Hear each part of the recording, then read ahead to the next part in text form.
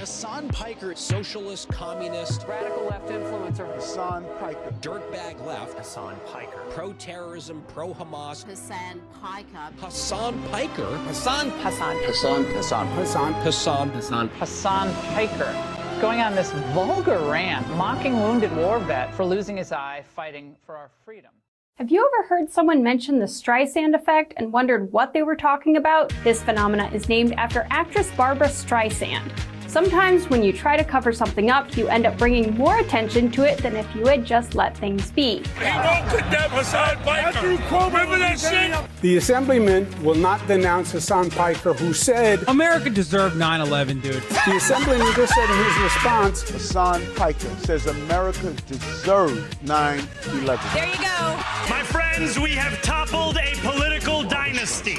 Now to the Michigan Senate race, where El Sayed is campaigning in Michigan, Appearing on stage at 2 Michigan campaign rallies. He's proactively campaigning alongside Piker. the man who says Hezbollah's flag is his favorite because it's dope. Why would you align yourself for raging anti-Semites? who has defended Hamas terrorists. calling them the lesser of two Israels compared to the evils. Lesser of two. That's what I find a bridge too far. When I went up to my good friend Chat and said, hey, can you walk me through some more controversial statements of Hasan Piker? Even ChatGPT went out of its way to soften the edges of Hasan and give me context. Thanks, but no thanks, ChatGPT. Hasan Piker is campaign poison. Placing yourself on the wrong side of a 90-10 issue is only going to make you look bad. It's going to be good for me. It's going to be good for the candidates that I work with. Turns out it was true. Abdul El Sayed at 27%. Oliver Larkin. Amelon Kiros, everybody. Nice to meet you, Hasan. Welcome to the broadcast. Thank you for having me. Oh my gosh. What's going on, man? What's up, dude? Good to see you, man. I really enjoyed it, yeah. How you been? He's trying to get put out. Wow. What's going on, everybody? I hope everyone's having a fantastic evening, afternoon, pre-noon, no matter where you are in the world. I'm Hasan Piker, and this is the Awesome Hour broadcast coming to you live from gloomy but still home California, Los Angeles, folks. We're alive, and I hope all the boys, girls, and MVs are having a fantastic one, because today is a beautiful day. Today is a wonderful day. It's tan suit day. That's right. It is a tan suit. Obama, you know what it is, folks. Tan suit alert. Obama, Fox is gonna have a field day with the tan suit for the next week. Yeah, something that triggers them to no end. We're alive, coming to you from stolen Tongva territory, ladies and gentlemen. Maybe not the greatest city on earth, but one of the greatest cities on earth, Los Angeles, California. We're live. It is 63 degrees and mostly cloudy here in otherwise sunny Los Angeles, California. I'm wearing a linen, or not linen. Is it cotton? I don't know what this is, but this is like a summer jacket, because it's official. Summer is here, right? It's official. Summer is here. So we're swapping it out. We're switching it out. It's cotton. Is it linen? I don't know. Whatever. It's not seersucker. No. In any case, folks, this is part of the broadcast where I tell you all about my personal news about what's going on in the world of Hasan Piker. I'm over here looking like a goddamn big city lawyer. I'm wearing an outfit that says, now excuse me if I do say so myself, I'm no big city lawyer. I say. I only know one thing and one thing only. My client is innocent. My client, Your Honor, is innocent. That's right. Real foghorn, leghorn hours. Okay. I do declare, Your Honor. But we're here. We're alive. And yeah, there's going to be a big day today. There's a lot of news still as far as updates goes on the subpoena part. The subpoenas, your boy has yet to receive it. So, quick update on that front.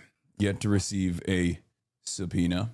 And also, of course, when I was gone, there were some tweaks that took place on the camera. And of course, one of those tweaks is that it was adjusted not to my height. So the top of my head sometimes is going to be off camera, and that's okay. And we're going to fix that later. Okay. So At least the lighting is back to what it used to be like, so that's good. But yeah, no interest in talking about basketball. I think many of you know why. I didn't even watch it, and I didn't even watch the highlights. That's all I'm going to say. I don't like people who cheat, and I think if you in any way, shape, or form defeat the San Antonio Spurs, you must be cheating. They brought in their big guns, Tony Brothers. The script is in. SGA's a flopper. He's a basketball terrorist. It's fine, you know. It was already set. They wanted to hit that. They want a cool story. They want like, oh, game 6. Will it go to game 7? Like, it's like they don't want to just like, they don't want to play real basketball. What happened to the game I love? What happened to the game I love? What is this? Okay, that's a bit much. The Oklahoma City Thunders will what? Craziest flop wasn't from SGA. OKC knows they can just fall and the refs blow the whistle. Series here of the night, only averaging 8.5. That's crazy. Find somebody that looks at the way the refs look at OKC Thunder. Oh my God. Oh my God. This is ruthless. What happened to the game I love? What happened to the game I love, dude? Yes, we know. Tony Brothers. He wanted to visit. He wanted to most likely visit. Country most likely to visit is Israel. Okay? It's true. And you know what his hidden talent is? It's cooking. Cooking what? Cooking up a game. Okay? Cooking up the books. That's what his hidden talent is. And it's not hidden at all. It's actually pretty out in the open. How OKC was in practice after losing game 4 to the Spurs. You good? Yeah, I'm good, coach. Okay, well, I brought a little surprise for you just to help you out in practice. No need to get scared or nothing, all right? What you mean? I'm not scared of nothing or nobody. All right, I hear you. I'm gonna move to the side, all right? Move to the side. Bonjour. Hey, hold on. Hey, hold on. It's just a lookalike. It's just a lookalike. Hey, you good. It's okay. You're good. All right, just a lookalike. I'm gonna move to the side again, all right? Just calm down. I'm gonna pay you for your time. You said I can handle this. I'm gonna pay you for your time. Just get out of here. My seat. I appreciate it. All right. Hey, y'all, come on. Let's get ready. Hey, Lou Dort, show me what we got. Oh, you ready? Yup. Amazing. I'm not calling none of that shit. Appreciate you. All right, we need that win next game. I want to see it. All right, flop lines. Let's go. I ain't calling that. Good sale. That's good acting, boy. Get up. Hey, hold on. Everybody stop. Hey, good lady, boy. Are you trying to hoop in my gym, nigga? Yes. Are you trying to hoop in my gym? Don't look at coach. Look at me. Are you trying to hoop? Yes, man. Do we flop or do we hoop? Flop. Dumbass out here. Get back to that flop line. Show me how we doing it. God, so smooth. You know it. Y'all keep that going, Shane. Oh, my gosh. Hey, let's keep going. Yeah, W flops. This is how they train. It's real. I can't believe they got insider access to the Oklahoma Thunder training facility. That's crazy. I've never seen an MVP get this much hate ever. What are you talking about? That's how it always goes. Anyway, they got the Belichick footage. Yeah. So, folks, this is part of the broadcast where I tell you about my personal news, but honestly, chud-ass loser style didn't really do much. Didn't even take a bath last night. I've been doing baths to calm myself down, but didn't even do that last night. Just straight up went to bed, woke up early. No, I showered. I didn't take a bath. I showered. Stinky. No. Basically, that's it. There's not really anything going on in my life. I showered. I went to bed. I woke up early. I had to, get all my setup situated. No TSA story. I guess there's one story, and that was that they moved our gate literally as we were about to board, which was crazy. I was like, that's weird. That's never happened to me before. So like the entire plane had to go from the gate to the new gate, which is all on the other side of the airport. So we all moved to the new gate, right? But the story doesn't end there. We all moved to the new gate, and then we start piling in. One of the girly pops at the front desk that was checking everybody in was a fan. She gave me a second slip, a second ticket. I didn't even realize what was going on in the second ticket until I picked it up and I looked at the back of it.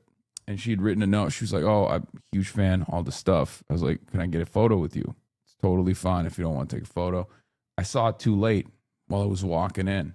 But I told her, "Do you have your phone?" I hit her with if you have your phone while I'm checking in, and there's like a huge line behind me. It's like, if you have your phone, we could take a photo right now at the gate. She's like, "No, it's fine. I'll come up to you when you're at your seat." And I was like, "Sure." I said, "All right, let's do it." You know how it is. Okay. Didn't want to hold up the line. So we file in, and everyone's just waiting in line. And it was strange. It was strange. Everyone was like, "What the hell's going on? Why are we still waiting? Why are we not filing into the, like, we're in that little thing. We're in the gate. We're in the bridge." Turns out they hadn't catered yet. So they took everybody out of the bridge and back outside. And then there was another like 30 minutes that we waited. It was just a delay, another delay. But yeah, I made it out alive, slept like a baby on the plane. So that was good. Don't know if anybody took creep shots of me while I was sleeping. Hopefully not. And yeah, I'm here. That's pretty much it. Had a couple big business deals, you know, some phone calls, press related. Nah, you sent 400 tweets in 10 minutes like a damn loser. That's true. That's true. I did do that. I was a whole ass loser. It's real. I'm a loser. It's real. Do you still fart on planes? I do not. Not anymore. Fox News, do not believe the lies that are coming from this community. I do not do that. Bro, not even broke ass Balkan countries do that. America is the fifth world nation. It's true. In any case, we made it. We're here. And, you know, in relative time, I was a little delayed today when I began, but that's all I got going on in my life. Chud ass loser style. We got some blast off memes. We'll blast off right now. Okay. Playlist for later. Thank you, Themasius. Fox News gonna hate your suit today. Yeah, I wore it for them. You know, I wore it for them. My biggest fans. Okay. Is this AI? Oh, it is AI. Shy proposes to Tony Brothers after Game 5 win. That's so stupid. I can't believe I said, is this AI? Anyway, back in LA, folks, you already know. Ken Paxton defeats Cornyn in Texas. What does this mean for the future of MAGA? What does this mean for the future of MAGA? Iranian dealer, no deal, Delaney facility, New Jersey, Delaney facility, ICE protests, anti-ICE protests, Epstein's Fortnite fury, epic fury, day 89, Julie Gonzalez for Colorado Senate, or for Senate from Colorado, later. Get in now. Hassan Dividome, owner of the Hassanabi Dividome. Okay. All right, we're blasting out. How many suits you have on? So many. Almost all of them are my dad's, which is great because he's here so much that he just leaves them behind and I just wear his shit. This is his jacket. Some of them don't fit. It's weird because like some of his suits fit like this, pretty tight. You know, the arms are relatively tight. And some of them are too large, but almost all of them are his. Is this a goddamn Obunga stream now? Hell yeah, brother. Yeah, we're commemorating, we're honoring Barack Hussein Obama. That's right. By wearing a goddamn tan suit. By wearing a gosh dang tan suit on this day. RDC got an incredible sketch of the OKC Thunder. We just watched it. You missed it. We just watched it. So, Twitter is just making shit up again. What is this? Ashley St. Clair and Hassan Piker reportedly had sex. Follow Dissident Wire. I mean, I think this is just a meme, dude. I don't think this is like someone genuinely writing this is like with the intent of misinforming people. What the fuck is happening with this fucking camera, dude? God damn it. Fix yourself. Fix your life, camera. But yeah, it's definitely just parody. You see, no matter the Oppo Platinum is putting up numbers on Collins. Yes, I do see that. Anyway, What happened to the botting yesterday, Unc? I have no idea. I have no idea what happened to the... Dude, what the fuck is going on with this stupid fucking Dude, what the fuck is going on? Why is the autofocus so busted? Oh my god. It's just like... Hello? Hello? Every damn day there's another fucking thing going on. So annoying. Camera is focusing on the flag behind you. Maybe move it. Yeah, it's the Knicks, maybe. Could be better now. We'll see. It's Bidom. Yeah, that's why. It's Aid. Happy Aid, by the way. In any case, invest in an Iron Brother. Dog, I'm literally... this is the type of suit that you wear for like you wear for like 3 seconds and it instantly crumples. Okay? I just sat down. This suit was fine. It was ironed. It's just that... Why am I having this conversation? Linen is supposed to wrinkle. It's the look. Yeah, it's linen. It's just gonna wrinkle. There's nothing I can do about it. Bro, what? Dude, look at what autofocus is focusing on right now. It's literally the fucking 2 heads behind me. What the fuck is Bro, I'm gonna brick my shit. I'm gonna fucking punch the goddamn camera. Hopefully this will be better. I don't understand how a camera could be so fucking stupid. Anyway, all right. Let's continue. This is fine, I think. Is he okay? Maybe we should let him play games today and give us Hasanabi a break today. Yeah. Punching the camera is punching chat. Yeah. All right. Well, fuck it. I don't give a shit. Whatever. It'll be fucking... We'll do it live, you know? Fuck it. We'll do it live. It'll be off. It'll be a little off the whole time. Who cares? Your camera doesn't focus on chud-ass losers? That's probably what it is. You know what? You're right. In any case, yeah, PBS News needs new donos so I can get new equipment. That's what it is. It's because you cover the face by moving around, so it fixates on the faces. I know. All right. Make the f-stop higher. It'll give you more depth of field. Okay, we don't need all this backseat producing right now. But yeah, I think I slept a good deal, but perhaps not. But we're here regardless, and we got a lot going on, and we're gonna get into it. We're gonna get into all of it and more. Somebody's cranky. Yeah, I hate traveling, and it's crazy because, like, well, one, I hate traveling, but the thing I hate more than traveling is when, like, my home stream setup that's supposed to be consistent is bricked. It's just like it makes me unbelievably mad. So that's what it is. When I come back home and, like, normally I just keep everything intact, and then it's just everything is bricked. Like, look at this. Look at what's going on right now. It's so fucking goddamn annoying. It's the thing that I hate the most. And it makes my autism go into overdrive. It makes my autism go fucking wild. I hate these cameras so much. I feel like, don't you sometimes feel like the technology just hears you and fucks with you on purpose? I can't be alone in feeling this way, right? Like, the more I talk about how shitty this camera is, the worse it gets. The more I talk about how, like, this camera is fucking me, the more the camera's like, yeah, I am actually, fuck you. I'm going to be even more out of focus. I'm going to be more out. It's like, yeah, your Wi-Fi, it does that shit too, I assume, sometimes. When you're like, why is my Wi-Fi not working? And your Wi-Fi hears you and decides to trip out even further. That's the life that we live. It's going to get worse with our AI overlords. I feel like our AI overlords are going to be fucking with us in the same exact way. I work in IT. I can confirm is true. Yeah. Anyone who works in IT knows what I'm talking about. And obviously anyone who works in IT also knows the best possible thing you can do to fix anything is to turn it on and off. Unfortunately, I can't do that because I'm live. And when I'm live broadcasting, once I start, I can't stop. And that's what it is. So kind of cooked. It's just going to be this way.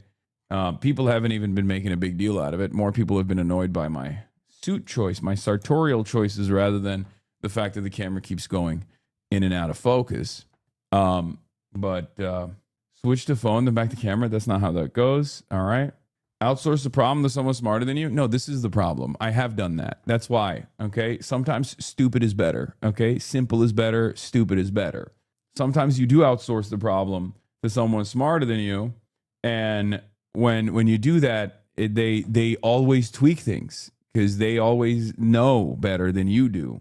Okay. They always are like, no, you don't understand. This is my life. This is what I've done my whole life. So it's not March.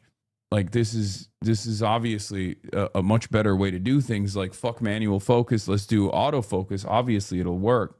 Backpack stream for the fun of it. Maybe we can go on a walk with Kaya. Okay. All right. We're done.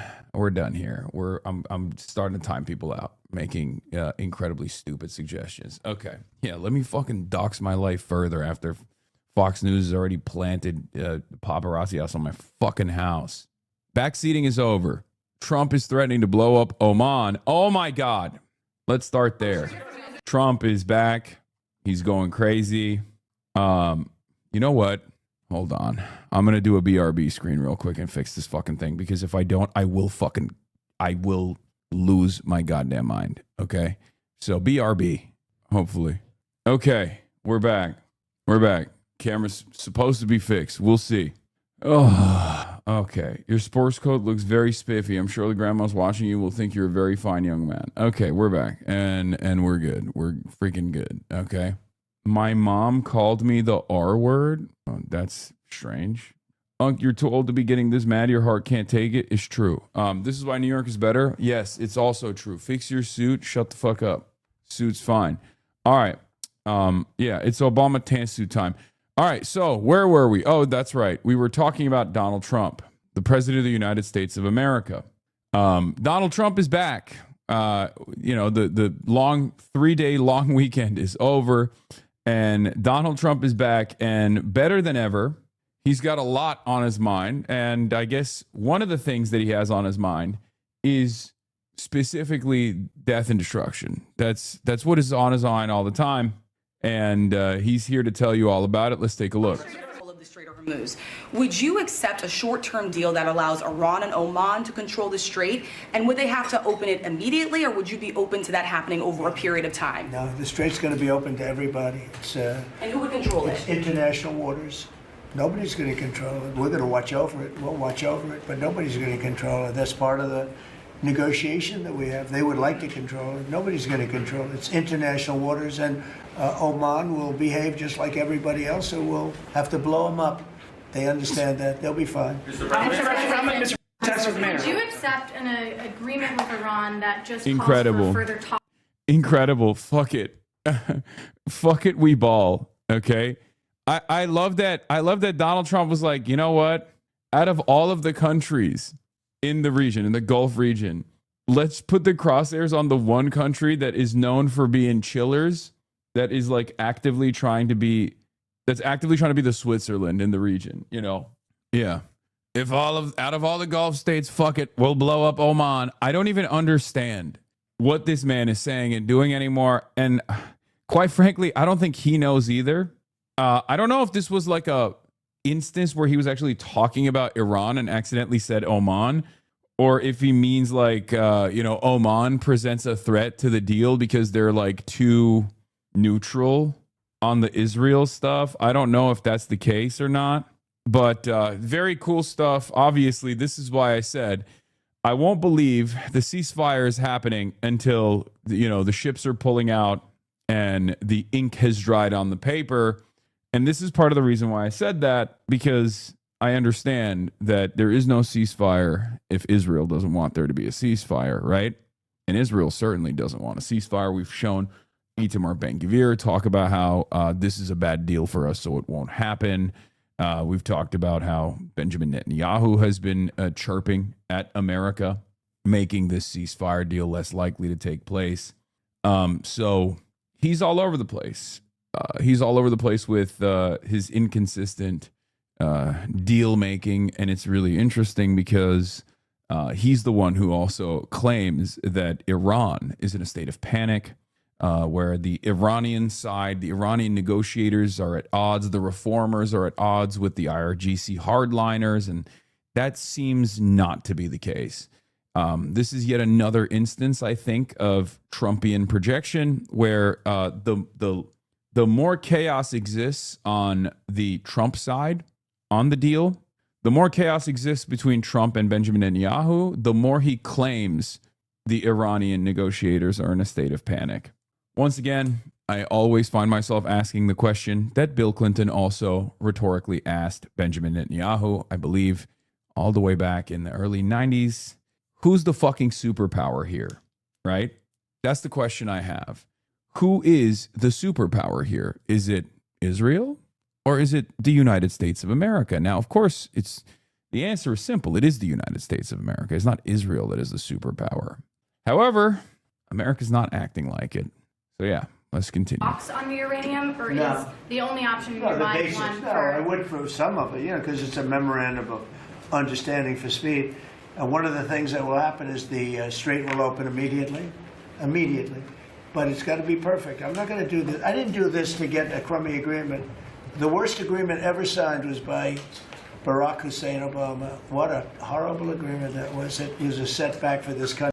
I can't help but notice that Trump loves doing this thing where he brings up the actual pivotal achievements of his his predecessors that were unbelievably successful even on their own, and certainly infinitely more successful in comparison to what he's doing, because there's no way out of this bargaining process where Trump secures a better deal than Barack Hussein Obama did. Okay? There isn't, because Iran has won things militarily. At the time, America had maximum leverage when Barack Obama went to the table and secured the JCPOA. That time is long past. Trump mentioned Oman because Bagheri announced that Iran and Oman are working on a framework for... Oh, that's why. Okay. Yeah. So that's where we're at. I don't even understand why he makes a big deal out of... I don't even understand why Donald Trump makes a big deal out of the toll thing, because that's an inevitability. Something fell behind me. I don't know what the fuck is going on, but it doesn't matter. Jesus Christ. Ghosts. It's not ghosts. Okay. Where was I? Oh, yeah. The toll is an inevitability, which is precisely the reason why, if I'm Trump, I'm trying to deflect away from that. I'm trying to shift the attention away from the fact that there's a toll at all as quickly as possible. I'm trying to move away from that and to, hyper focus on the areas of concession that I could potentially extract out of this deal, the nuclear grade enriched uranium and, shipping and handling that uranium and how wonderful that's going to be, right? Steam Deck is now unbuyable. Wait, why? We Europeans being in a cooker with no AC, chief. I'm cooking in a fucking heat wave in Europe, chef. Steam Deck is now unbuyable now. What? Why? Oh, is it because of the Strait of Hormuz? Is that where all the Steam Decks are coming from? Yes, it's the thing dangling above the GameCube. Yes, you got it. So I think he perceives the tolls as a strategic failure optically because it shows that the situation in Hormuz is materially worse for everyone than pre-war. No, it doesn't have to be. It's only materially worse because Trump is refusing to concede. And the rest of the world knows that the only spoiler in this process, the rest of the world, if left to their own devices, would absolutely commit to a framework where they pay a toll to Iran, and Iran takes that as like reparations, and Iran takes it as like restitution for all the assets that are frozen, right? Slowly but surely. And there's definitely a way to make that work. I believe the Iranian government has said, oh, this is not a toll. It's for environmental protection, right? If you want to like greenwash what this is, it's obviously a toll, but like they're calling it an environmental protection fee, right? So like they obviously understand the domestic considerations here, and they're trying to create a framework that works for everybody, that looks good for everybody, except Donald Trump either doesn't want to take the L on this, or he's ready to commit to taking the L on this, but Israel doesn't want Donald Trump to take any concessions whatsoever because Israel wants the war to continue. That's it. For the whole world, the Middle East would have blown itself up. No, I would like to have the countries we were talking about, with Saudi Arabia, UAE, Qatar, and the others, we'd like to have them. I'm not kidding when I say this. This sounds a little crazy, and I know Iran probably would never be on board with this, but just to explain to you what could work, if they just offered like a 1% kickback to America, just to make America feel like, just to make Trump feel like he has he's gotten something out of this. I can see Donald Trump saying, all right, we're down with this. This is a good deal. Like, Iran could just be like, listen, we collect a toll for environmental protection fee. We split it between Oman and Iran, obviously, because this is Omani territorial waters and it's Iranian territorial waters. And in exchange for that, as America being like the hegemon that is responsible for keeping all matter of transit in the seas open, we will give you 1% of the toll, and you can put it in your Liberty financial scheme or your cryptocurrency or whatever. Just you could pocket it, right? Like you can just take the bribe. Please let the rest of the world go back to regular commerce. And I think Trump would be like, all right, that's fine. Sweeten the fucking deal. Throw a goddamn Trump Tower in there, okay? Trump Tower, Tehran. I swear to God, Donald Trump would be like, all right, let's do it. Because I know that all of the foreign adversaries that go into the deal-making process with Donald Trump will float the idea of a Trump Tower. You know, Trump Tower Havana in Cuba, Trump Tower Caracas, right? And Trump Tower Tehran. They all understand how the mafia boss operates. They know it's quid pro quo. Everybody understands it. It's unbelievably corrupt. And seemingly, nobody cares. Okay? No one cares. Like literally, no one in America cares. None of the Trump supporters care, or they're at least like completely oblivious to it. And honestly, Trump is definitely taking advantage of the lack of legal protections, or seemingly the lack of interest surrounding holding this administration accountable. Now, obviously, one of the reasons why it's virtually impossible to hold this administration accountable is not because there's a tremendous power consolidation around the leadership in the MAGA movement, the Republican movement, but also because the Democrats don't have any motion. They don't control Congress. I would say that one of the things that I have noticed that I find to be particularly frustrating is that it almost feels like the media is also on board with this.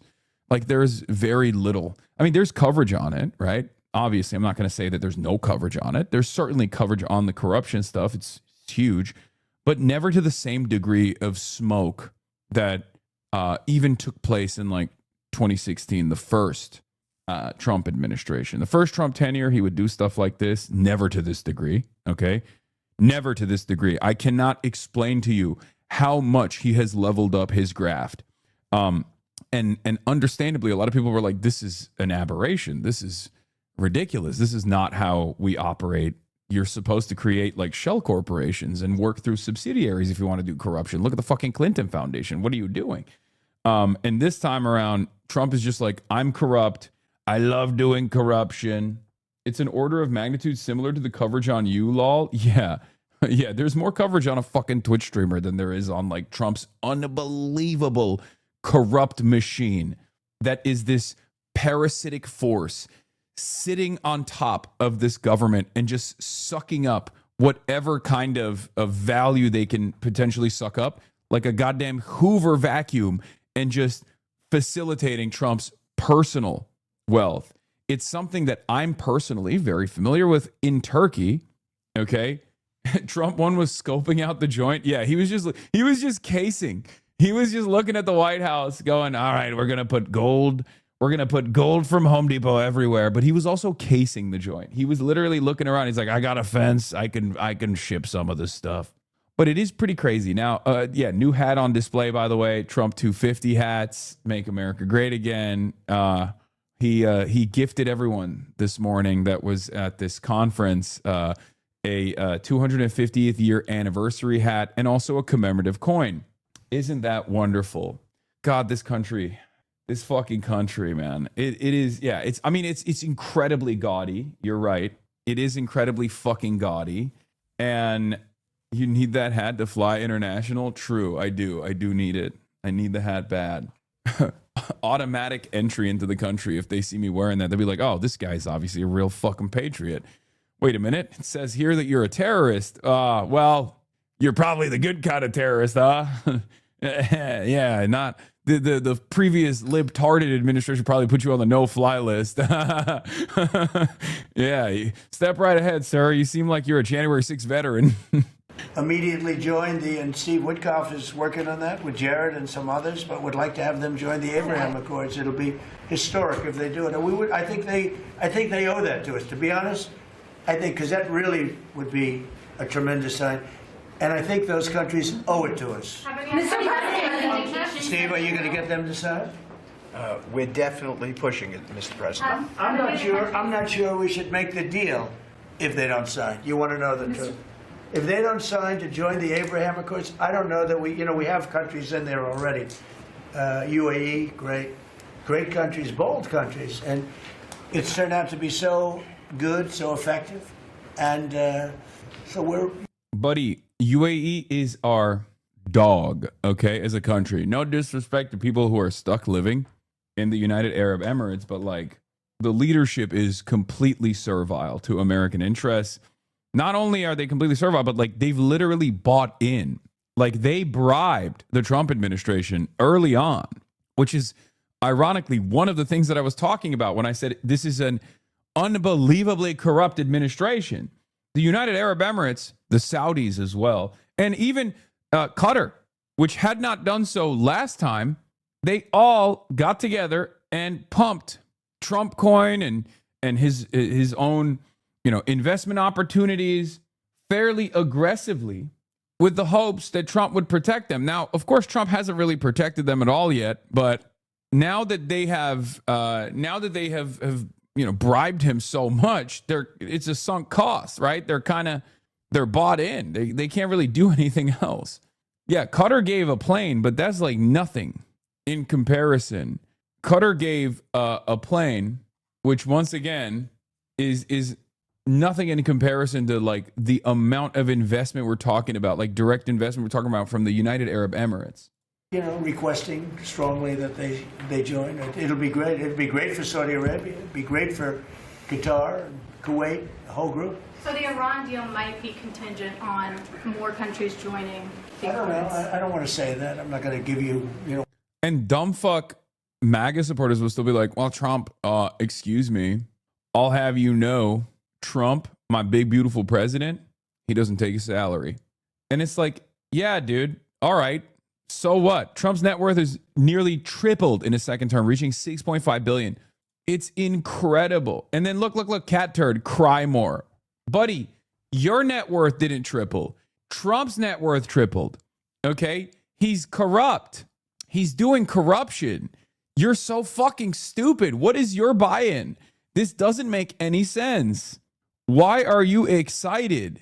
Why are you stoked for Trump tripling his net worth with unearned power that he has, like with the exploitation of his office, the presidency? I understand many Republicans don't think, period. And some of them that do think that the establishment is corrupt anyway, right? So fuck it, destroy it. Fine. But that destruction is supposed to, I don't know, have some downstream consequences for you that are positive. Donald Trump's corruption is only enriching himself. So why are you celebrating it? This doesn't make any sense. It's like, oh, my team is winning. It's like, little bro, you're not a part of the team. Where is the buy-in? Where is the return on your investment? None of this makes sense, but it's unfortunately a reality that we have to deal with because, as I keep repeatedly mentioning, MAGA is a cult. It is a cult, and not a particularly intelligent cult, not a particularly just a cult nonetheless, but a very stupid one.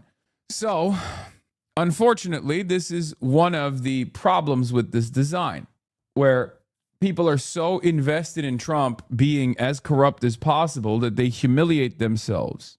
Okay? They just released the new New York Penn Station renders, and it looks like they modified it to appeal to him. Gold in the interior and his name etched into the concrete. Wait, what? Exclusive renderings of Penn Station's overhaul show Trump's name with presidential seal. Wait, what? The winning plan to rebuild Penn Station features renderings of a new train hall with American flags at the entrance, gold accented railings, and columns and escalators. Okay, I don't mind this. It's not as gaudy, but like the fact that it has Trump's name etched into it is disgusting. Okay, the moment he's out, we got to rip those apart. You didn't know about this? No, I didn't. Just take it out once he's out. Yeah, we got to rip those. We got to chip away at that. Like, yeah, you know how You know, in like the period of denazification, they etched out all of like the Nazi insignia that was on the side of the buildings and shit. Like that's what we got to do to everything that is Trump related.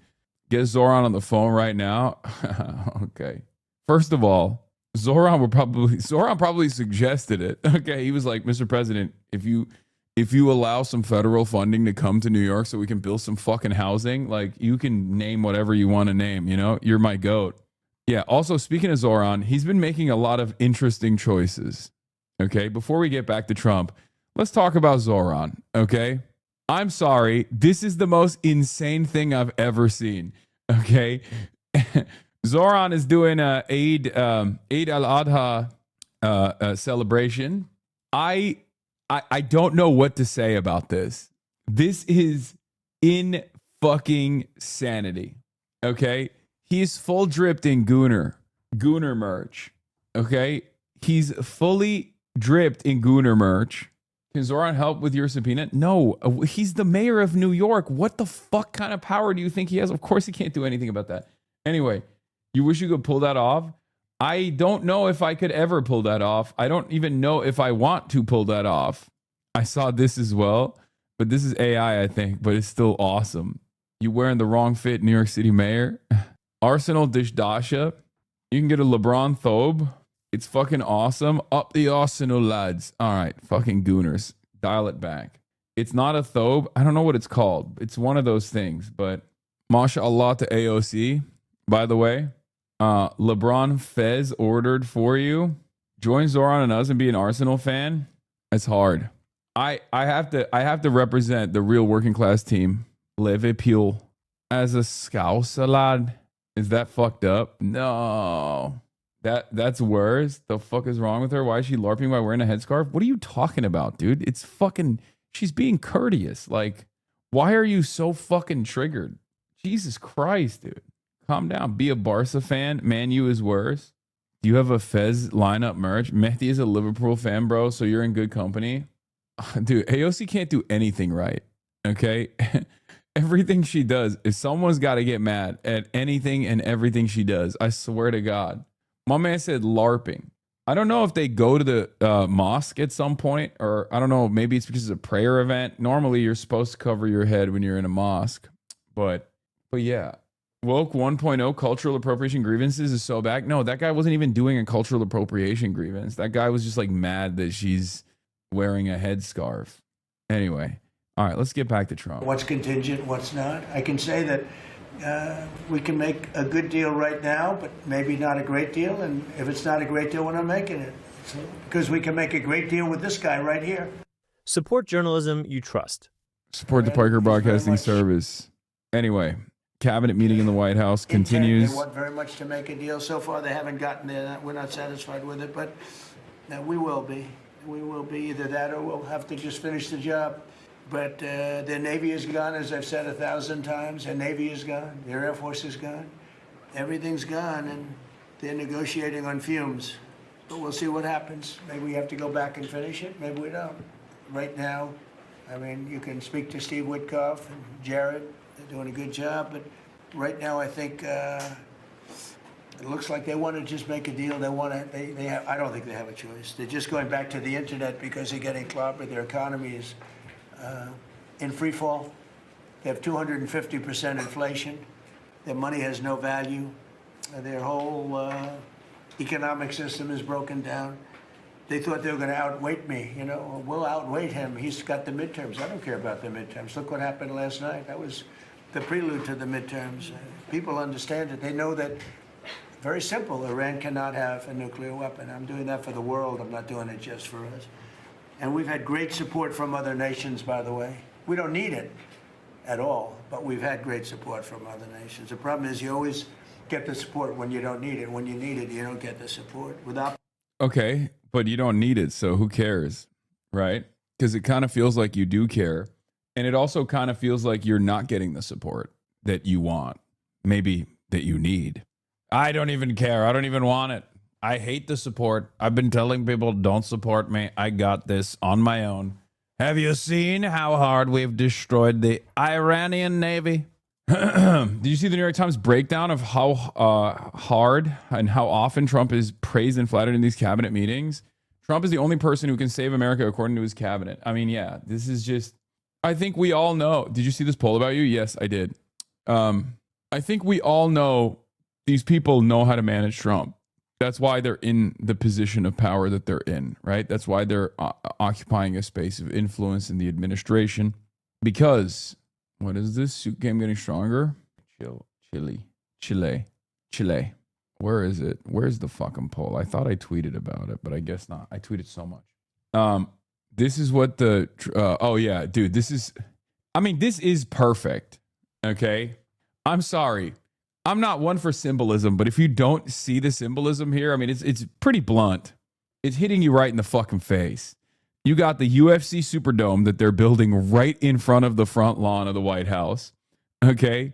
And then you got the ballroom that's also being built. It's in the process of being built.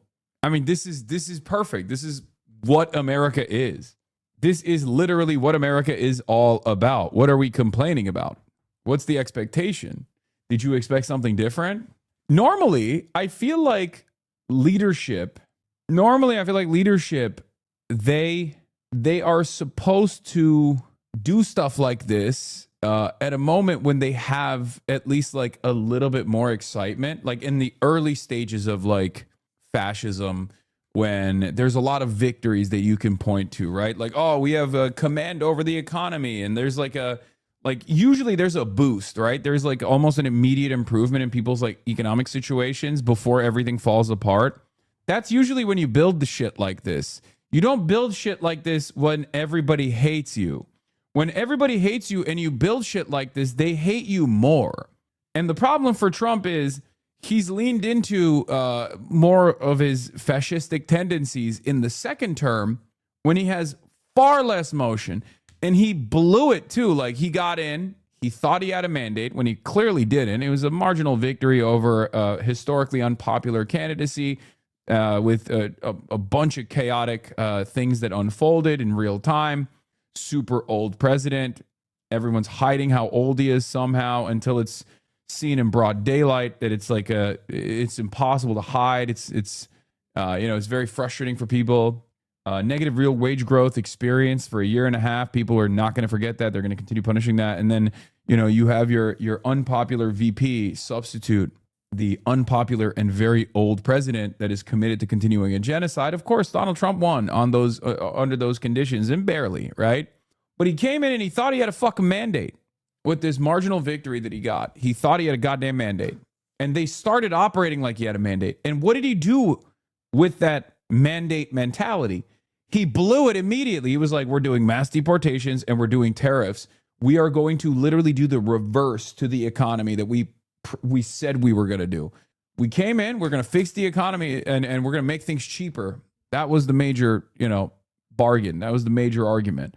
And instantly we pulled the reversal, right? They came in, they hit austerity with Doge, with an incredibly unpopular figurehead, one of the most autistic people on the planet, coming in and just saying like, I'm a rich guy who never really works, and all I do is tweet, and I'm going to fire tens of thousands of federal workers as we, dismantle the institutions piece by piece, things that are supposed to work, that are pertinent to everyday existence in the United States, like, mapping out weather patterns or making sure that the meat that you're purchasing at the store is not poisonous. Like, these are things that are supposed to work all the time, invisibly in the background, and you only recognize what these institutions do when they fall apart. He did all of that, and then Tariff Liberation Day, planes falling out of the sky, omen after omen, and now at the peak of his unpopularity, he's like, yeah, I'm gonna hollow out the goddamn side lawn of the White House to build my own personal vanity project, and then on top of that, I'm gonna do the UFC Superdome. Now, personally, I don't even care about the UFC Superdome. I don't even care about the ballroom either. Who gives a shit? I just don't want him to have it because he really wants it. That's it. And I don't think he deserves to have something that he likes, because only if you're a good boy, you get to have treats. Okay. You don't get to build treats for yourself when you're a petulant, spoiled child. That's like breaking everything. Okay. That's my main resentment towards the ballroom. I've never really given a shit necessarily. I do think that Democrats should absolutely lean into the imagery here, though. The idea that like there's no money for healthcare, but only money for bombs, only money for Israel, and also Trump's fucking personal vanity project. Get out of here. I hate to admit this, but Trump was right. I saw this. He said that if I vote for Kamala Harris, gas prices, grocery prices, and my utility bills will go through the roof. I voted for Harris, and my gas prices, my grocery prices, and utility bills have gone through the roof. It's true. It did happen. It's great. That's just American democracy, you know? Either side you vote on, things are not going to change. Okay, China turns sneaky eating in class into a real competition. Why are you sending me this shit? Stop. Looking at things that are happening in China kind of give me the same exact vibes of looking at things that are happening in New York City, where like the rest of the world is falling apart, but they're doing all right in comparison. You know what I mean? Like everything in America sucks right now. And then you look at New York and they're having so much fucking fun. And you feel it when you're there too. When you're in New York, you're like, oh, God damn it. This shit looks awesome. Why can't we have some of this? Right. And the same, I get the same feeling when I look at China. China's like, oh, we're just having fun over here. Things are fantastic. Things are incredible here. How are you guys doing? Oh, well, we have a ballroom, I think. That's cool. What do we have to look forward to in American democracy? Nothing. Operation Epic Fury, our warriors are ensuring that the world's #1 state sponsor of terror never obtains a nuclear weapon, and they won't. Not a damn thing we got. Not a damn thing. Nothing is positive. No positive trajectory for American empire. How much economic pressure do you feel to get the Strait of Hormuz open? Well, you have to say, the United States has so much oil that we are an exporter of oil. So we have plenty of oil. We're very lucky. We're blessed with the greatest piece of land in the world from that standpoint. And we have... Dog, when you're the president of America, you're the leader of the free world, okay? Now, obviously, I don't believe that messaging at all, but there are responsibilities that come along with being the president of the United States of America, sitting on that throne, okay? Your responsibility isn't just to the American people, who are also suffering an unprecedented crisis right now, because obviously, regardless of America's exporting capabilities of oil and gas, oil is a commodity that is necessary for survival. There's inelastic demand, and it's traded. They trade it globally, right? So it's still going to increase prices here in the United States of America unless we just decide to not sell to the rest of the world, which is not going to happen for two reasons. One, the oil and gas industry are going to tell you to fuck off, right? Because this is beneficial for them and they care about profit more than anything else. And two, even if they were to stop selling oil to the rest of the world and only sold to the United States of America, that would be an unbelievable catastrophe for the rest of the world that also is now relying on American oil and gas anyway. So that would cause complete economic collapse elsewhere. So you can't even do that regardless. So yeah, it's a damned if you do, damned if you don't style situation. Look at Patagonia getting sued by Patagonia. Look at her Insta. What is that? What? I don't even know what this is. What is happening here? Why are you sending this to me, Ghost Princess? Do you think this is an important piece of news that we need to cover right now? What are you talking about? More than anybody else, and now when you add Venezuela to it, we have, I think, 64% of the world's oil, and we're getting along very well with drag Venezuela, queen? by the way. It's being run really beautifully. The big companies are moving in. It's going to be amazing because it's also, like us, they're very blessed in that sense. But we have natural energy that no other country has. We have more than anybody else. So it's really a world problem because most people are saying that the ballroom's not about building a ballroom. From what I understand, it's apparently to skirt presidential bookkeeping and surveillance regulations by building a data center under it. Have you heard anything about that? Yes, I have. I don't know the veracity of such claims. I feel like it's just speculative.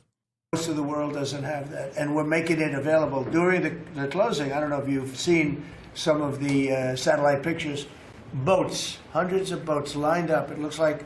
She's incredibly base and used to partner with Patagonia, but they're being super evil. Okay, guys, we'll look at that later. Okay, please, what the fuck, man? Please lock in.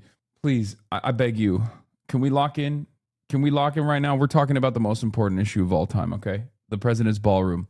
And also, on top of that, Trump's claims about how a fucking ceasefire is imminent when it's not. I used to say the Long I will look at Patagonia's situation later, please. Island Expressway with cars.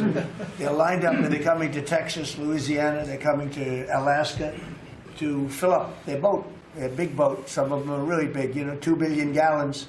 Even bigger than that now they make them. They make them up to 4, Chris, I hear. Now they make them up to 4. The 4 are now the big ones. Used to be the 1s. Now it's 4 million barrels of, think of that, 4 million barrels of oil in one boat. But they're lined up and they're so many barrels. Right now heading to Texas, and they've already filled up and they've gone back. In addition to that, you have a lot of boats, you have about 1,500 boats in the strait wanting to get out, and at the right time we'll release them. But the American people, sir, are seeing higher gas prices. Now, it's come down a little bit, but it's still $4.45. Oh, it'll come down a lot. It'll come down to where it was before. We had it, when I was in Iowa, we had, driving by, and we saw gas stations, $1.90 a gallon, $1.85, $1.87 were the 3 that we saw. We had it down in some places. Are you going to cover the bricks and minifigs controversy too? Charlie just released 2 videos in a single day about it. Apparently a chain store stole $200,000 in Legos from a dying man. Below, now we can't help a California where they charge so much tax that, you lower it and they charge tax. They've got to straighten the act out in California, but we had oil, we had gasoline down to a very low number. I think we'll be hitting that number shortly after that whole excursion ends. Does that give you more urgency? But regardless, I'm not covering anything that you guys want me to cover in the chat. Stop asking me to cover stuff. I'm going to fucking lose my mind. Oh my God. I haven't actually been able to do like straight up normal news coverage and commentary for like the past couple of days because I've been away from home. Please, you need to stop with this. Please, I beg you.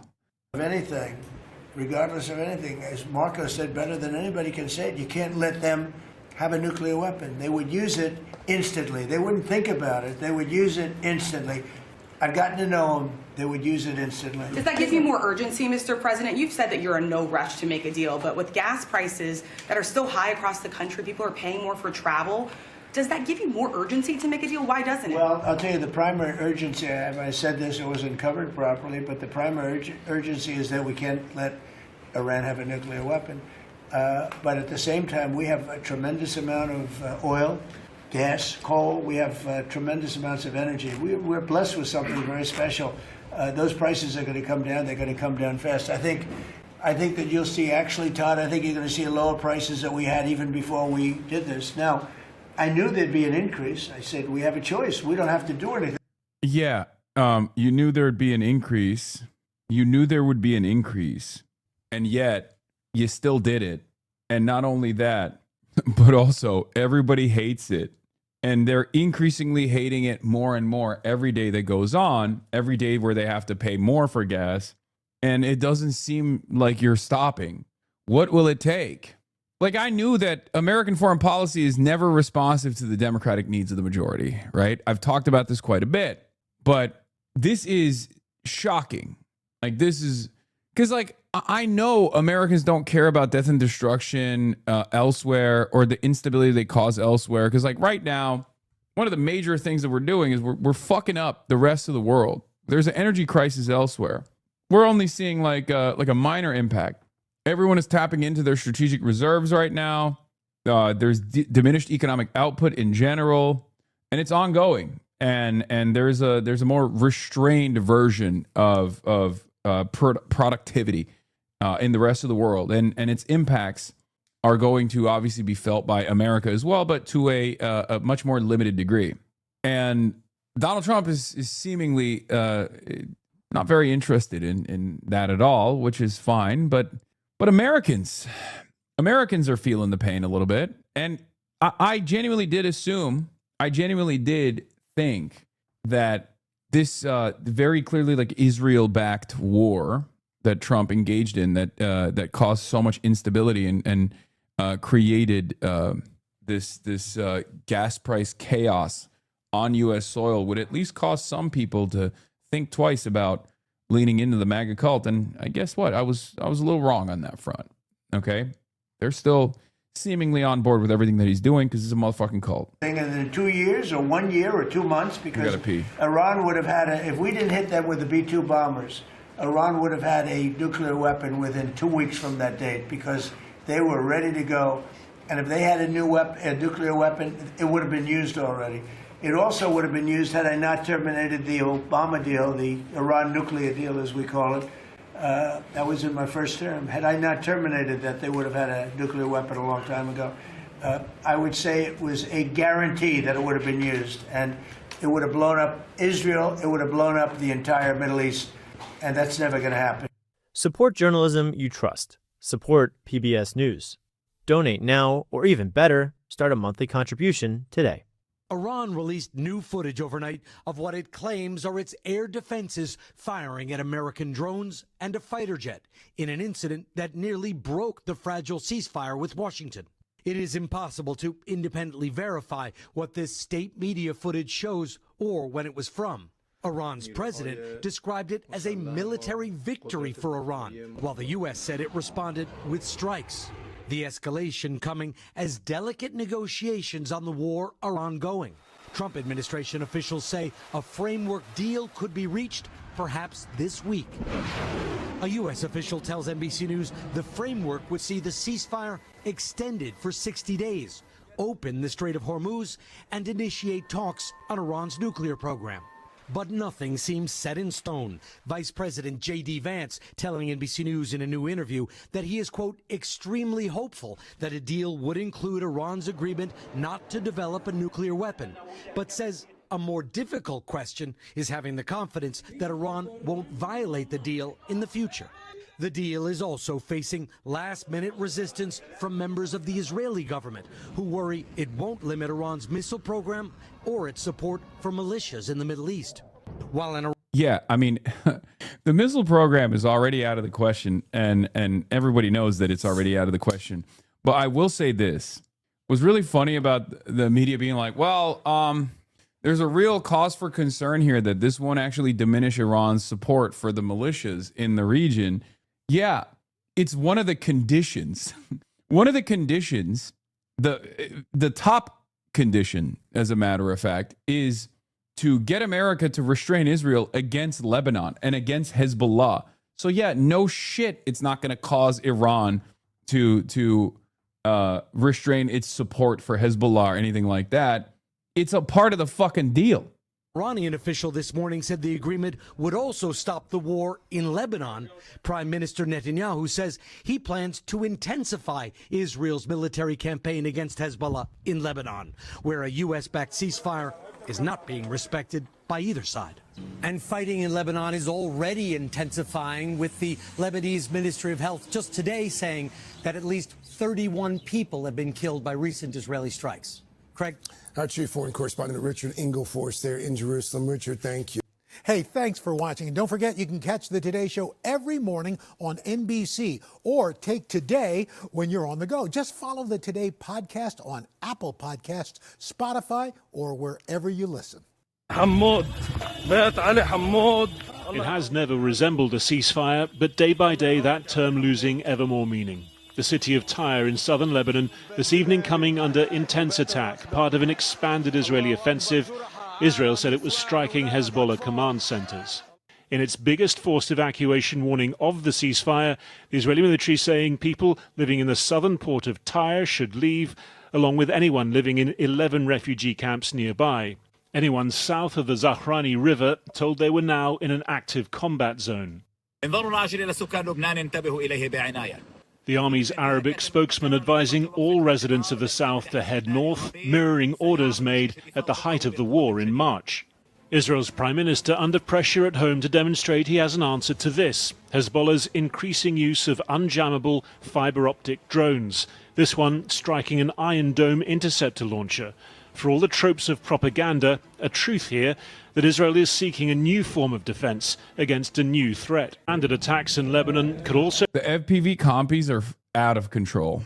I will say it. They're completely out of control. I mean, they're doing things that I did not think that they were capable of doing.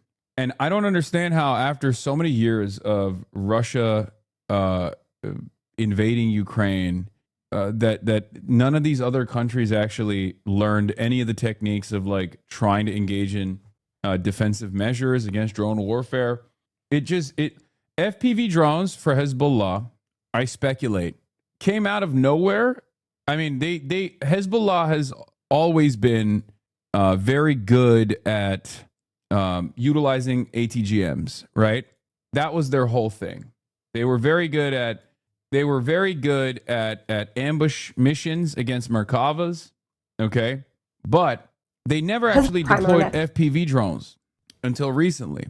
And I speculate that one of the reasons why the FPV drones started getting mass adoption within the Hezbollah attack and defense structure is because Israel did the same thing that America did to Iran. They basically killed every single older person that didn't understand how any of this stuff worked. Okay. And now all of the younger commanders and all the younger militia members were like, no, we should be using this shit. This is crazy. And it has been a wild journey watching them get better every single day. Like the first FPV drone footage that came out, the first FPV drone compilation footage came out, like the guys were not very good. FPV means first person view, by the way. They were not very good. It was shaky. They were not very confident. And then a couple weeks into it, they just started doing trick shots out of nowhere. And I think mass adoption happened only because they just ended up killing all the older people that were more restrained about using this new technology that they were not confident in a manner not dissimilar to what America did alongside Israel to the IRGC. They took out the leadership of the Islamic Republic and the leadership structure within the IRGC, and the fresh, like the younger candidates that took their place were hardliners in IRGC, and were way less invested in negotiating with America or Israel for understandable reasons. And I think the similar thing happened with Hezbollah as well. Hezbollah's surprise success with FPV drones will reshape the war in Lebanon, but the question everyone is wondering is how. Climate intelligence is completely gone. This has been a massive intelligence failure by Israel, a massive intelligence failure. You know, it really is a crisis.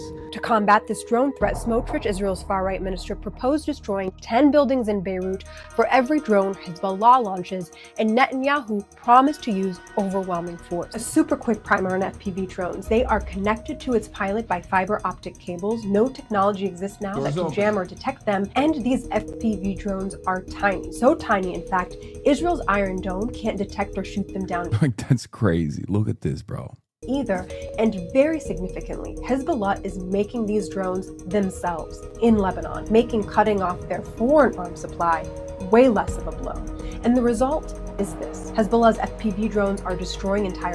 Yeah, it's really so easy to manufacture drones because all the electronics and parts required are really cheap. You also do not need the previous technical knowledge and engineering skills that was required to make missiles, etc. Yeah.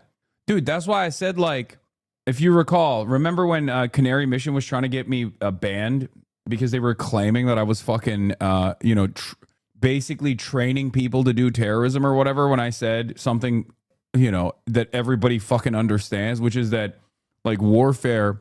Asymmetric warfare has changed dramatically. It's rendered suicide bombing campaigns completely a relic of the past. There's no reason to do anything like that when you can just like learn how to fucking build drones and deploy drones. And it's clear that that's what's going on. I'm shocked that Hezbollah had not done this already. Yeah, they rendered suicide bombings obsolete. Drone warfare is the great equalizer in many respects for not only smaller countries, not only middle powers like Iran, regional powers like Iran, to be able to successfully combat superpowers like the United States of America, as we've seen with the success of the Shahed drones in the Operation Epstein Fury. But it's also very successful for even paramilitary groups going up against a nuclear-armed ethno-state like Israel. It is incredibly precise. It's incredibly easy to make. And it's fairly easy to train on as well. For the first time, Hezbollah publishes footage of a FPV utilizing a thermal camera to observe and strike occupation army Oh my God, they got thermal imagery. Oh, it's crazy. Now they're doing nighttime strikes. I mean, first of all, this is a tremendous opportunity for Ukraine, okay? I know Zelensky has basically been begging everyone to pay attention to him, and everyone's like, dude, fuck off. But like, this is literally his bread and butter, you know? This is straight up his fucking bread and butter. This is what Ukraine did. This is how Ukraine was able to keep a defensive posture in spite of overwhelming military forces, like just a meat grinder that's constantly pushing into deeper and deeper into Ukrainian territory. And the only way that they were able to stop this was because of their drone production. But of course, Israel's going to do Israel shit. And their response, as always, is, oh, for every FPV drone that you deploy on our batteries, on our Iron Dome, defense systems, we will blow up 5 buildings in Beirut. We're just going to kill children. Israel has only one speed, which is murdering children, okay? Murdering civilians en masse. Bases, they are destroying really hard to replace equipment like D9 bulldozers, Merkava tanks, Iron Dome batteries, and the cameras strapped to these drones give Hezbollah a propaganda win. Images of soldiers' last moments, attacks where they surely incur lifelong injuries. They are circulating in Israel, and Israel's military censors can't really stop it. And this will make the war harder to sell in Israel if this goes on. So how is Israel's military reacting to all of this? Well, the military has already brought in over 20 football fields of netting to try and ensnare these drones, but even this really low-tech solution is not much of a solution at all. I have 2 drone operators, one hits the netting and the other one goes through the hole. Billions and billions of dollars have been spent by Russia and Europe and America and their top military thinkers and their planners, to try stop these FPV drones, and fundamentally, they have achieved nothing. As an electrical engineer, I think they will soon find ways to deal with drone swarms too. The AI and computer vision technology should make it easy to deal with swarm attacks. It's a mess, though. I feel like that can open up new cybersecurity risks with automating the defenses. Yeah. Beretta came out with like an anti-drone system. The Vietnamese military came out with an anti-drone system that is, very old school. I saw the 6 AK-47s planted. That used to be a joke. That literally was like a thing that I think Russian military or the Ukrainian military had actually done, and I thought that was a meme at first. Nope, turns out that's genuinely what they're trying to do. They just tape a bunch of AKs and they use it as like anti-air defense systems. World War I technology, pretty much. Ukraine also has some fairly genius defensive systems as well, with like their own. They have anti-drone drones as well. Like there's a drone with like a spoon on it that just flies up to Russian drones and just smacks them. I've seen shit like that. There's just a lot of crazy things happening, and it's very funny that like America is oblivious to all of it. And has not caught up at all. This is something that they talked about. This is something that like American defense manufacturers have talked about as well. Palmer Luckey famously has talked extensively about American procurement being far behind the rest of the world and how this was going to be a problem. Except the real problem is Palmer Luckey's drone program was unbelievably costly and also very bad. They got kicked out of Ukraine. They tried to build drone systems in Ukraine, and Ukraine was like, dude, this is expensive and you suck. So, I don't know where we go from here, but drone warfare has definitely leveled the playing field. We have seen from the Russia-Ukraine war where FPV drones were first used on the battlefield. Yeah, here's the Vietnamese anti-drone mount if you want to see it. If you think I was joking, I'm not. It's literally 6 AKs with a binocular, and it's strapped onto a mount, and it just opens fire. Bro, reloading that bitch is going to be so annoying. Yeah. It looks like cutting edge technology. They also unveiled a lightning fast drone boat armed with the RPG, zips and maneuvers like a beast on water. Yeah. This is what people are up to, man. But it is a real weakness for more powerful countries who have relied on costly procurement, who obviously are much slower to improve their offensive capabilities, their defensive capabilities. many of this stuff, many of the defensive capabilities require fluidity, and they don't have the combat experience that creates opportunity, or not even opportunity, but like makes it necessary for you to manufacture some kind of defensive posture in real time. And that's where we're at. What a game changer they continue to be. You see this all the time in Ukraine now, where an entire stretch of highway has just nets all over. So finally, what impact will this have in the war in Lebanon? We may see Israel scale back its goals in Lebanon, achieve them at a much slower pace. They may just increase their attacks on civilians and civilian infrastructure in South Lebanon. But what these... I mean, that's precisely what they're going to do, by the way. I mean, they're already saying that they're going to do that. And they're like, oh, you're going to drone strike us? Well, guess what? We're going to kill more civilians. Oh, every time you drone strike one of our military installations that's illegally occupying your soil, that's killing your civilians, what we're going to do in exchange for that is murder more children. Great. PV drones will surely do is make Israel pay a steeper cost in pursuing a buffer zone in South Lebanon. If you want to hear more about what's happening in Lebanon, check out my full interview. Yeah. So this is this shows this for 8 days ago, almost 3 million views. I've watched this video. It's pretty crazy. It shows what the Ukrainians are doing. Yes, dude, they're calling me Piker Hassan on Fox News. I know. We'll get to it. Okay, it doesn't fucking matter. It's just, who cares? She's insane. She's an insane person. I know. To be read as a signal that Israel believes a US-Iran agreement is imminent, a last push before any possible constraints imposed by the White House. As for that agreement, Iranian state media today reporting on what they called an unofficial draft. Iran would restore shipping through the Strait of Hormuz within a month, but also manage it. The US would end its blockade and withdraw forces. Almost immediately, the White House calling that complete fabrication, the president insisting on his own terms. They want very much to make a deal. So far, they haven't gotten there. We're not satisfied with it, but we will be. We will be either that or we'll have to just finish the job. They thought they were going to outweight me. We'll outweight him. He's got the midterms. I don't care about the midterms. Very simple. Yeah, people love hearing that. People love hearing from their president. People love when their president says, I don't care about democracy. What are you, fucking stupid? Are you dumb? Why would I ever care about the negative consequences that my warmongering is going to have? It's awesome. Iran cannot have a nuclear... He's like, I'm literally a Jeffrey Epstein affiliate. Why do you think I would care? I don't even care about my fans getting mad at me for being a Jeffrey Epstein affiliate. You think this matters at all? It doesn't. And I'm doing that for the world. I'm not doing it just for us. Trump assured the world last June that he'd obliterated Iranian nuclear sites, but 440 kilograms of highly enriched uranium remain. It's also funny because like the rest of the world's like begging him to not do this. The rest of the world's like, please stop. We desperately need you to stop doing this. This is really fucking bad for us, please. Nope, I'm going to do more of it, and I'm doing it for you. You don't know any better. I'm doing it for you.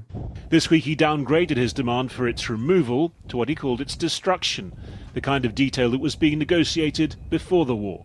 On one hand, the president is, I think, eager to cut his losses and walk away from a conflict that has, as noted, provided very little strategic success. But on the other hand, there is a political reality there that prices are high. They're going to continue to be for some time ahead. And the president has to be able to demonstrate that something has been achieved. And so this is a case, I think, of throwing things against the wall and seeing if they stick. Iranians have been reacclimatizing to a functional internet a day after the cyber shutdown was at last ended. Business eased, overseas family links restored, some mordantly welcoming Mossad and CIA spies back to the chat, others speculating the end of restrictions means an agreement is all but made. Those for whom these talks will matter most at least now have the chance to watch them unfold online. We begin with the voting in Texas last night that could have a big impact on the balance of power in the Senate. With a huge boost from President Trump, the state's controversial Attorney General Ken Paxton defeated incumbent Senator John Cornyn, a win that could boost Democrats come November. Jay O'Brien starts us off. Good morning, Jay. George, good morning to you. This is a major Texas-sized win for President Trump, giving a last-minute endorsement to Texas's embattled Attorney General Ken Paxton, but allowing him to wallop the state's longtime Republican Senator John Cornyn, beating him by around 30 points in that runoff last night, a dramatic turn of events from the primary the two had in March. Yeah, Abdul El-Sayed's messaging has been on point this past week as well. Problem is Trump's dumb and illegal war with Iran. And congratulations on your $4 gas, but any normal person could tell you that that's still too damn high. Ted Cruz, just filled my tank in Texas.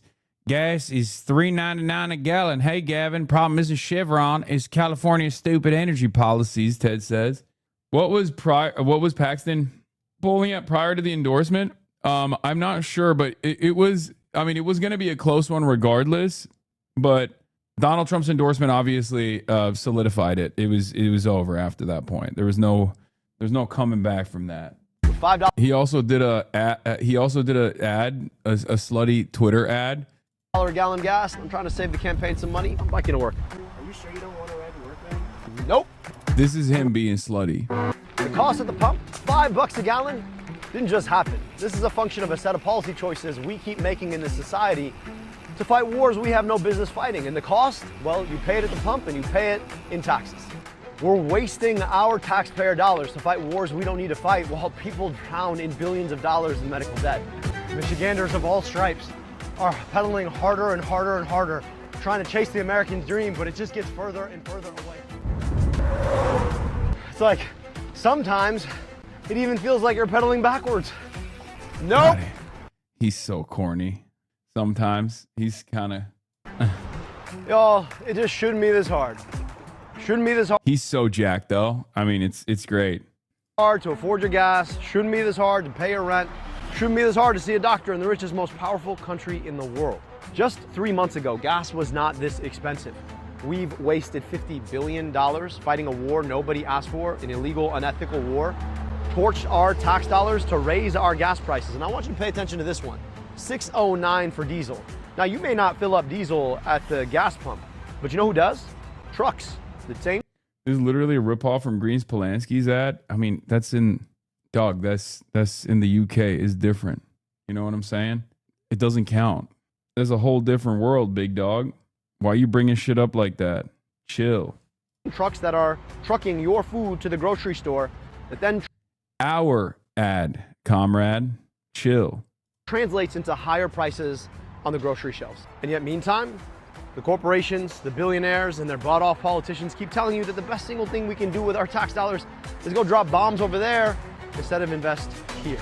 Which is why we need a movement that is finally willing to stand up to them, reject corporate money, get money out of politics, put money in your pocket, pass Medicare for all. All right, too far, Jeff. Slow. Chatter doesn't know that the USA's whole shit is doing Euroid shit but better. Agreed, dude. As your only Midwestern watcher, corny is cocaine to us. I've heard that. I've heard people say that. I find it odd, but if that's what works, it works. You know, the Financial Times checked on the Board of Peace account. I know. I was going to get to that as well. Another moment of tremendous graft. Donald Trump just straight up stole billions of dollars from every other country who just wanted to, I guess, have a seat at the table next to Donald Trump and win favor, curry favor with Donald Trump. It's pretty funny, pretty great, classic. You're cornier than Abdul. I mean, sometimes. I don't even know if they mind. Yeah, Trump's Board of Peace official fund receives $0 despite billions pledged. I don't know if they mind necessarily. Corporations can vote in Delaware. We're not a real country. I mean, yeah, whatever. Cut out the middleman, you know? Trump branding Paxton, who tried to help him overturn the results of the... But yeah, getting back to Ken Paxton, okay? Getting back to Ken Paxton. The Republicans are not doing great, okay? The Republican Party's not doing great. I mean, obviously we've talked about this before. This is a classic Trump initiative. You know, he comes in like a wrecking ball. He does a bunch of fuck shit. Everybody hates it. Everyone starts speculating that, like, oh, people are finally going to leave the Trump camp. People are finally going to leave the Trump cult. They never do. Okay. Ken Paxton is another great example of this. John Cornyn has been a lifelong Republican, been around since George W. Bush, 20 years in service, well-respected career politician for the Republican Party. And now he got ousted by a psychopath.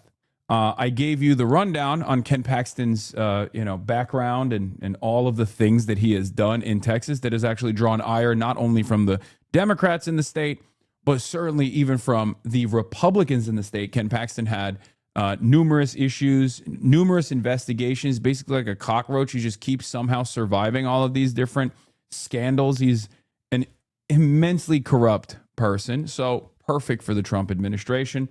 And it's very funny that he is technically, from the perspective of Tallarico heads, the best guy to defeat. Much easier to defeat than even Cornyn is, right?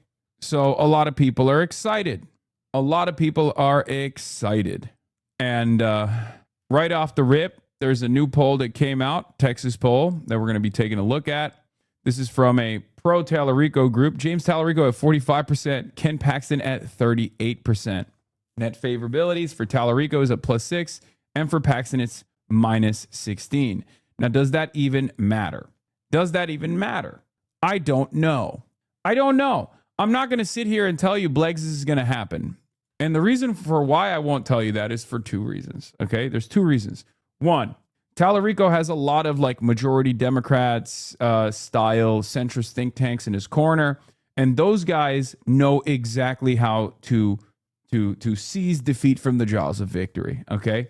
They are the best at that. So he already has some of the worst consultants backing his candidacy. So that's most likely going to be a problem for him anyway, okay? So that's number one. Number two, I will never discount how insane Republicans are, okay? What normal people look at in horror, or what normal people can see as a cause of celebration, with this horribly bad, horribly unpopular candidate that the Republicans excitedly voted for, Ken Paxton. What normal people might consider to be a mentally ill move to make by the voters in Texas, Texas voters might think is great, actually. Okay? Texas voters look at that and go, no, that's my guy. I want someone with a shit ton of scandals. Why is everyone suddenly freaking out over Paxton calling Tallarico gay when there's no evidence so far that it's worked, no evidence that it will work, and it hasn't led a poll in 5 months? Voters have been saying over and over again that they are tired of culture war, bullshit politics, and overwhelmingly prioritize cost of living issues. How is this supposed to be some sort of slam dunk strategy at all? This is also crazy revisionist history about Warnock law. They couldn't go 2 seconds without calling him a radical liberal. Yeah. Now, of course, centrist Democrats are not even satisfied with Tallarico, who I think is too centrist for my taste. Some of them have also been critical of Tallarico, being like, or Republicans have been critical of Tallarico, saying like, oh, dude, it's in the rap. He's a vegan. He's a homosexual vegan who loves transgenders. Okay? You guys already know what my assessment of the situation is.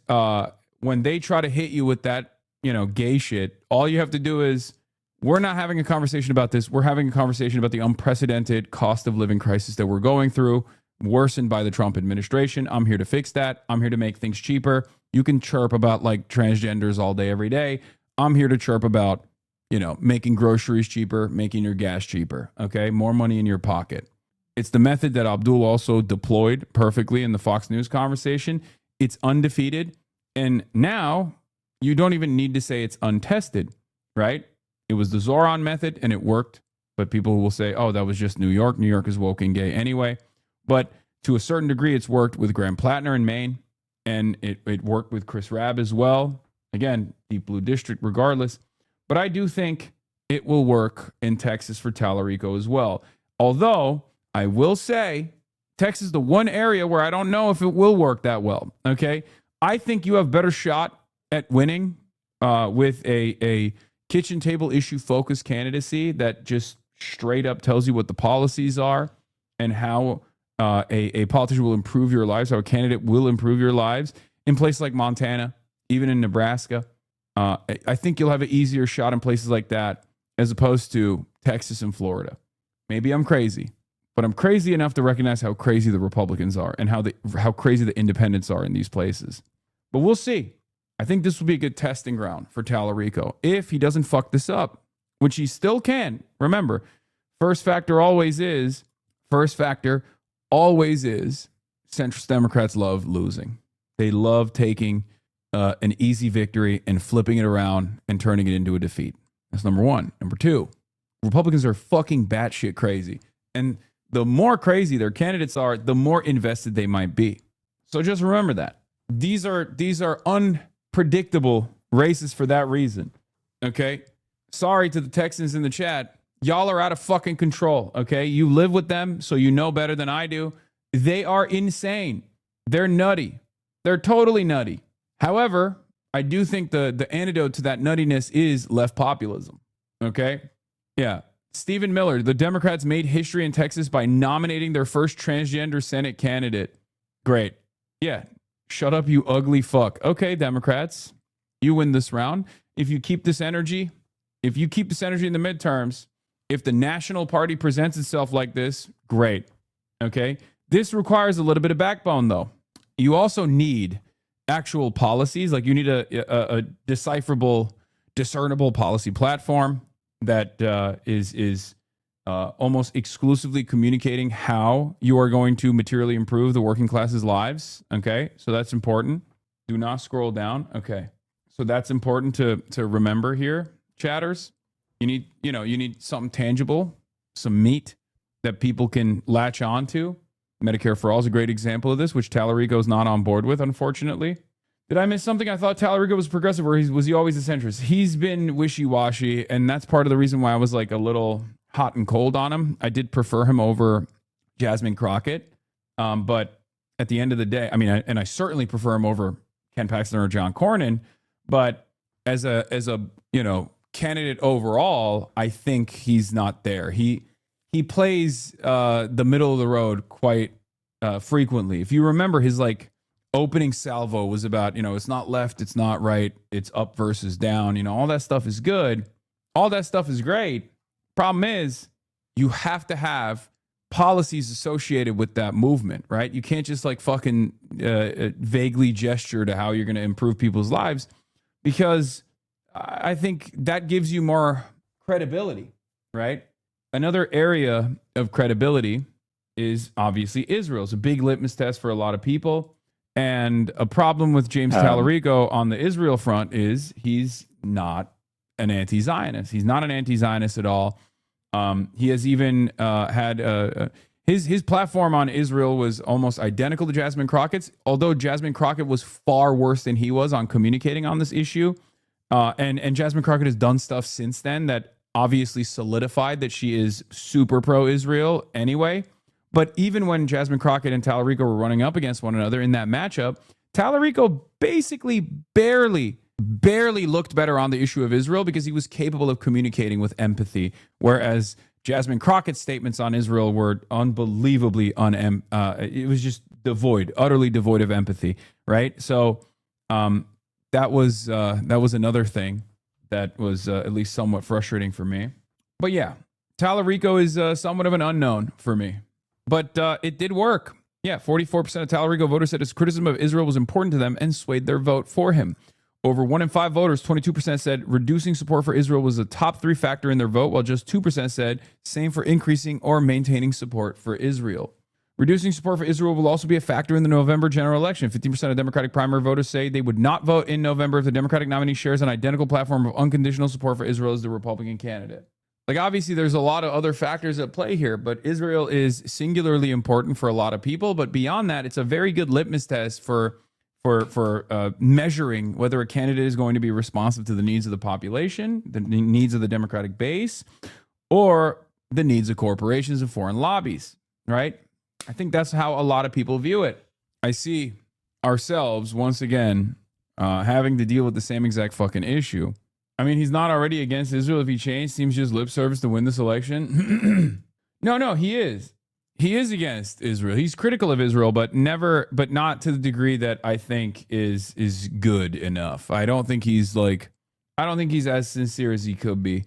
And I don't think I'm being extra. I don't think I'm being extra critical of Tallarico in an unnecessary way. I think this is a real weakness in his messaging and in his campaign. I've always said that our southern border should be like our front porch. There should be a welcome mat and a lock on the door, meaning we can both. Like, he's very good at this stuff. This is a very good way to communicate on this issue in Texas, right? Like, he's not saying, you know, oh, we want our open, porous borders or anything like that. I think this is a very good way to talk about, you know, immigration in the country, right? It's good. It's appealing to liberals. It's appealing to independents. Again, he has a very empathetic communication strategy on this stuff. With welcome immigrants who want to come here and like, which message is more appealing, right? You always got to look at this. Like, match this up with like what Ken Paxton says. Where Ken Paxton is like, we gotta shoot anyone that looks Mexican with a shotgun in the face. Which message is more appealing to the Texas voters? And honestly, I don't know the answer. Okay, I don't fucking know the answer to that question. And I'm gonna be honest with you, I don't want to know the answer to that question, okay? Because it's scary. It's scary to think about what people perceive as good messaging in the state of Texas. Live the American dream, who want to contribute to our economy. Half the people that are championing that, you know, shoot every Mexican with a shotgun message are Mexican themselves. This is Texas. Welcome to the state of Texas. Okay. Economy, who want to contribute to our communities, make us richer and stronger, as immigrants have always done throughout American history. And we can keep out people who mean to do us harm. We can know who's trying to come into our country. We can have an orderly, sane immigration system that keeps us all safe, that promotes public safety. Just like you do at your own home. Many people, especially in Texas, we're hospitable. We're the friendly state in Texas. We'll give a neighbor the shirt off. Is that the... Okay. I didn't know. I was thinking differently about it. Maybe I'm just a fucking out-of-touch elite, bi-coastal elite libtard. But because I'll tell you this much, okay? Texas has some wonderful people, as does every state, okay? But Texas also has some dog shit-ass dudes in it, okay? Some really fucking horrible monsters. Now, that's the same in every state. But I usually measure a state by my own personal experience in it. Okay. And sometimes the dog shit ass people kind of are a little bit too overwhelming. Okay. Yeah. You look at the per capita and I don't know who wins that battle. Our back, but we also have a right to know who's coming into our home. We have a right to know why they're there and what their intentions are. We can be both hospitable and keep everybody safe at the same time. Our opponents don't want people to know that you can do both because they rely on using this issue of immigration to grandstand, to say that, it's a choice between public safety and welcoming immigrants. And the truth is that has always been a false choice throughout American history. And we need leaders who are going to do both, secure the border and create a pathway to citizenship for the folks who have been here for a long time and who have been contributing to this country. Stay away. It's seriously dangerous legally and physically. This is where this fascist wave was born. Prediction. They will straight up buy votes if they have to, and they have the resources to do so. Yeah, I don't have a lot of confidence in any Republican leaving the cult in any way, shape, or form. I'll be honest with you. And I think part of that is because I've seen what the midterms look like for the Republican Party. Maybe the general is going to be different.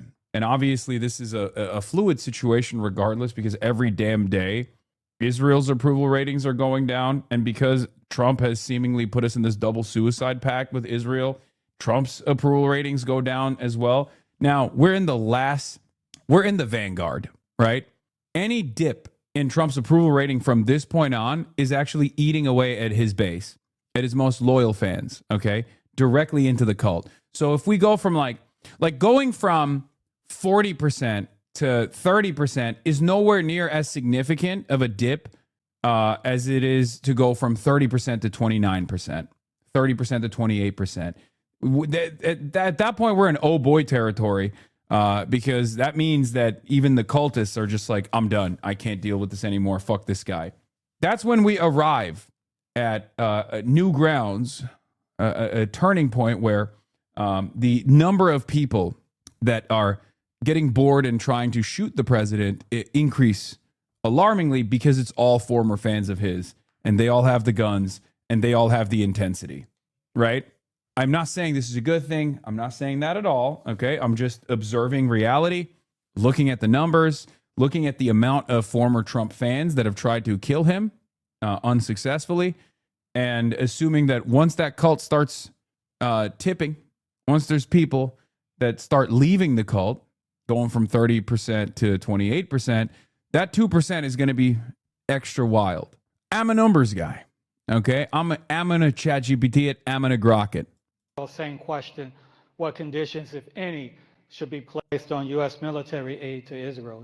This was his final answer on conditioning aid and restricting weapons transfers to Israel. Let's take a look at what he had to say here. 60 seconds. As an educator who has fought for children, seeing what's happening in Gaza makes me sick to my stomach. I quoted a theologian the other day who said, "I screamed at God for the starving children until I realized the starving children was God screaming at me." God is screaming at all of us in Gaza as we speak. Like, do you see what I'm saying? He's very good. He's very good. But then he'll follow it up with, like, you know, wishy-washy, middle-of-the-road policy. This is why I said he absolutely had a messaging advantage over Jasmine Crockett.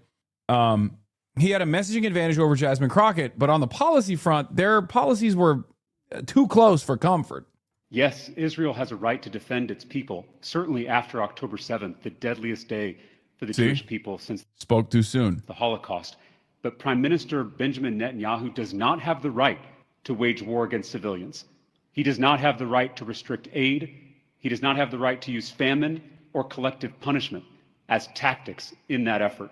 And so I have said that if I'm in the United States Senate, I will use every bit of this country's financial and diplomatic leverage to end the death and destruction in Gaza, which means banning offensive weapons to the Netanyahu government and ensuring that we have candidates. Yeah, he's doing, it's a bait and switch. He's not doing the defensive weapons. He's not doing defensive weapons, right?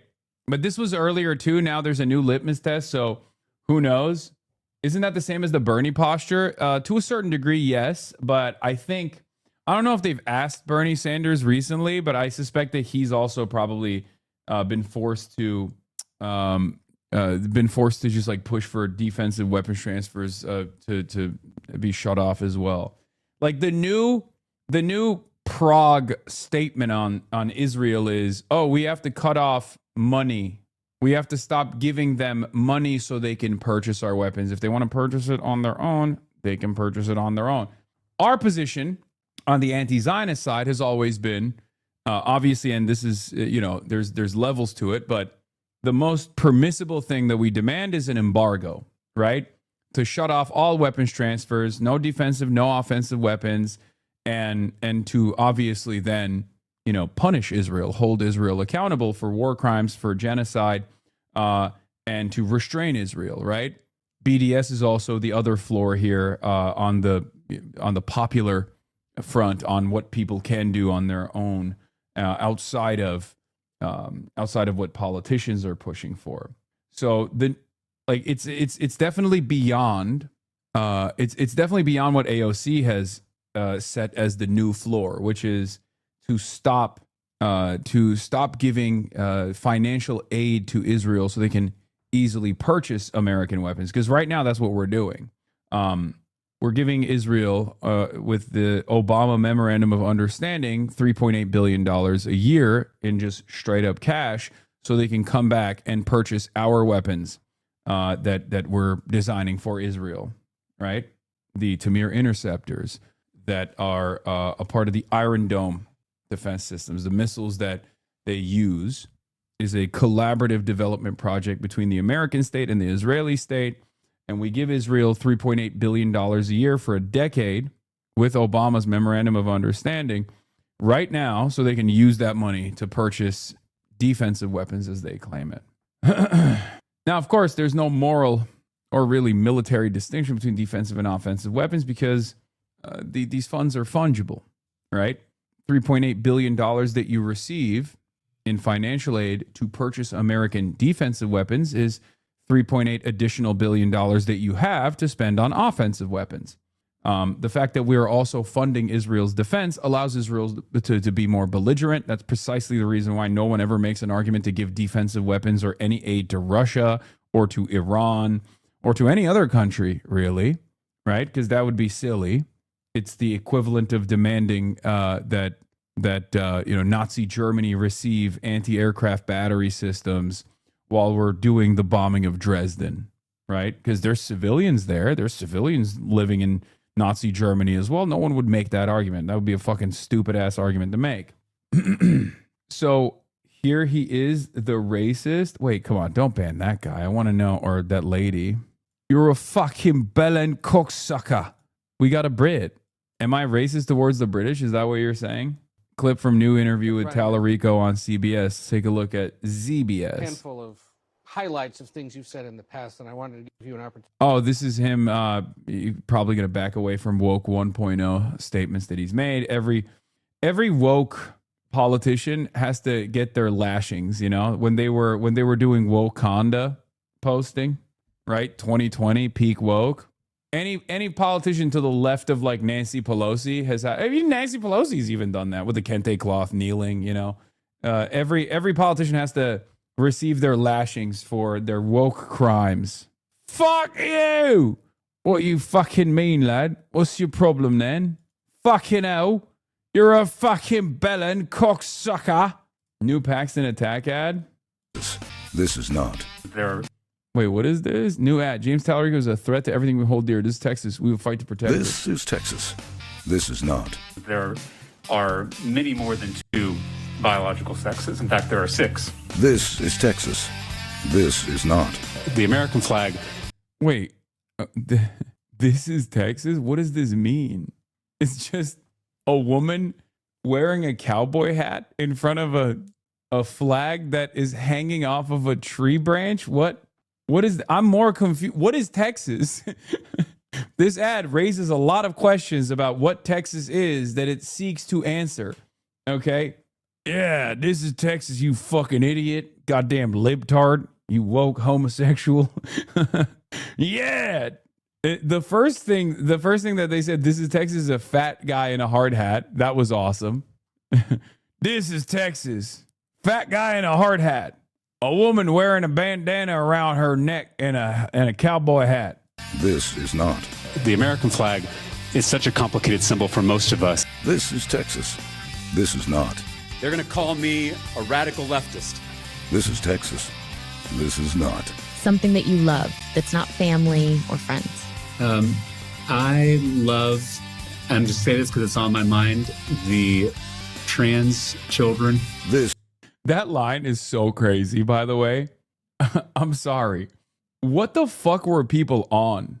That's not recent, right? That's like woke 1.0. I have to be honest. Like that's such a strange thing to come out of your mouth. Like, I get it.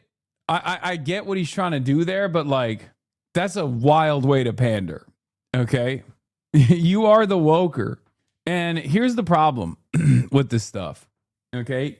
He's obviously going to get fucking inundated with all of this stuff because he has a lot of moments like that. Yeah, he's going to get hit with the fucking clip, okay? We're talking belt fed, M60. He's like, because he's doing like, he's going crazy mode in like the 2020s, peak woke. He's just like when someone asks me a question like that, you guys know it's I'm uncompromising in defending trans people. But if someone asked me that question, I'd be like, burgers. Like, I'm not even pandering. I'm just thinking about burgers. You know, what the fuck do you mean? How would that be top of mind? Like, I know there's a war. Mr. Hassan, what does the world hate you? I wouldn't say the world hates me. I would say that, unfortunately, we live in a very reactionary country, and therefore there are a lot of people who are reactionary and are going to hate what I talk about without trying to understand it. Anyway, but that's not what we're talking about. Okay, it's okay. Look, it's the thought that counts. No, I know. But here's the thing. Something that you... That's a crazy answer regardless, because like that's like what do you mean? Like that's always gonna be read weirdly. Even woke 1.0, that would have been read weirdly. Okay? But I will say, right now, yeah, this is Tallarico. Woke one was crazy. A cis white man should not be the next speaker of the council. Stop sending this to me. White people should not be allowed to sit on stoops in Bed-Stuy. America deserved 9/11 will always be read weirdly. You want to take it back now? I mean, I have literally apologized for that a day after. So it doesn't really matter. You know what I mean? And it doesn't really matter, which is precisely the reason why you have to something that which is precisely the reason why you have to just like focus on the shit that does matter. Okay? The shit that actually matters is what you're fighting for. Okay? And what you're fighting for should be Medicare for all, free college, federal jobs guarantee, stopping the bombs, okay?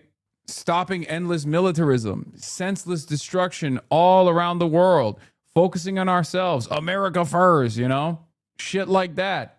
So it doesn't even matter if people are saying this kind of thing, right? All you got to do is turn around and you know, get back to the meat and potatoes. Make them look silly. You understand? Make them look silly. Make their focus be this stuff. Who cares? Don't compromise on these issues either. You don't have to. Give people something to vote for. love that's not family or friends?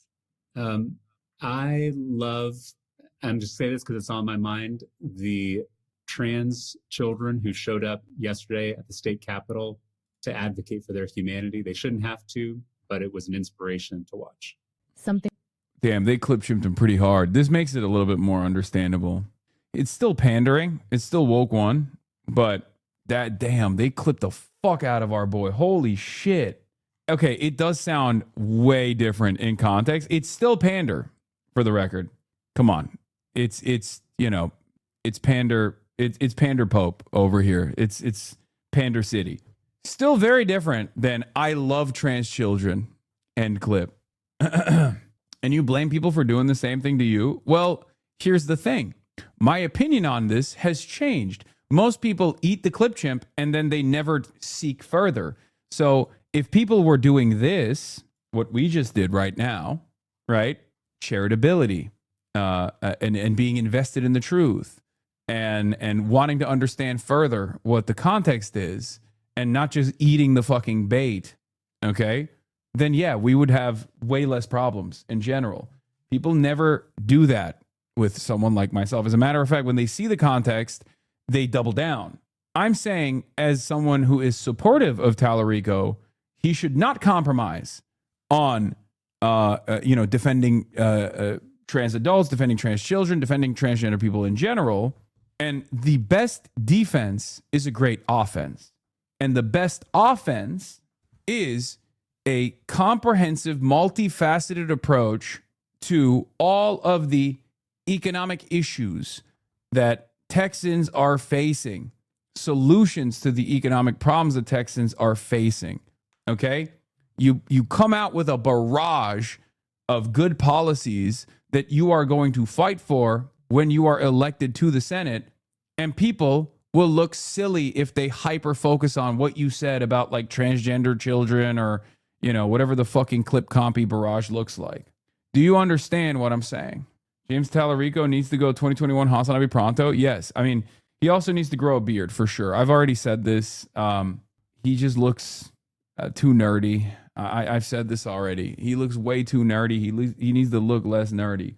He looks kind of ridiculous. Yeah, I know. They're tying him to Al-Qaeda. It's disgusting. We'll talk about that in a second.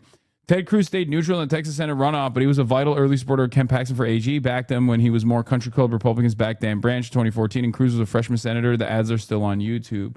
Not that it matters. This is before we knew what a fucking demonic entity Ken Paxton was. He can't grow a beard. It's his religion. Wait, what? Actually? Are you guys fucking with me? I'll believe anything you tell me about Tallarico, because he's literally like a blank sheet of white paper for me. I just, light bounces off of him, both literally and figuratively. So yeah. It's Texas. This is not. Our southern border should be like our front porch. There should be a giant welcome mat out front. This is Texas. Oh my God, they clipped him on that too. But a lock on the door. Oh my God, Ken. Oh my God, Kenny Powers. Holy shit. This is, oh my God, dude.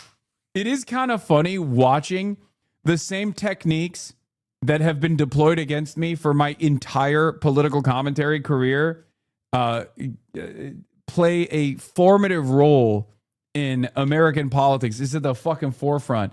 Everyone is rat fucking. Everyone's invested in hatchet jobs and rat fucking nowadays. It's not just like Roger Stone that used to do stuff like this and he was seen as like an outsider for that reason. Everyone does it now. Texas, this is not. It is now existential that we try to reduce our meat consumption. I am proud to say that our campaign has officially become a non-meat campaign. This is Texas. This is not. Radical Talarico, too low T for Texas? Ugh. Yeah, this dude needs to spend a week with me. I need to whip him up, get him into shape, okay? Get a couple videos of us pumping iron, eating big steaks, you know, eating some barbecue. Wasn't he on the stream? No, he's not. He was supposed to be in the primaries. Yeah, send him 2-3 years to Dagestan, okay? Don't taint my vegan king. First of all, he's not vegan. There are so many photos of him wearing the fucking Texas shirt that I own as well, while eating fucking massive slabs of meat. And the campaign is not even remotely slick. Campaign's not even slick about it, too. They're just pumping that shit everywhere, right? But yeah, if their argument against Talarico is that he's woke and gay, he's a woke gay libtard, he's not for Texas, and Talarico's argument is, hey, not only am I fucking Texas to the bone, but I also want every Texan to have health care. Which argument's going to win out? Your policy pushing strats seems sound, work with Mamdani, but you don't think the ops would just do the same thing they're doing to you, run the fake rap sheet and clips to the ground? They're switching up to match the meta. No, it doesn't matter. It doesn't matter that they're fucking running it to the ground, because elections are about what politicians can do for you. Elections in America, unfortunately, are about who politicians are and how they represent themselves, because everyone has given up on the idea that a politician is supposed to fight for your fucking values or fight for the betterment of your material conditions. So we got to get back to that, is my argument. We got to get back to the basics. Clips only matter if you're just your campaign is just hot air. Clips only matter if you are not defined by things you want to be defined by. Or rather, if the things you want to be defined by are, vague, generalized statements about how woke you're going to be, or the only policy that you want to put on the forefront of your economic agenda, like Kamala did, was $50,000 in tax credits for HBU graduates that work in fucking underserved neighborhoods right after graduation. If that's your fucking policy agenda, then yeah, no one is gonna vibe with that. Okay? You should not be afraid.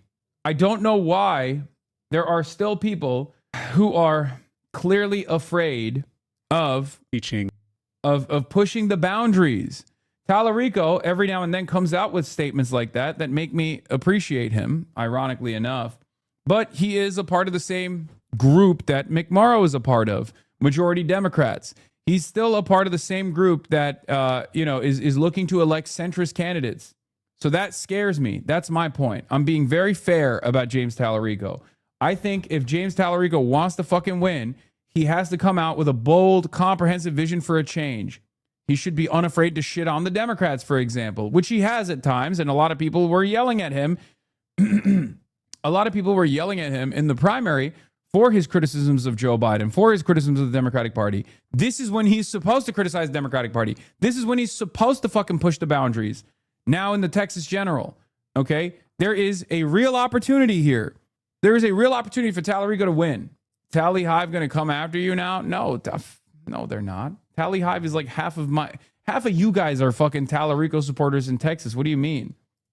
My principal told me that I was going to get this kid named Justin, who had gotten kicked out of his elementary school the year before because he had brought a knife to school and threatened to stab his 5th grade teacher. So I was, again, first-year teacher, kind of freaked out, right? The kid shows up. One, he's not a monster. He's an 11-year-old boy, right? Like this high, right? I took him aside, introduced myself, told him I was happy he was in class, told him I wanted to get to know him. He gradually started to raise his hand a little bit more in class. He was super smart. super just quick. He also had like a great smile. He's very popular with the girls in the class. A lot of personality. And I started to invite him to our little lunch group because I had kids who came and ate in my classroom during lunch, and we started to kind of build a rapport. And he didn't have a lot of male teachers, so I think that was helpful to see a guy as a teacher and be able to build a relationship with him. Anyway, right before winter break that year, it's the last day of school. He brought me this wrapped gift. The wrapping was all jankety, but I opened it up and it was this little cup with a snowflake on it that he had bought at the Dollar Tree for his teacher.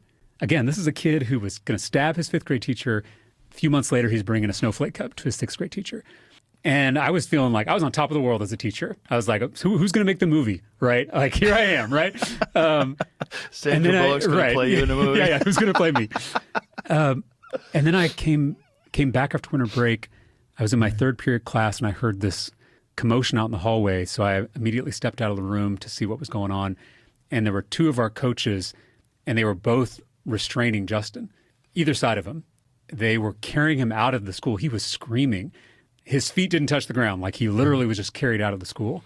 I found out that he had started a fight in his 3rd grade class, and that was his last strike. And it was the last time I ever saw Justin. I did some digging to figure out what had happened. Turns out in the previous semester, Justin had been seeing a therapist that was provided by the school district. And it was this lady that he really was hitting it off with and getting along with. And they were going through all his issues because Justin had been abandoned by his mother at a very early age, which that'll screw anybody up, right? Justin had experienced violence, had experienced all this trauma. And so for the first time, there was a professional who was helping him work his way through it. And there was a teacher who liked him and who believed in him.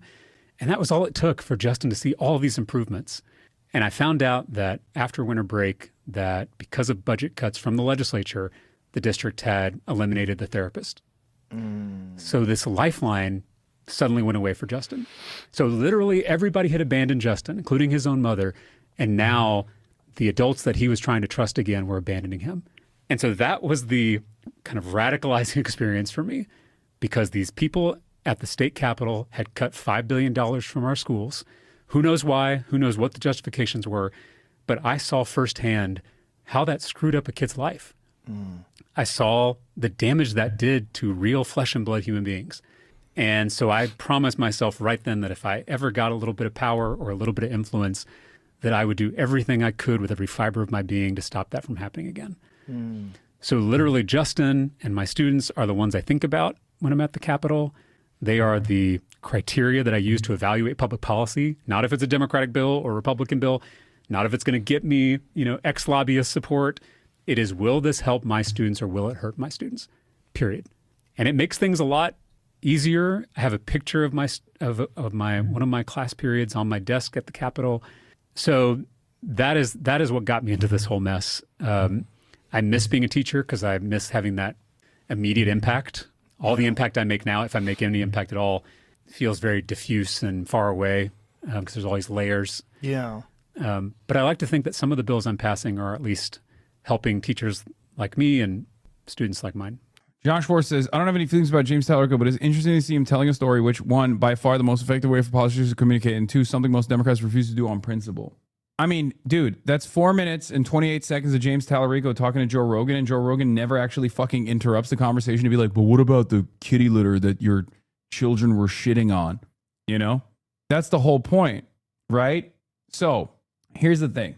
I wish I fully believed him, but he doesn't support Medicare for all, so the story pisses me off. I know. That's the issue with Talerico, or also known as Talefrico. All right. Talefrico has really positive qualities. People complain about Plattner becoming Fetterman, but isn't James more likely? Yes. Talerico has some interesting qualities. I don't like how he goes 80% of the way, but then like the last 20% is just like cookie cutter, straight up establishment liberal bullshit. Like, he is almost like a better Pete Buttigieg in some ways, because he has the background, and he also has like moved in a certain way in the state legislature as well. So he has that background and he has that experience of being somewhat of a progressive fighter. But he does do this thing that Pete Buttigieg does as well, which is to say the right words or to communicate effectively, but never say anything really at all that's all that different from the rest of the Democratic Party. And I don't like that at all.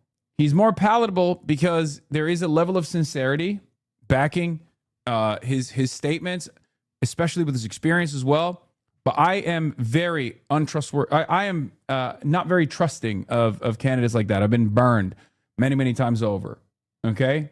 If you were to give me the James Tallarico campaign, the things I would do are as follows. Number one, and this is order of priority. Before we even put the fucking policies in the bag, before we even fix the policies, get minoxidil and put it all over your face so you can grow a thicker beard. Okay? That's number one. Straight up. You have to stop looking like Alfred E. Newman, which is what Donald Trump is calling him. Like, low-key, he kind of does look like that. He has too much of like Mormon face somehow. I don't know how else to describe it. He looks like Moral Oral, right? You got to look like a chud and think like a woke. We've already established that. So that's number one. Number two, which ironically enough, Pete Buttigieg has taken my advice on this. He is doing this, but that's besides the point. Okay. So that's number one. That's the first thing, first order of priority. Number two, go back to the fucking policy agenda and immediately put forward a comprehensive, bold, radical vision for change. Don't shy away from criticizing the Democratic Party. Show the rest of Texas that you're a different kind of Democrat, not the type of Democrat that they're used to. This will also draw a lot of enmity from the institutional Democrats and the party itself. That's really good for you. You're in Texas. The more Chuck Schumer complains about you saying shit about Israel, the better it is for you in Texas. And before people say, oh my God, it's Texas, people love Israel in Texas, wrong. Okay? Wrong. You're wrong about that. It's not true. There is no place in the United States of America where the overwhelming majority are pro-Israel. Not amongst the independents. No way, Jose. You understand? Doesn't exist. Nope, doesn't matter. Evangelicals as well. It doesn't matter. The people that like Israel are already voting for the Republicans. The only group in this country that loves Israel unconditionally and wants to vote for Israel or pro-Israel candidates in this country are already lifelong Republican Party voters. They're already voting for the Republicans. You're not winning those guys over. They're fucking insane. They're a part of the MAGA cult. They're fucking insane. They've never voted for a Democrat and they will never vote for a Democrat. Drop that shit, okay? You are conceding to no one. You will not get a single fucking voter in the state of goddamn Texas for having a middle-of-the-road approach to Israel. Okay? Not a single fucking voter. You will not earn a single voter. I must repeat this. However, you will draw a lot of ire from the likes of Chuck Schumer, from all of the bicoastal elite, smug Israel First Democrats. And you know what? Those are some of the least popular Democrats all around the country, and especially in the state of Texas. So getting people to yell at you from the rest of the Democratic Party is a good thing here, because these are the Democrats that Texans fucking hate. You get to show that you are sometimes unafraid to fight back against your own party in a good way. Democrats show this in the worst ways possible. Democrats think if you're in a fucking red state and you want to show that you're pragmatic or you're a heterodox type of Democrat in a red state, that you're invested in tax credits or deregulation, the deregulatory agenda. That's fucking stupid. There is already a 90-10 issue in the base. There's already an issue in Israel that you can actually draw a lot more support from independents on, and you'll piss off the worst fucking Democrats out there. It's a fantastic opportunity. Seize on it. Okay? Same with Medicare for All. It's not just Israel, but it's a lot of this stuff. Like Medicare for All is a bold, populist, left flank attack that will, again, draw a lot of ire and a lot of enmity from some of the least popular groups. The problem with James Tallarico, unfortunately, is that he's backed by those groups, right? Those groups are backing him. Let's be real. The majority Dems are the same groups that are pushing for Mallory McMorrow are also pushing for James Tallarico. And that's a problem. He's got Liz Smith in the corner. I don't think he's going to change some of that strategy. But that's definitely what I would do. Because remember, the best defense is a perfect offense. And the more you go on the offense, and I don't mean like attack Ken Paxton. You should definitely do that, but that's not what I'm talking about. The best offense, the best defense is a aggressive offense. And the most aggressive posture offensively that you can engage in politics is having a clear-cut policy-backed agenda that people can attach themselves to, people can identify with, people want. Okay? That's it. What caused Kamala Harris to lose was that she did not have a comprehensive vision for change at a time when people were looking for change in this country. And they proved that they were looking for change by voting for Donald Trump. Okay, he was the change candidate somehow. It's ridiculous, but it's true. Kamala Harris did not have a clear-cut agenda that she was defined by, so her opposition defined her for her. That's the reason why they were able to define her as like, oh, Kamala Harris is for they, them, not you, right? Anti-war, fix the potholes, fix the ISPs, Medicare for all, free college for all. These are things that we can do, but for far too long, we focused all of our efforts on waging unnecessary wars. You say that, a lot of Texans are going to fucking believe in you. You say that, a lot of Texans are going to agree with you. Just say that, please. Please. It's okay to ruffle some goddamn feathers, all right? To respond or clarify. Here, let's look at the barrage. They're emptying out the motherfucking clip on them. In 2021, in a speech during debate over transgender issues, you said God is non-binary. What did you mean by that? Well, I think I was being intentionally provocative with that statement. But what it means is that God can't be defined by human categories. The Apostle Paul, in his letter to the Galatians, says that in Christ there is neither male nor female. I'm always going to stand up for Texans who are being picked on by the most powerful, most corrupt politicians in the country. And I'm going to continue doing that in this race and hopefully in the U.S. Senate. You call it intentionally provocative. Do you regret describing it that way or talking about God that way? No. Say no. There are some statements that I've made that Say no.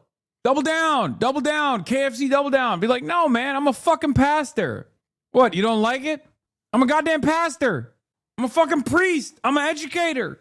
Why are we having a theological discourse right now with people who are the least godly motherfuckers I've ever seen in my entire life? You think Ken Paxton is close to God? I'm a fucking pastor. It's in the Bible.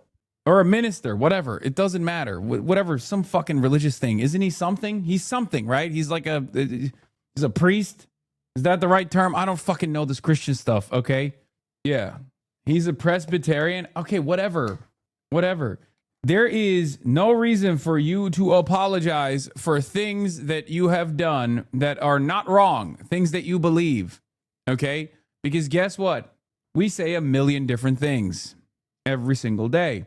And if you believe this, then you shouldn't apologize for saying it because there's going to be other instances where they'll hit you on that. And then you look wishy-washy and hypocritical and silly and stupid. That I certainly regret. There are statements that I've made where I've missed the mark. I'll be the first to admit that. But Ken Paxton is intentionally clipping my cringy comments to distract from his career of corruption. Okay, that's not bad. Good. All right, good. He flipped it back. All right. Ken Paxton has a criminal record. I have a legislative record. I've served for 4 terms in the Texas House of... That's also a good line. Damn, okay. Swaggerico. I've got a legislative record. He's got a criminal record. Hell, okay, I like it. Okay. Can you fix him? He needs to fucking grow a beard. This is not working. I've said this before. Look. You know how black people don't fuck with Pete Buttigieg no matter what? And it's not even because he was like a fucking small town mayor where, the police chief did some fucked up shit. Like, there's something untrustworthy, I think, that I have seen in a similar vein with the way that James Tallarico operates that make black people go, I don't know about this guy. Okay? And I trust that instinct. There's something about it. And even if I didn't trust that instinct, you still have to lean into that. You still have to lean into that skepticism that exists out there and you have to fix it. Okay? Pull up the picture of him with the edited hair. I already didn't I show it? Wasn't it here somewhere? No, I guess we yeeted it. Maybe not a full beard, but stubble has to be prominent for sure. He's too white. Okay, he too white, and I'm a black person who likes white guys. That's what I mean. He is. He's like, yeah. This is like this helps a little bit. I think. I think like this is not like all the way there, but it definitely helps. You know how I've always said Pete Buttigieg, Mitt Romney, and JD Vance have the vibes of a guy that the middle of the country knows very well. When those guys come into town, your coal mine's shutting down. When those guys come into your town, they're eliminating redundancies. Consultant guys, right? James Tallarico has a little bit of that, even though he's not that at all, right? Y'all want him to be Cuban. I just want him to not be so pasty. No disrespect. Beard help Ezra Klein a bit too. Oh, for sure. Do the Hasanabi look. Scruff on the sides, mustache, grow out the mustache, scruffy beard. 5 o'clock shadow with the mustache, even better than this. He's got to change the hair too, honestly. I don't know about the low taper fade or whatever, but like new attack ad by Tallarico. Remind us all, what is Attorney General Paxton accused of doing? The list is really long. Bribery, dereliction of duty, obstruction of justice, and conspiracy. A majority of Texas House Republicans voted to impeach one of their own. 60 Republicans voting in favor. Allegations he abused his office to benefit himself and a major donor who allegedly paid for his home renovations and even helped him cover up an affair. They claim the AG. You want him to look like Paul Wall? Buddy, Paul Wall is one of the most beloved white guys of all time in the black community. What are you talking about? Yeah.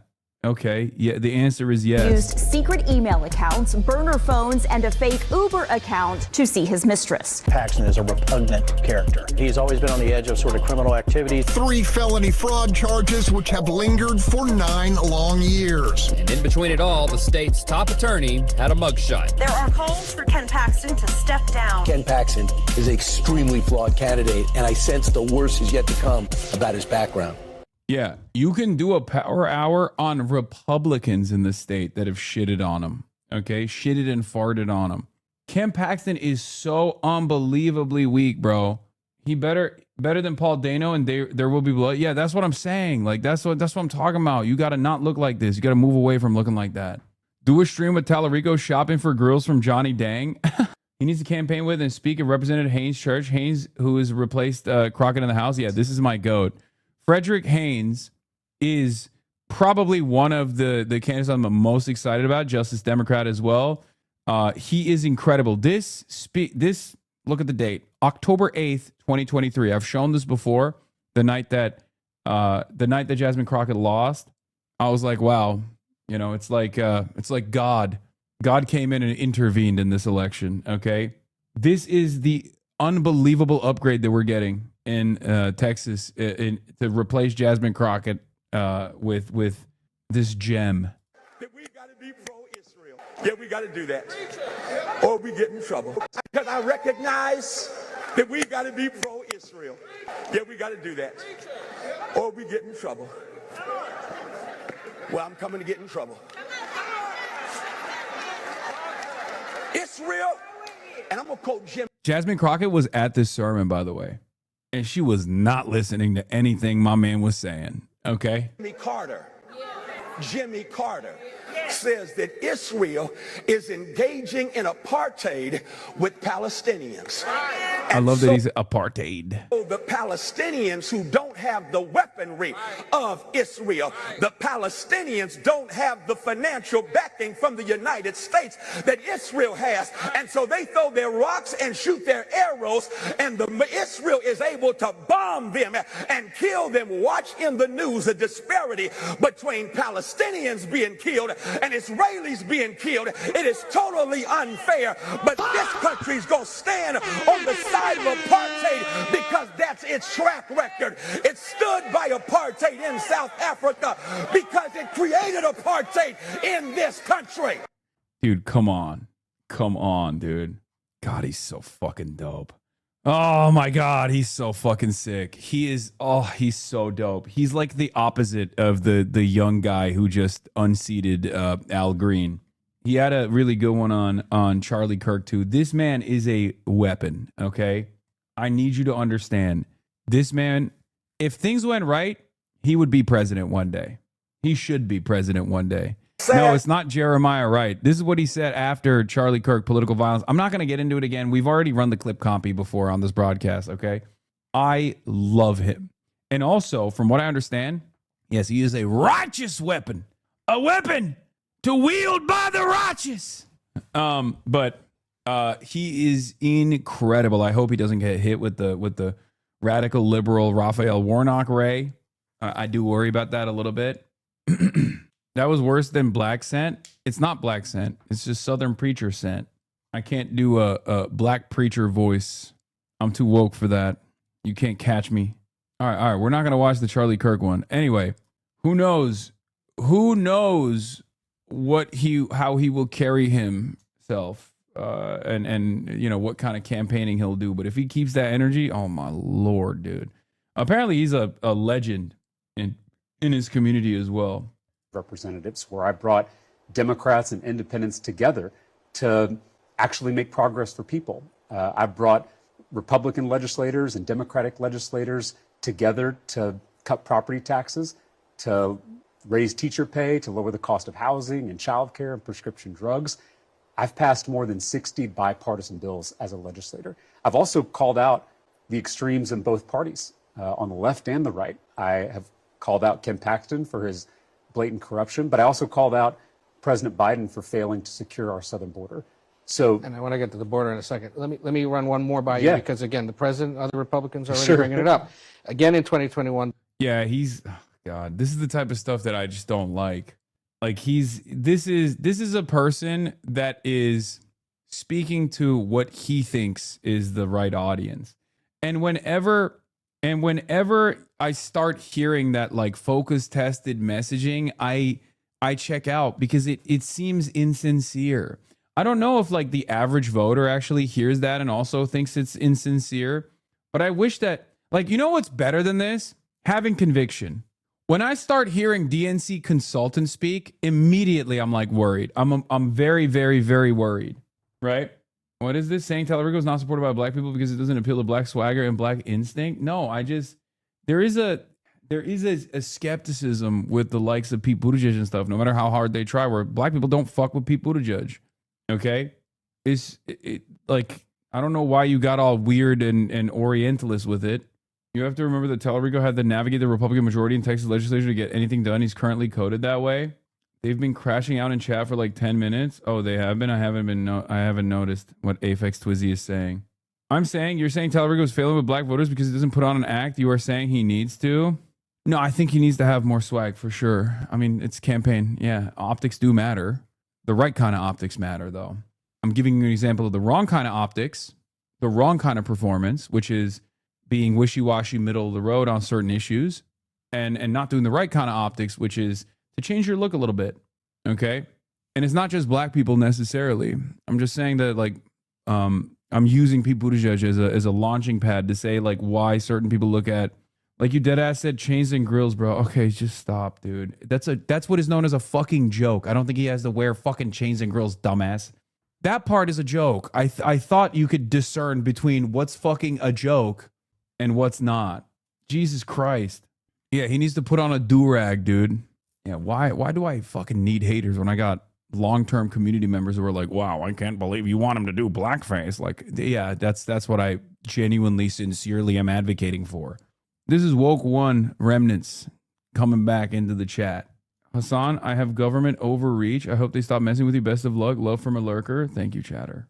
While debating, you hate government overreach, right? A bill that restricted transgender student athletes, you said modern science acknowledges 6 biological variations based on chromosomes to argue that sex is a nuanced spectrum, not a strict binary. Do you still believe there are 6 biological sexes? I know there are 2 sexes, men and women. I also know there's a very small percentage of people who have these chromosomal abnormalities, and I believe they deserve to be treated with dignity and respect. Good answer. Good answer. Good answer. Not bad. Not bad. This is a tricky subject, even if you're not fucking running for office. That's why the Biden answer was the funniest and perhaps the best, where he's like, at least 3. You've never once guessed correctly about the joke discernment is Autism 1.0 and there are no upcoming updates in the firmware. I'm afraid we're running this patch for the foreseeable future. Yeah, it's fine. At least 3. There's no good answer to this question. Okay? The best possible answer is, dude, just let people live. Okay? That's like, I know some people get mad. People who are up to date with like the latest trans technology, for example, they'll be like, what are you talking about? Like, we've poured through the data. Here's the right answer. And then like a couple months later, there's a new version of it. It's updated patch notes. And it's like, just if you're running for office, like the best possible answer to give to that question is, look, I just want people to live free. Okay. I want people to live their best lives. That's it. I don't want to intervene in their affairs. I feel like that's un-American. And I feel like that's not the Texas method either. I care about what's inside. Okay. I care about protecting my neighbors and what's inside. All right. I'm not going to spend any time trying to tell people what they can and can't do. That's goddamn libtard communism, brother. Okay. What is this? A communist country? I didn't think so. I thought this was Texas we're talking about. Yee. You know? The other one they keep harping on, and it's perhaps the most curious of all, they say you're a vegan. I'm not a vegan. I'm an 8th generation Texan. I've been eating barbecue since before Ken Paxton's first indictment. That's even better, I think. Even better with a mullet. Oh my God. Like a little bit of a mullet. Oh, damn. And this campaign basically runs on Texas barbecue. If all they have is lying about me being a vegan, I feel pretty good about our chances this November. Ken Paxton is taken to calling you Talafrico. That's awesome. Talafrico. Ken Paxton, your opponent, has taken to calling you Talafrico. Well, I think if Ken Paxton is worried about freaks, he should stop giving Epstein-style sweetheart deals to pedophiles. Oh! True. It's like, dude, that's an attack ad in and of itself to be like, are you safe? Do you feel safer in the state of Texas with Ken Paxton as your attorney general? Here are the pedophiles that he has released back into the fucking wild. Okay? That's another great one. See, he has gems. Okay? Gem alert. He has moments. He has moments where I'm like, that's great. Yeah, the Texas Senate rate basically hinges on how much people know about this case by the time they vote. Yeah. Straight up. This is the guy who just released Adam Hoffman from jail and admitted child rapist after one of Ken Paxton's wealthy lawyer friends got involved in the case. Ken Paxton even kept him off the sex offender registry. Adam Hoffman was supposed to serve 25 years to life, but instead he served less than a month. As of this week, he's now back on our streets because of Ken Paxton's corruption. Ken Paxton is the most corrupt politician in America, and it is costing Texans. It's endangering our children, and it must end. I think the Epstein class has no place in Texas, and this November, we're going to come together to defeat Ken Paxton and take back our state for the people. Ken Paxton. Great take. No notes. Absolutely fucking goated. That's what I'm talking about. Yeah. Ken Paxton loves pedophiles. What the fuck is up with that? That's it. Just run that. Run that into the goddamn ground. Run that until everyone only associates the name Ken Paxton with early release for pedophiles. That's it. Oh, yeah. Speaking of good Dem rhetoric on trans kids is Tom Steyer. You talked about billionaire speaks fluent woke, shocks the world. Okay.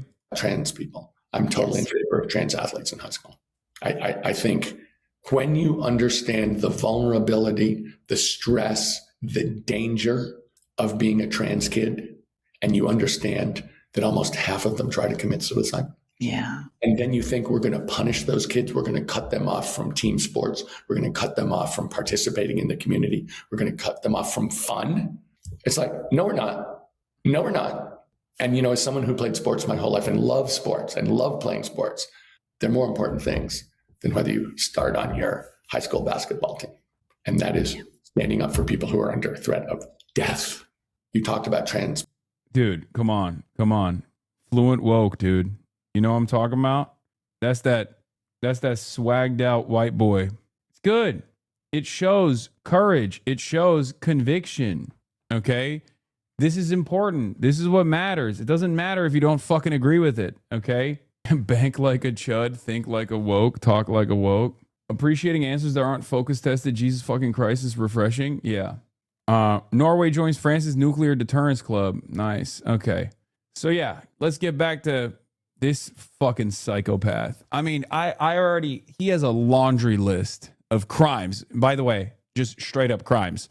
Not even just, not on some exaggerating shit, just an actual criminal who is the Attorney General of the state of Texas. 2020 election, a quote, true MAGA warrior, and calling Cornyn now disloyal. It's now the fourth time in less than a month that the president has put his thumb on the scale in a primary to oust a Republican.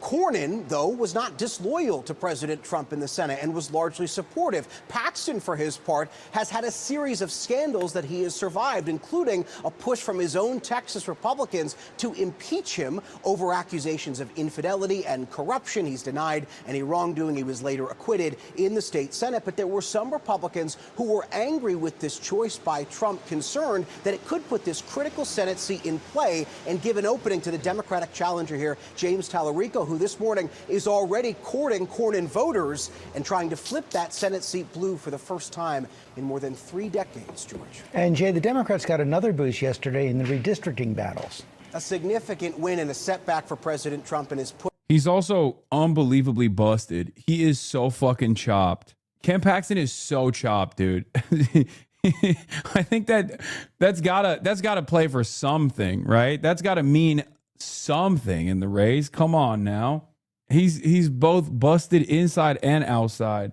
No redeemable qualities. Push to redraw congressional districts to benefit Republicans in Alabama. A federal court blocking that state from instituting new congressional maps that would eliminate one of 2 majority black congressional districts in that state. The state has vowed to appeal. And in South Carolina, Republicans defying that push of Trump's to redistrict and eliminate the state's only majority black congressional district, which has long been represented by Democratic Congressman Jim Clyburn. Joe O'Brien, thanks. This is the first time you've joined us where you know who you'll be running against in November. Is this the campaign you wanted, Tallarico versus Paxton? Is this the opponent you wanted out of this Republican primary? This is an attractive politician. Well, Ken Paxton embodies the broken political system that we're running against. He is the most corrupt politician in America. 3 years ago tomorrow, he was impeached by his own party for using his public office, his position of public trust, to enrich himself and his donors at our expense. And that is exactly the problem in our politics. It's puppet politicians who serve themselves and their billionaire mega donors instead of serving us. It's why we can't afford anything. It's why we can't get ahead no matter how hard we work. The system is rigged by corrupt politicians like Ken Paxton. And so it's going to be all of us. It's going to be Democrats, independents, and Republicans. It's going to be urban Texans, rural Texans, suburban Texans. It's going to be all of us coming together, the people versus Ken Paxton. Let's listen to what Ken Paxton had to say about you tonight. And I have to tell you, I don't know if you've heard this already, but he spent a good deal of his victory speech tonight talking just about you. Here's what he had to say about you. Yeah, that also isn't a bad thing. That means that he's worried, right? My opponent is the most extreme radical the Democrats have ever nominated. He's even running a vegan campaign, whatever that is. He goes by a few names that you may all have heard of. Some people know him as Tofu Tallarico. Some people call him Six-Gender Jimmy. I've even heard some... she nutted, bro. Look at her face. She's like, oh... Can he say that? Is he allowed to say that? Look at her face. Six-Gender Jimmy. The Barbaras and the Debras and the Jedediahs fucking went crazy for that. Like, damn, absolute zinger. 6 genders? That's too many genders. I've even heard some people call him James Tallarico.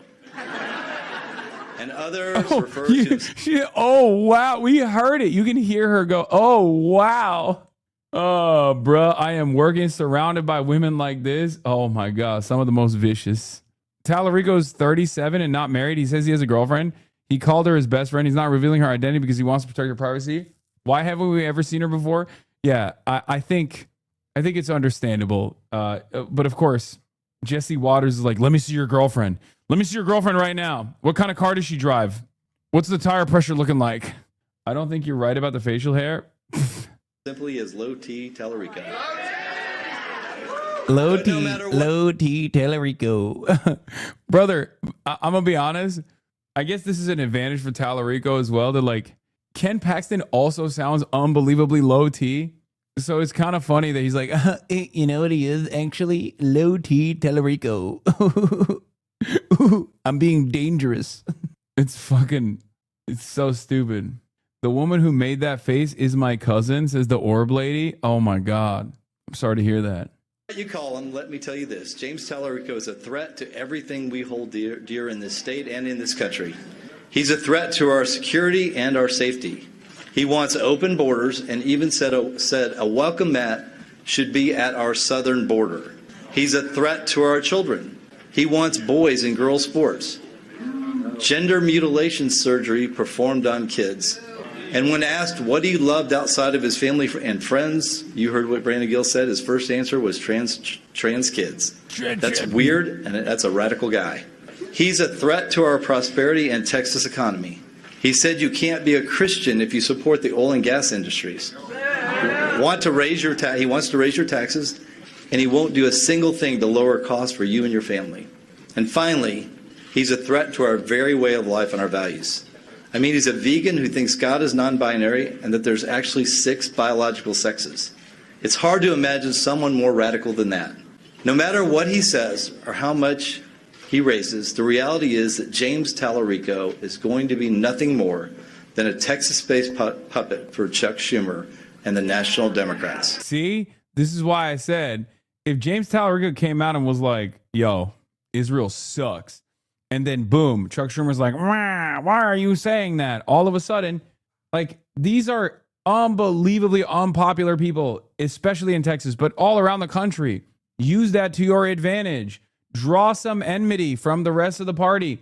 Show that you're a heterodox kind of Democrat. You're not a normal kind of Democrat, right? Right? Those people yelling at you, those people in Washington, D.C. yelling at you or not showing you support is not a bad thing. It's a good thing. Yeah, by the way, it is very funny that that Ken Paxton is like, oh, James Tallarico is a threat to our children. Brother, you just every other week you're releasing another pedophile. Like, what are you talking about? There hasn't been a pedophile that you were like, we should keep this one behind bars yet. And you're out here being like, that's not a threat. That's not a threat to your children. The pedophiles that I have released into the public, into the wild, without even having them get on the sex offender registry, that's not a threat to your kids. James Tallarico is? Okay, buddy. Sure. That is it. That is, as of tonight, the Paxton campaign against you. What is your equal time response to that? Child rapists with the Attorney General on their case is a Republican. Ken Paxton is morally unfit for office.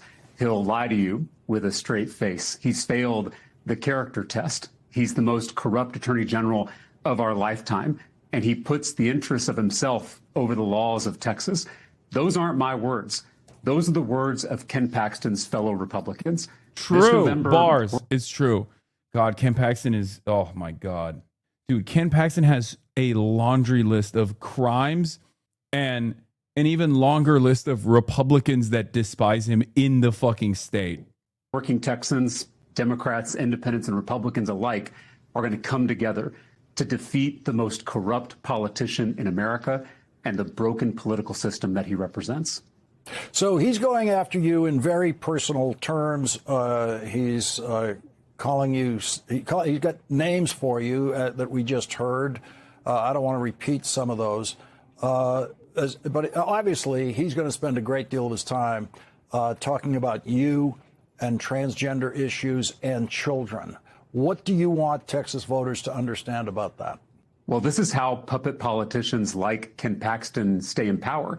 You know, he spent his entire career selling us out for his donors. And that, I think, is going to be apparent to Texans over the course of this race. And so the only way he's going to hold on to power is through distraction and division. This is the oldest strategy in the world, divide and conquer. They divide us by party, by race, by gender, by religion, by all this culture war stuff. So we don't notice that they're picking our pockets, that they are closing our public schools all over Texas. They are gutting our healthcare, raising our premiums for Texans all over the state. And they are raising taxes on all of us while they cut taxes for themselves. And so I think Texans see through this game. They realize that we're being pitted against each other with these old, tired culture war fights so that corrupt politicians like Ken Paxton can hold on to power and continue to enrich themselves and their billionaire mega donors. What about Texas voters who want to know from you on this particular issue? Is Ken Paxton... Why is he doing an Obama impression? I don't know, dude. That's what every fucking politician does. Paxton telling the truth about you in relation to these issues, especially involving what he was just talking about there, transgender issues involving children? No, Ken Paxton is clipping comments, taking them out of context to try to paint a picture, trying to paint me as someone I'm not. You know, Ken Paxton has a criminal record. I have a legislative record over 4 terms in the Texas House of Representatives, nice, where I've brought Democrats and Republicans together to pass more than 60 bipartisan bills to cut property taxes, to raise teacher pay, to lower the cost of housing, prescription drugs, and child care across Texas. And I'm going to put that record up against Ken Paxton's criminal record any day of the week, twice on Sunday. I've called out the extremes in both parties, on the right and the left.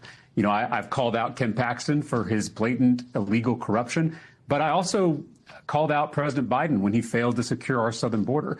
So I'm not interested in going to Washington, D.C. to serve one political party. I'm going to Washington, D.C. to serve the people of Texas. That's the exact opposite of what Ken Paxton does. He serves himself and his billionaire mega donors at the expense. He's just the Andy Bashar carbon copy. I don't think so. Was Biden actually all that bad on the border? No, but it doesn't matter. You can't even say that. Everyone will yell at you. He was bad on the border, but not for the reasons that you think he was. Okay?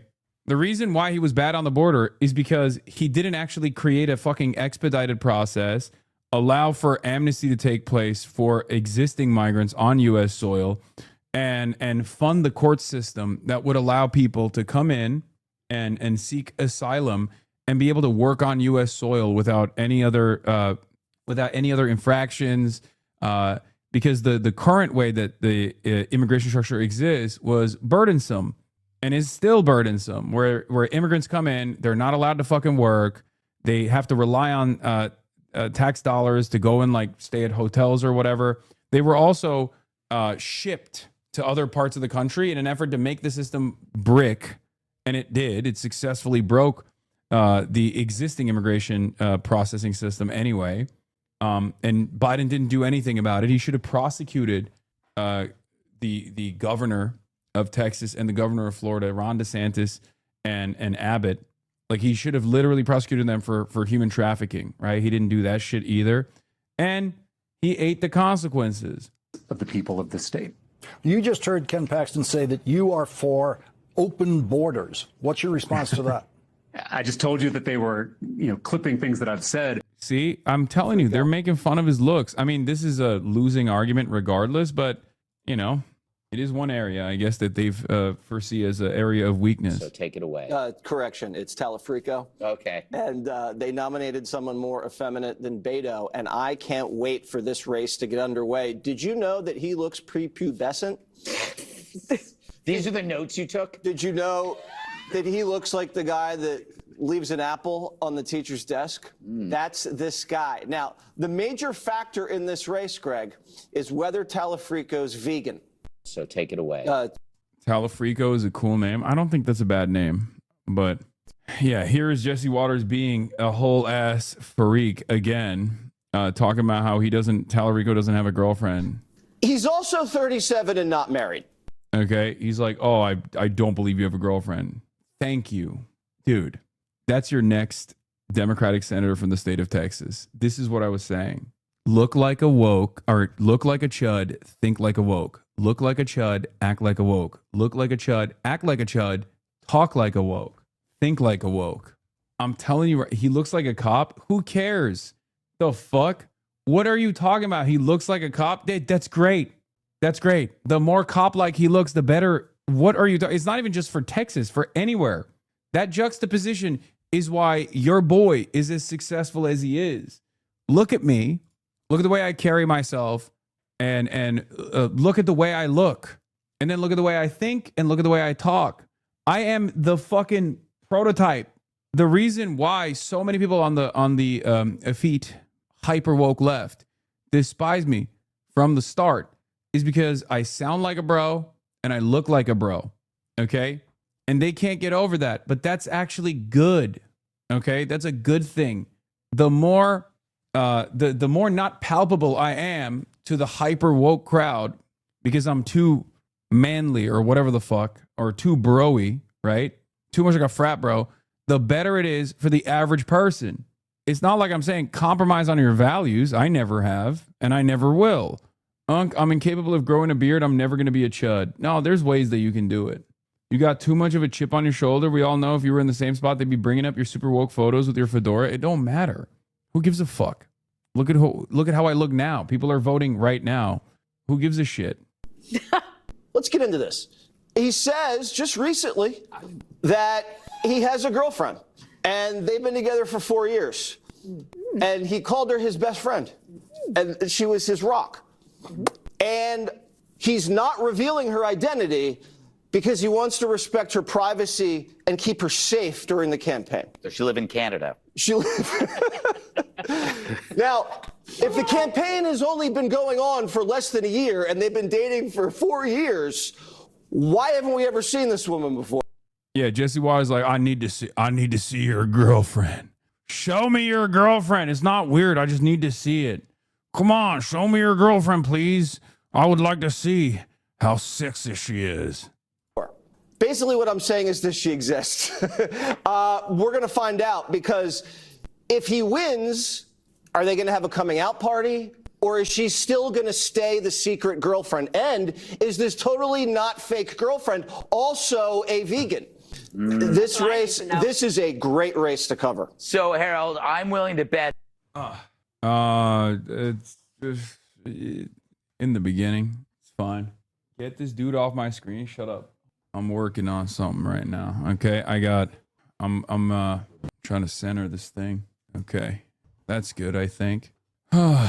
Okay. Do you think Tallarico has a chance? Yes. Hassan, I missed your thoughts on Tallarico. How can I rewind? Oh, easy. Easiest answer of my life. Who's the mystery guest? There's no mystery guest. It's in the fucking chat. It's literally in the title. Okay, none of you guys actually ever look at the title, but is Julie Gonzalez. She's running for Senate in the state of Colorado. Okay, here, let's watch her ad one first. Look around and ask, who's in control?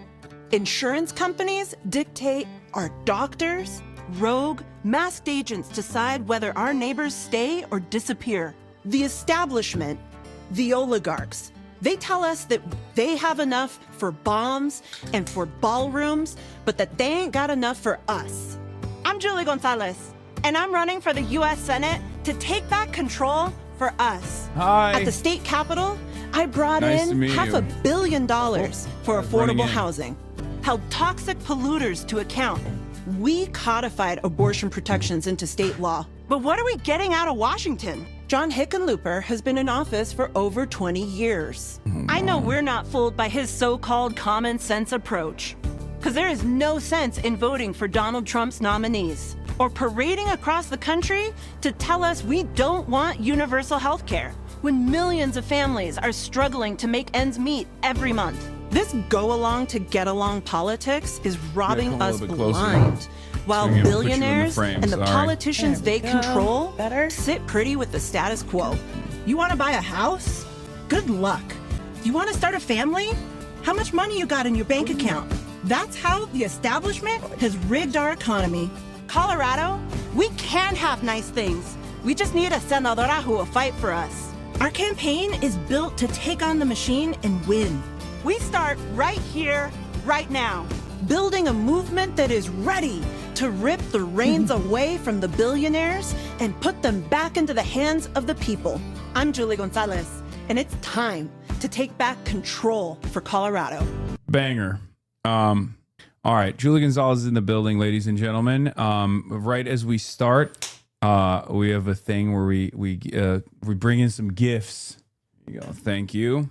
Some of your favorite things, apparently. Órale, thank you so much. Oh, this is so kind. Thank you. Explain to the chat what your requests? Well, not your request, but what Some we found in tea? your deep with our deep insight, deep research. Well, I will say I love me some tea. I'm always a fan of a good chai.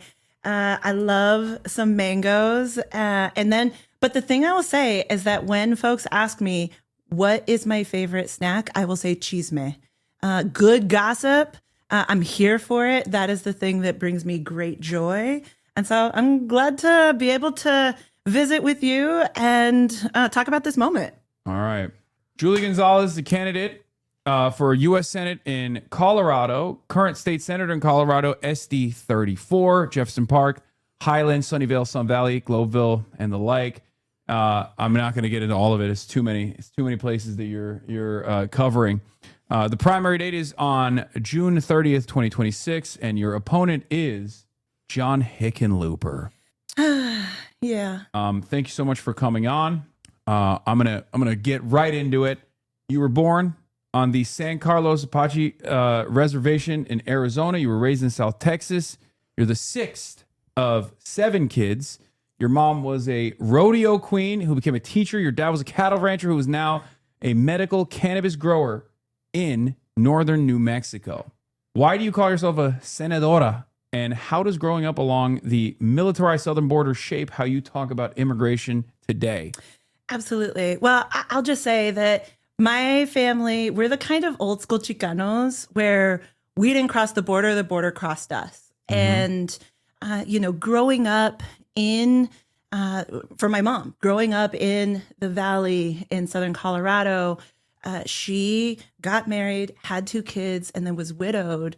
And no one was swooping in to save her. And so she was widowed for 9 years before she met my dad. And then my dad, when my mom was pregnant with me, got a job managing 5 different ranches on the San Carlos Apache Reservation in San Carlos, Arizona. And that's why the family joke is like I was made in Colorado but born in Arizona, and lived there on the res until I was 10 years old. And I have to be very honest. For me, as a Chicana, being on the reservation where it was so clearly divided between Apache, indigenous people, and white folks, I was neither. And so I remember having a lot of questions around identity and what have you. But 5-year-old Julie didn't have an answer for how race works or how power works or anything like that. When I was 10, my dad got a job managing a different ranch, this time on the border of South Texas. And we moved there in the summer of 1993. And so the history nerds in the chat will know that in January of 94, that's when NAFTA was enacted. And so I, as a middle schooler, watched the militarization of the border play out. All of a sudden, Border Patrol agents had keys to all of the fences and all the gates. All of a sudden, you could hear back in those days, the immigration enforcement officers, back then they were INS, right? Not ICE. Yeah. They'd talk about, oh, look, we see some electronic monitoring equipment showing some activity. And my dad would get on a CB radio and say, we just moved cattle into that pasture. It demonstrated to me that we allowed policies that allowed the free movement of goods and services across borders, but not people, did not give human beings that same dignity. And then when I, came up in the immigrant rights movement, people would say, well, if you don't like it here, go back to where you came from, as if, what, you're going to deport me back to the res in Arizona? Are you going to deport me back to where my people are from Southern Colorado? No, I critique this country because we have been here since before it was this country. And we demand better. So right now, seeing how ICE is terrorizing our communities, seeing how even American citizens are being murdered in broad daylight is a demonstration of the impunity with which ICE is acting in this moment and why I believe it needs to be abolished. Okay, hell yeah. Before you ran for anything, you spent 12 years as a community organizer at Colorado Immigrant Rights Coalition, Padres y Jóvenes Unidos. Am I saying that right? Jóvenes. Jóvenes Unidos, Reform Immigration for America, and the Meyer Law Office. You've said the day Denver passed the Public Safety Enforcement Priorities Act in 2017 was the day you decided to file for office. Tell us about the act and why do you believe this is the right time to enter federal politics? Well, when Donald Trump came down that golden escalator, right, back in 2015, by that point, we had seen both Democrats and Republicans be completely willing to chuck immigrants under the bus in order to score cheap political points. Yeah. Right? Like back in those days, Barack Obama, as great a president as he was, also deported a record number of immigrants, right? And I came up in the time when, saying I'm undocumented was an act of courage, right? Because the Obama administration was actively deporting Dreamers and was a founder of the national network United We Dream, right? Like we had started to organize local politics, state politics, federal politics. And honestly, like at that time, I'd talk to local elected officials. I'd talk to state elected officials who would tell me, I'd love to help you, but I just don't have any immigrants in my district. And it's like, you're about to find out that is not, in fact, the case. And look, we had to, when he came down that golden escalator, that was the first time I ever thought, I am sick and tired of trying to explain the reality of folks in my community and folks in those elected officials' communities. And so I stepped up into electoral politics for the first time. Was working to get Bernie Sanders elected, was working to, after he ended his campaign, worked to get Hillary Clinton elected. And then we passed the Denver sanctuary policy in 2017. And that to me was the first indication post the first Trump election that, you know what, even though he had won, it didn't mean that organizing stopped. It didn't mean that we couldn't still fight to achieve concrete and lasting policy change to improve people's lives. And then 2 years later, I ran in that first blue wave in 2018 into the state Senate. And I'll be really honest, I ran in a 5-way race. A lot of people were like, there's no way an organizer can win. And we crushed it. And over the past 8 years, I've been really proud of what we've been able to accomplish. So there is a little bit on your background that I'm actually very interested in finding out about. You brought up Bernie Sanders, and you were initially, a few months ago, you told the local news that you got elected to the state Senate thanks to the support from the Democratic Socialists of America, but your DSA membership has lapsed, as far as I understand. And when they asked you if you're philosophically a Democratic Socialist, you replied that you're a Democrat. Why did you leave the Democratic Socialists of America, and do you identify as a socialist? Yeah, no, thank you for asking that question, because when I first ran in 2018, DSA was newly organized, and I thought that they were doing an incredible job of organizing young people and inviting them to participate in politics in a very, very different kind of way. And we crushed it thanks to that support. I also believe as an organizer that it really matters to show up to sign on as a member, but then not show up to meetings, not participate in the actual work of the organization, does a disservice to the organization. And so I was a member for a year, but I'll also say I was completely overwhelmed as a state legislator who only at the time got like one legislative aid. And the amount of work that we were navigating was overwhelming. And so my membership lapsed. I still believe I'm like philosophically aligned as a leftist, as a progressive. I carry a lot of like the democratic socialist values. And I think that we share that same level of analysis in terms of who are the folks who are rigging our economy and who are pitting people against one another. And how do we then go and do the work to advance the change that we all know that we need? Okay. Your opponent, John Hickenlooper, was recently fined just $200 for delaying the disclosure of stock trading that netted him hundreds of thousands of dollars on a broadband company and thousands on Palantir stock. He sits on the Commerce Committee. He oversees broadband and telecom. Obviously, there's speculation that he's trading on non-publicly available information.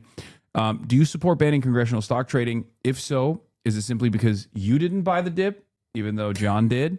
Or is it because you paper-handed and you sold too early and you weren't diamond handing? I wish I had it to where I could like have enough money to go and do that. No, You're saying you're broke. I am broke. Yeah. I know what it is to like live paycheck to paycheck. In the state Senate, I earn like $43,000 a year. That's good times. Damn. Yeah. And so, look, John Hickenlooper came into the U.S. Senate with a estimated net worth of, I think, around $16 million. And now, as he is running for re-election and I'm primarying him, he is sitting at around $31 million. Damn, he doubled up.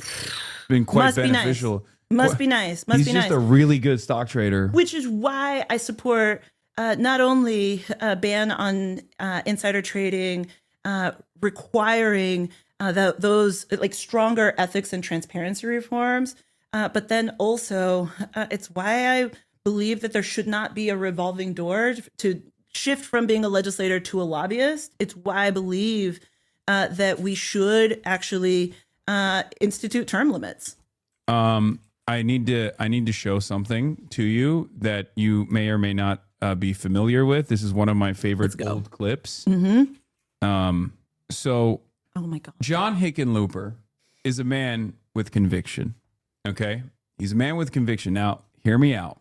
He was so invested in the notion that fracking fluid was not destroying the natural water supply that he actually went and straight up drank fracking fluid to prove that point. Or, well, you know, that's the speculation. So, chat, can you guys find the clip of this for the record? I need to look at it again because are you willing to go to the distance? Will you drink fracking liquid? I'm sorry, to win this race? If that's a requirement in order to serve in the U.S. Senate from Colorado, sorry, y'all, there's a hard line, right? But what's fascinating is that not only did John Hickenlooper write about this in his, oh, there you go. Yeah. Not only has he talked about drinking fracking fluid, so too has Chris Wright, the energy secretary, who Hick voted to confirm. Do you think there is it's like an Illuminati ritual where like if you're a real one, you have to do this? Like if you're gonna be in the pocket of big oil and gas and be invested in destroying the ecosystem, then you have to literally drink just a little bit of poison. Sat down with here. Let's watch this real quick before you answer. They have maybe it'll change your answer if you watch him drink it. Fluid that is made out of food additives. You can drink it. We did drink it around the table, almost ritual-like in a funny way. But it demonstrated that it was like a pact, not like a pact. It was a demonstration. A demonstration. We had environmental community representatives. We had industry representatives. Everybody around the table. It's not on a. Yeah. Wait, that's not the video. This is the video. To your health. Oh, this is Chris Wright. Longer lives and healthier lives of billions of people around the world from oil and gas. Cheers. Cheers. This is the freakiest thing. How does that make you feel? It is so cringe. It is so ugly to see people making light of a process that first and foremost is destroying our planet.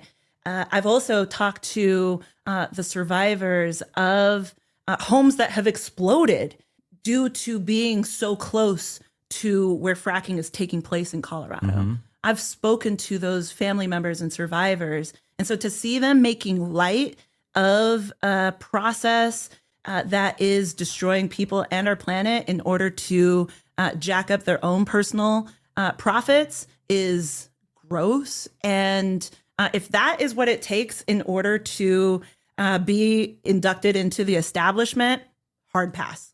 Okay. Hickenlooper has also spent his entire political career to the right of single payer. As governor, he helped tank Colorado's universal health care amendment in 2016. He then ran for president in 2019, declaring Democrats are not socialists and argued Medicare for all should not be a litmus test.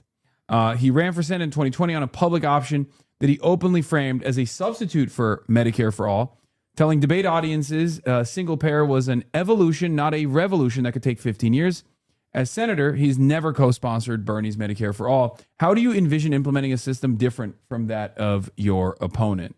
First and foremost, I show up and listen to people who oftentimes have either felt taken for granted by the party or not taken into account by the party at all, right? And as Hickenlooper has always been an executive, right? He was a business leader. He was an oil and gas executive, then a business leader, then mayor, then governor, then ran for president. Then when that didn't work out because he was out there telling people across the country that Americans did not want Medicare for all, Chuck Schumer then voluntold him to run for the U.S. Senate. There are clips of him from that first campaign saying, I'm not cut out to be in the Senate. But then he changed his tune and then ran. Look, at the end of the day, I think that no one is coming to save us but us. And so it requires a different approach to our politics. It requires showing up, listening to people, reminding them that we can have nice things if we're willing to stand up and fight for them. Yeah. There's obviously a lot of differences between you and Hickenlooper in terms of your attitude towards ICE as well. You already said that you want to abolish ICE. Hickenlooper's call for the overhaul of ICE, which I think is the wishy-washy focus-tested group that or focus group-tested messaging that centrist Democrats, corporate Democrats oftentimes deploy. But what do you think is the difference between your stances, and do you believe that ICE should be prosecuted, not just abolished, but prosecuted for their crimes? So let me take a step back and just share that the year that I graduated from high school, I'm 43, the year that I graduated from high school in 2001 is when the DREAM Act was first introduced. The DREAM Act is now old enough to get a beer, and it is older than ICE. And so many of these establishment politicians love to just talk about like, oh no, but ICE is an important part of our federal government. No, it isn't. It is it is a system. It is an agency and department that has existed for less time than the solutions that we have known that we have needed for decades. The cruelty has always been the point when it comes to immigration and customs enforcement. And I have seen firsthand doing immigrant rights organizing for like 20 years, both out in community and now at the Capitol and in the state Senate, seeing how ICE lies. ICE lies to local law enforcement, to local elected officials, to state elected officials. They're lying to the American people. And then Hick's response is, well, let's just have them put on body cameras. And that will be the reforms that we need. Let's have them take off their masks. They want to film the process to cut video footage anyway. As a matter of fact, the guy in the one of the ICE agents that shot one of the civilians in Minneapolis, he had his phone out. The one who shot Renee Good, he had his phone in one hand as he was filming the footage. So it's clearly not a solution whatsoever. There needs to be accountability. Absolutely. And when you're talking about abolishing ICE, replacing it with a system that works, breaking up the Department of Homeland Security, right? Yeah. Because there is a whole history around how DHS and ICE specifically came to be. And that goes back to the fear mongering that took place in the aftermath of 9/11, right? Where all of a sudden you saw immigration and criminality being conflated, and every immigrant was a potential terrorist. Every immigrant was a potential criminal that needed to get weeded out. And ICE has been the police force to try to inflict as much harm as possible. And quite frankly, I've seen what happens to good people when they get swooped up and caught up in ICE's dragnet policies. I've seen inside of the detention center. I worked as a paralegal at an immigration and criminal defense firm for years, where we would witness the extent to which ICE would lie with impunity and then have to back off only after they got caught. I've been inside those detention centers. Yeah. I've seen it firsthand. So speaking of the detention centers, the ICE detention center run by GEO Group in Aurora holds over 1,500 inmates in what some reports describe as horrific conditions. There's moldy food. People earn $1 per day in this voluntary labor program. Do you view this labor program as a continuation of the carceral system that grew out of runaway slave catching? And do you believe private prisons should be abolished? Let me tell you that story because I was a paralegal working alongside several of those immigrant detained clients who ended up being the lead plaintiffs in that litigation. And my homie David Seligman from Towards Justice, who's now running for Attorney General, and my bestie Hans Meyer, who was the immigration attorney who I worked alongside, were like the legal minds who understood that sometimes you need to file the litigation in order to create the political space to then force change. I'm so proud of the way that those detained clients said, I have nothing to lose. Let me go and try to advance this class action suit a decade on. And that case is finally coming up for its day in court. And I couldn't be prouder. But what is also clear is that your connection to the runaway slave patrols and the attempts by ICE to force detained people to conduct labor that they should be paid for a thriving wage, a minimum wage at least, not $1 a day, at risk of being thrown into solitary confinement if they refused, right? That is so closely related to the history of slavery in this country, the history of forced labor in this country. And it is why engaging in this work on many different fronts, whether it's organizing, whether it's legal, whether it's policy change, whether it's protest, all of those tools and tactics are needed in order to force that change to happen. GEO Group wants to build a second detention center now and at the Old Hudson Correctional Facility on the Eastern Plains. When you're a U.S. Senator, how will you work to stop these new ICE detention facilities from springing up in your backyard? Yeah, I'll say that Aurora, Colorado was the innovator. Back in 1987, actually, the GEO Group and the Aurora Detention Center was where for-profit immigration detention got its start. And so I feel like we have a responsibility in Colorado to end all of that private immigration detention, because what is clear is that at every single step of the immigration deportation machine, there's a profit motive that exists, whether it's surveillance with corporations like Flock and Palantir, right, who are monetizing surveillance of all of us, whether it's the detention corporations that are profiting like GEO Group and Aurora, CoreCivic, whether it's, Key Lime Air and the air companies and the bus companies who are profiting off of removal. When you actually strip out that profit motive, I was talking to my friend Chris Newman from Endelon, the National Day Laborers Organizing Network, and he was like, look, given this latest congressional spending budget approval, ICE now has more money funded to it per year than the IDF, right? And it's like, when you look at that level of resource that is being directed to inflict cruelty and pain so that corporations can profit, makes you ask the question, isn't there a better way? Couldn't we do things differently? Strip out that profit motive, ensure that people are treated with dignity and respect, ensure that there's enough immigration judges so that people don't have to wait, I don't know, decades for their case to come up in court. We know what the solutions are, man. We just need to go and do the work and have leaders willing to stand up to ICE, say, hell no, abolish it, prosecute, break up DHS, and then do the work to build a system that works for us all. Yeah.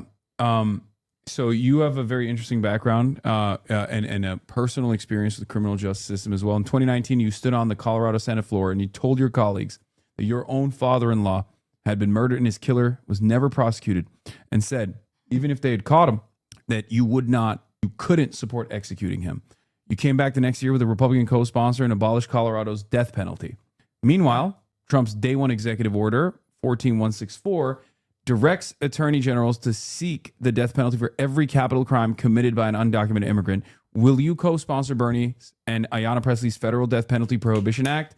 And what does federal abolition look like under a Trump Department of Justice that's specifically racializing who gets executed? Oh my gosh. I will. Can I give you some notes? I don't know what it is, but I'm seeing a lot of chatters, first of all, that don't know your background. Sure. That don't know the amount of time and effort that you've put in to all of these things that we're talking about. And you can start off by saying yes and then continue with the rest of because I know where you're coming from, but they don't. Yeah. And they're being dickheads right now. And I'm trying to, get them to chill the fuck out as well. But just you can start off with a yes. and then explain it, which I feel like would be a little bit, maybe would cause dummies in my community to be more understanding of where you're coming from. I appreciate that. I appreciate the notes. And also I'm a person who likes to provide context because I think that so much of this work requires nuance. And so thank you. I'll say that, when I came into the legislature and I thought it was just immoral that the state could say that killing someone is wrong. And so we're going to punish you by killing you. I just thought that was hypocritical and immoral. Yeah. And so, but also I served alongside in the state Senate and in the state House, two people who had been directly impacted losing their sons to murder. And just having to sit with that, it taught me that sometimes there are issues that are very partisan, are very Democratic or Republican.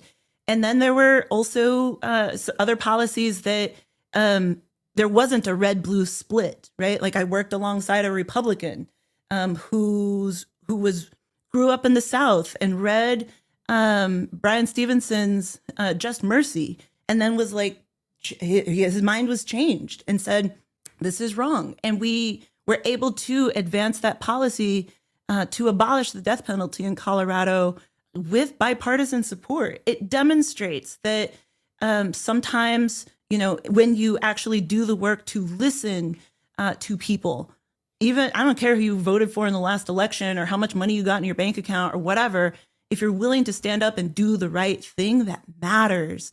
And so, thank you for asking about that, because it was the first time that it was the first big policy fight that I engaged in where you had to really stop and listen.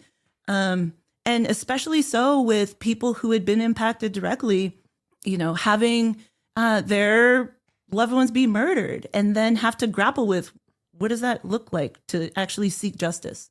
So you'll use the experience that you have to try to advance the Bernie and Ayanna Pressley's federal death penalty prohibition act then? 100%. Yeah, absolutely. And the last part of your question was about what does it look like to work within the Trump DOJ from your experience of crafting bipartisan legislature? Well, sir, have you yet received your administrative subpoena? I have not. I mean, that to me is, I don't mean to make light of it, right? But also absurd, right? Like Yeah. this DOJ is going and threatening people who it deems as targets, who it deems as threats, with the full weight and force of the federal government to come and try and target people, right? And what it perceives as a threat, because like the reason why what they're trying to criminalize is obviously political dissent. Absolutely. What they're trying to abolish is the First Amendment. This is a very devastating precedent that they've set out to change. But the actions that they're trying to target in this circumstance is the delivery of humanitarian aid. I went to Cuba with not only a journalism visa, but also on a humanitarian aid mission. Mm-hmm. And because the administration is considered that the administration considers Cuba to be a state sponsor of terror, a ridiculous designation that I think is morally repugnant, and our actions are even worse than just that designation alone against the Cuban population. But they want there to be illegal somehow. Yeah. And it's ridiculous. No other country has this kind of rule or restriction against what people can and can't do in Cuba. Like if I'm a Canadian citizen, I'm a Turkish citizen as well, I'm a dual citizen. So if I went to Cuba as a Turkish citizen, I could do whatever I want. I could stay at whichever hotel I want, do whatever I want in Cuba. As an American citizen, I have these ridiculous restrictions, and it goes unnoticed. And I hope that people will see this as a moment and really reconsider their lack of interest in what we've done to these other countries, including Cuba. You know, part of what I wanted to take sort of 2 points of what you said. One around, how to advance abolition or criminal justice reform policies in the context of the Trump administration, when the Trump administration is acting with impunity and threatening to go after its perceived threats, right? I will just say that, there's only one person who's a 34-time convicted felon, right? And he's the president of the United States, full stop. So he should know he should know, understand, and recognize the importance of leniency, criminal justice reform, clemency, right? Like the rule of law. That I'm going to set that aside for a second, though, and talk about Cuba and how this all fits in to this politics that has resulted in endless wars, right? Because I do think that actually the two things are connected. And we saw, right, that Secretary of State Marco Rubio, another person that Hickenlooper voted to confirm, played this game of regime change first in Venezuela. Instead of declaring an act of war and starting there, they used some sort of trumped up drug charges, and engaged in that with a quickness. I think they thought that they were going to play the same playbook in Iran. Yeah. And it's clear that that has not worked. There was no plan to get in, get out. There was no justification to begin this war in the first place. And there's clearly, when we're spending $1 billion a day, no plan to get us out. But then you see that they are now setting up what is going to be the thing after we end the war in Iran, because that's not going well. And it looks like it's going to be Cuba. Secure a quick victory in Cuba in the same way that that they perceive what they did in Venezuela to be a victory as well. It's horrifying, and how little we care about other human beings is shocking to me. Even though I know the depravity of the American state at times, especially as it pertains to foreign policy. Yeah. But we were talking about clemency and criminal justice reform. Well, your state of Colorado has a governor and a former r/neoliberalism moderator, Jared Polis. He granted clemency to Tina Peters, a former county clerk who was serving a prison sentence after being convicted of allowing unauthorized access to voting machines in the aftermath of the 2020 election. The Colorado Dems censured him. He came back today, I think, with a tape over his mouth in one of the Zoom sessions that they were doing. What's your personal take on the situation as someone who is invested in criminal justice reform? Do you believe Tina Peters was simply a patriot trying to unrig the 2020 election? Dude. Okay. Jared Polis is a multimillionaire who thinks that he is always the smartest person in the room. Look, when he first ran, I was so excited about his candidacy and campaign because he was talking about being a champion on immigrant rights. He was talking about being a champion on cannabis legislation. And I was like really excited about that, right? Someone who couldn't be bought by the corporate lobby, right? Like, and now 8 years on, a new governor can't come quick enough. And what has been incredibly frustrating, right? Tina Peters was a Republican clerk and recorder who got sucked into the Trump big lie. And she committed multiple felonies and misdemeanors and was prosecuted in one of the most Republican counties in the state of Colorado and convicted by a jury of her peers. For Jared Polis to then go and say, and for months hold on anybody being able to access clemency or pardons in order to wait until 2 days after our legislative session concluded to then drop this. I think that he called Lauren Boebert before he called Democrats, right, to let them know. Bipartisanship. God. And now that I was one of the 700 Democrats who said, hell no, he needs to be held to account and recommended his censure. And he's a political prisoner now because of you. Oh my gosh. Don't threaten him with a good time. But genuinely, it is when men who have incredible amounts of personal wealth finally find out the consequences of their actions, and then they act as if they are being targeted and persecuted. Come on. He is suffering the consequences of his own actions. And here we are, right? Don't you feel like Also, he's faced tremendous adversity as a Redditor, though? As a person who was a moderator of the r/neoliberalism subreddit? that man has never had a boss in his entire life. I feel zero empathy for him and his millions and millions of dollars. He can wipe away his tears with that money and be held to account for his consequence. What I worry, though, is that he is trying to set himself up for some sort of political encore after being in after serving as our governor. And all I can tell you, man, is that not only on this issue, he has vetoed already once and is threatening to veto a second time the Worker Protection Act, which would make it easier in Colorado for workers to unionize. He is, I know, super, like, so oppressed. Drama so oppressed. queen. Drama queen. Like, miss me with that. Sorry. And look, not only on this, around clemency for Tina Peters, threatening to veto the Worker Protection Act, which is the main priority of labor unions in the state of Colorado. He also rolled out the welcome carpet for Palantir to come to Colorado. Look, I worked on a bill to require that ICE goes and gets a warrant before they can access Coloradans' personal identifying information. Mm-hmm.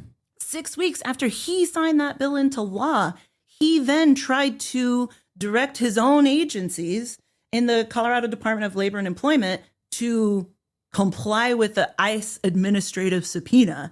And a whistleblower took him to court. I had to testify in that case to tell the judge about the intent of our law and why it was clear that Jared Polis, our dear governor, was trying to subvert the intent and the plain text of the statute that we wrote. Yeah, he's terrible. But I think like Jared Polis and Hickenlooper are of the same, cut from the same cloth, very wealthy dudes, very out of touch. And on top of that, like they might have some redeemable qualities every now and then in office, like, but ultimately their output broadly is not ever going to center the working class in Colorado. Mm-hmm. One of the examples that I would like to use now is Hickenlooper has taken over $270,000 from AIPAC-aligned donors since his bid to become senator in his 2020 campaign. You've called AIPAC support for Hickenlooper repulsive and immoral. You've said you take zero corporate PAC dollars, $0 from AIPAC in particular, Why do you hate AIPAC so much? Do you not want my favorite emotional support apartheid state's voice to be heard and represented adequately in American Congress? Look, there is so much money infecting our politics right now. I think that we ought to, I think that the Democratic Party needs to stop being the like Diet Coke version of being bought and sold to dark money, full stop. And I also think that the way that AIPAC is going about its donations to support candidates is repulsive. I take zero AIPAC dollars, and I think that instead we should all work together to ensure the safety, security, and self-determination of all people who are living in Gaza right now. Like, that to me is the path forward. But what is clear is that instead, AIPAC pushes a politics that makes it easier for politicians to just shut up and say nothing than to speak out when there are war crimes playing out on our phones that we can all witness. When there is a genocide that is taking place, and if you don't believe me, look at where Amnesty International, look at where the International Consortium of Genocide Scholars. I can't hear you. Actually, again, you're bringing up these things, but this is hurting my feelings. I'm sorry. And my feelings are much more important than the safety and security of millions of Palestinians. What do you have to say to that? This isn't about your feelings. Sorry. Let us actually ground ourselves in the lived experiences and the harm that Palestinians, and also, I will also say that there are plenty of Israelis who are also as viciously critical of the Netanyahu government's actions. Look, Israel is it's a not small about, nation. It's Israel, true. small nation, size of New Jersey. And I rest my case. Feelings about the dark money that is impacting our politics cannot carry over the day. We're in a real inflection point right now, I think, as a Democratic Party, as to who we are going to be and who we are going to fight for. And I am trying to do the work to return Colorado and the American politics to being by, for, and of working people. Will you sign on to Block the Bombs Act? Yes. Do you support defensive aid to Israel like the Iron Dome? Look, on this, I do support the safety and the security and the self-determination of all people. But I also think that in this moment, when Israel has broken and demonstrated its inability to actually protect human rights and is committing genocide, then they no longer should receive any aid from the U.S. government. Full stop.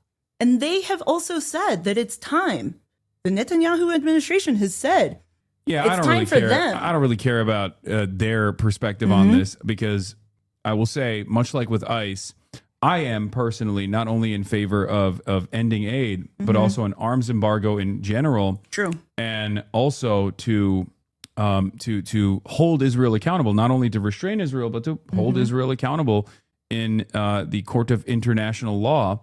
And I feel like that's a conversation that gets lost in this circumstance. Like the fact that Benjamin Netanyahu is in favor of also ending aid. I mean, he's been saying that since 1994, I believe. So it's irrelevant. It's immaterial to the conversation. But also, AIPAC and the politicians that they buy then go and say, well, even though for damn near 20 years or just over 20 years, the Israeli government has said, we no longer need that support. We should end that support. They are still going and providing millions of dollars of aid.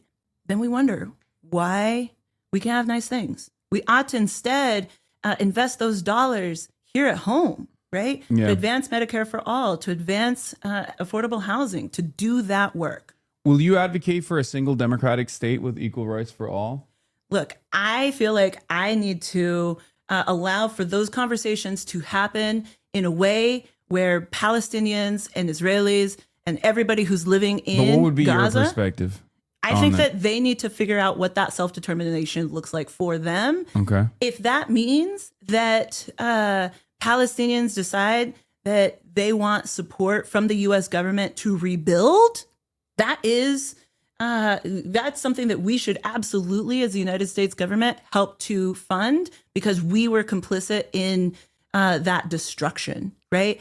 What I believe, as a Chicana, as someone who has witnessed borders crossing over and turning my ancestors into U.S. citizens overnight, right? After the consequence of a war.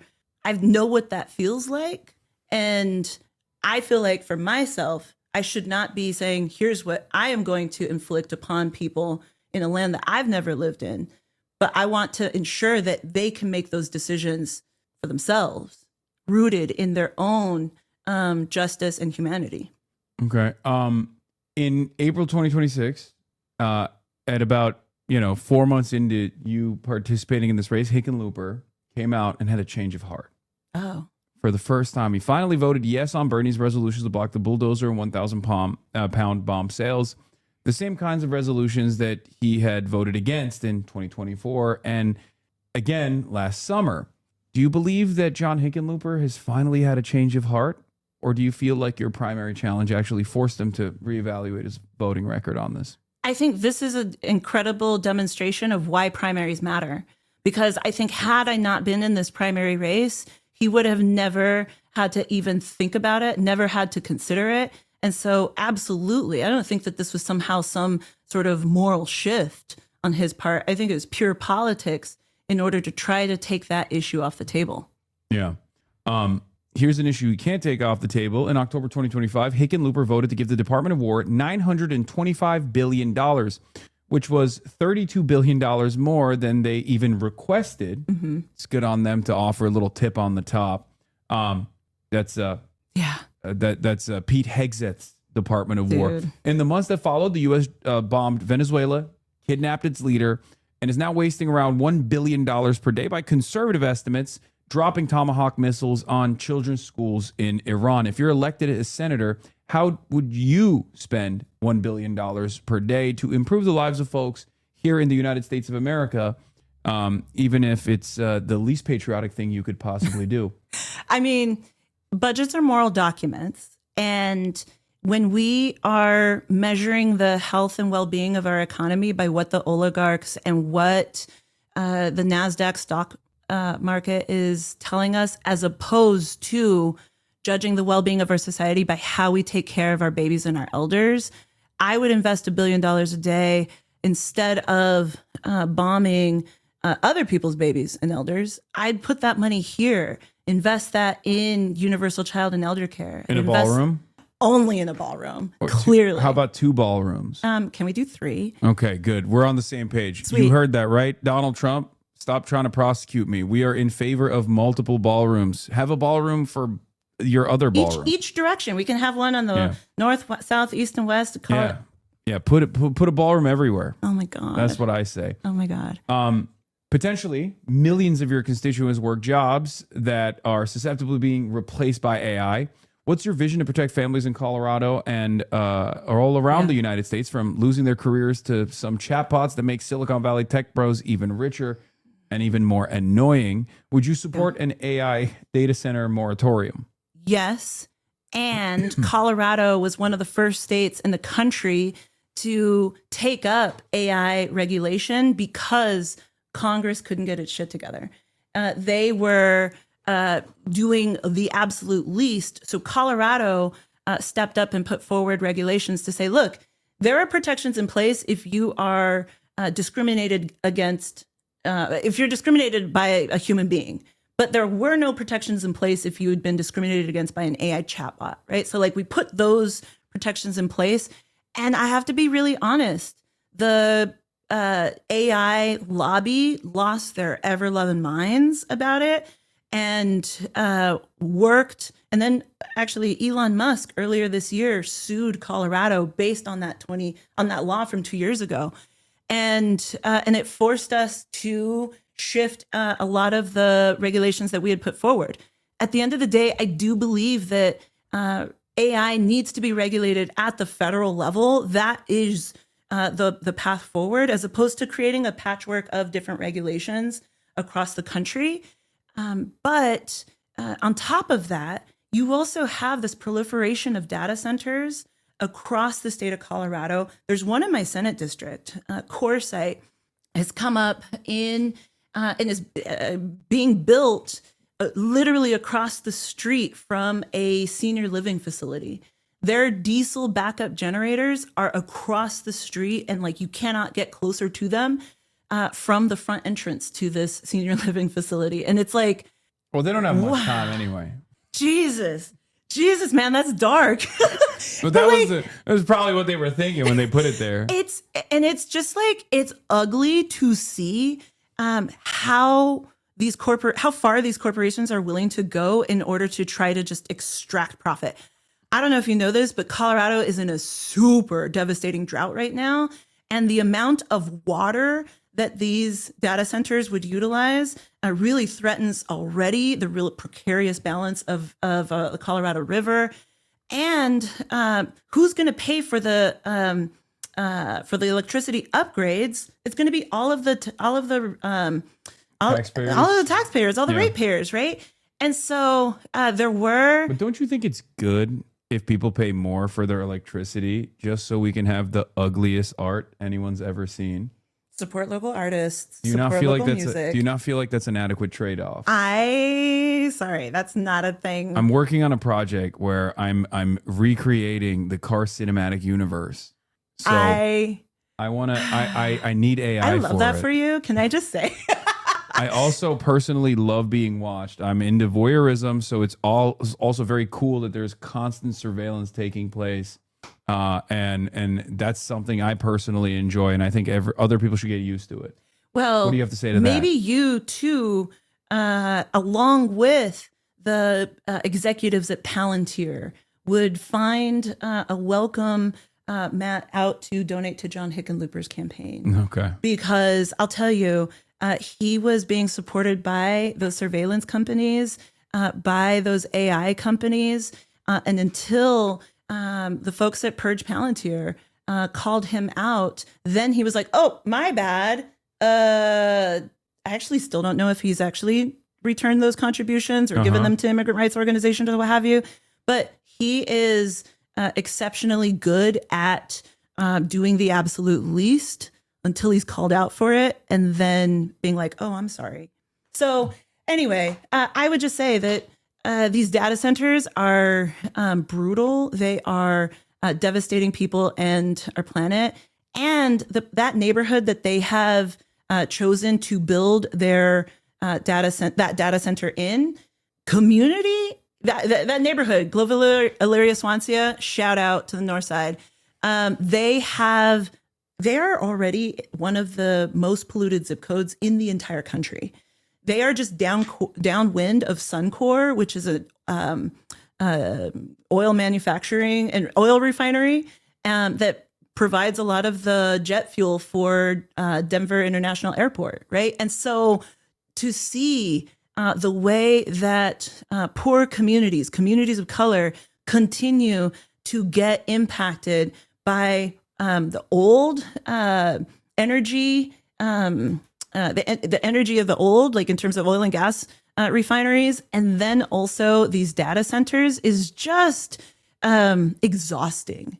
And it got so bad that there was a community meeting that CoreSite, this data center corporation, realized that community was going to show up to, and so they dropped out the morning of the meeting. And there were hundreds of people demanding answers about what this data center was going to do, who was going to pay for it, and what their plans in terms of electricity and water and all these things were going to be. And CoreSite's answer was, never mind.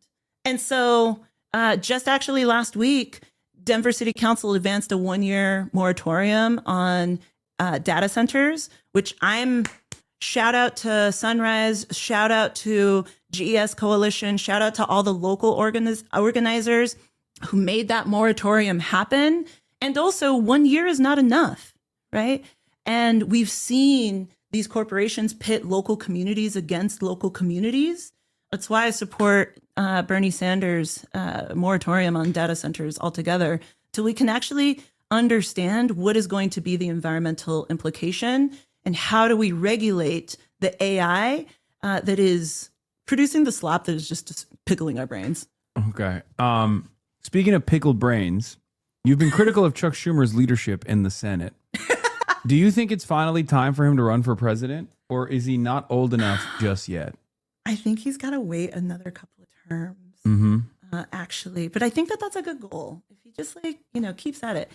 No, man, honestly, he is Chuck Schumer is a huge part of why Americans can't have nice things. He has effectively managed our descent into fascism instead of doing the work to listen to the rage of the base and actually build an opposition party to this MAGA extremism. He's instead just engaged in the politics of go along to get along, poll-tested politics that results in nothing happening. And the billionaires and the corporations that they control raking in the corporate profits while they still can. I wouldn't support Chuck Schumer to continue on as the Democratic leader. And I think that also with Amy Klobuchar and Dick Durbin stepping aside, that there's a real opportunity for an entire new generation of Senate Democratic leadership that can actually divest us from our addiction to corporate PAC money and actually return us to being a party for the working people. All right. I got two last questions for you. And I have a question for you as well. All right, perfect. Well, me first. Okay. This is the Zoran method. He was able to define his own campaign by 5 easy to identify policies.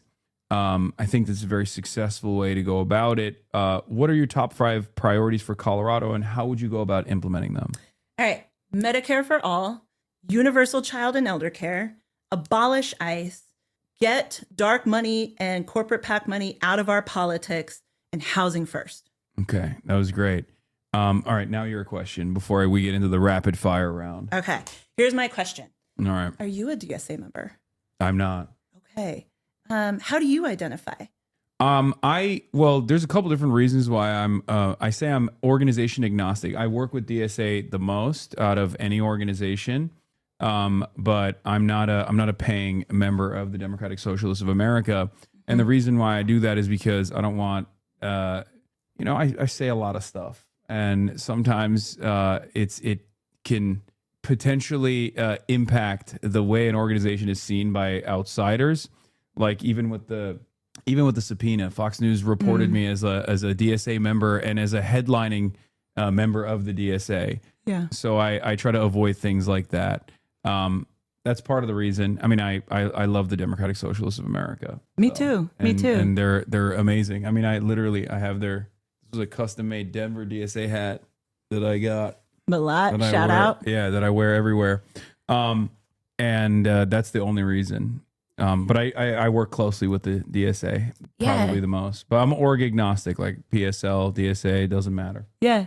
So I just want to step back from that because it was one of the earlier questions that you'd asked me is like, why are you a member and why did you let your membership lapse? Like, I'll just be really honest.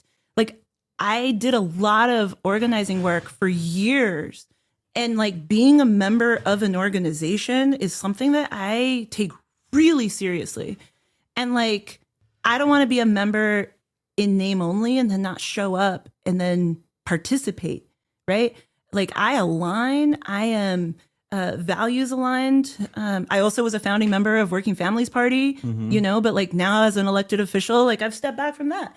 But now I'm endorsed by Working Families Party. Like I've endorsed by Sunrise. I'm endorsed by the AFL-CIO and Rocky Mountain Equality Action Fund and like a whole constellation, right, of progressive and leftist local and state elected officials, right? Like, I really appreciate that. Like you being willing to like understand how your positionality within a broader movement matters, right? And like we have to treat that with the nuance that it requires. I and do it deserves. identify as a socialist, though. That's Yeah. I mean, I'm very open about that. Yeah. I don't even mind being called a communist, even though I don't know if I would be considered a communist regardless. So that's like my reasoning for DSA is not like ideological. I love the Democratic Socialists. They're great. Yeah.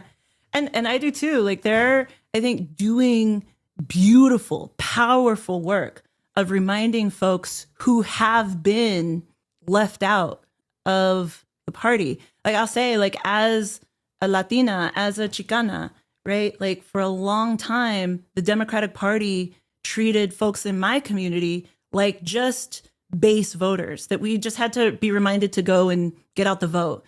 When like actually the Republican Party and especially MAGA extremists have been going and targeting and actually trying to persuade Latino men, especially, right, to go and leave the Democratic Party and adopt that MAGA extremist vibe. And I think that DSA, Working Families Party, Sunrise, like those organizations are doing beautiful work to remind folks we don't have to settle for crumbs. We can actually live our values and we can actually have nice things if we're willing to stand up and fight for them. And so I take that like perspective as an organizer and as a member of a broader movement, right? Really seriously and think of it matters. And so I don't know. I really appreciate you being willing to chat about that with me. Yeah.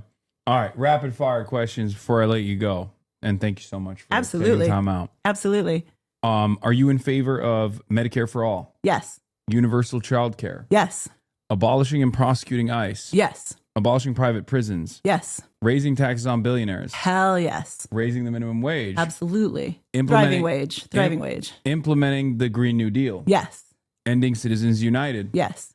Banning congressional stock trading? Yes. Hickenlooper's not going to like that. Ending America's embargo on Cuba? Yes. Ending America's war on Iran? Yes. Ending aid to Israel? Yes. A free Palestine? Absolutely. All right. Well, thank you so much, Julie Gonzalez, everybody. For people that are hearing you for the first time today, what do you want them to understand about your convictions and how can people contribute to your campaign, both inside of Colorado and outside? Absolutely.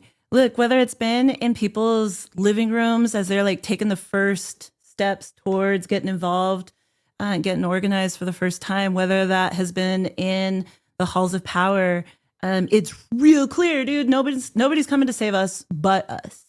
And so the work that we all are collectively doing to remind people that we can have nice things if we're willing to stand up and fight for them. That's the work. That's the work of this campaign.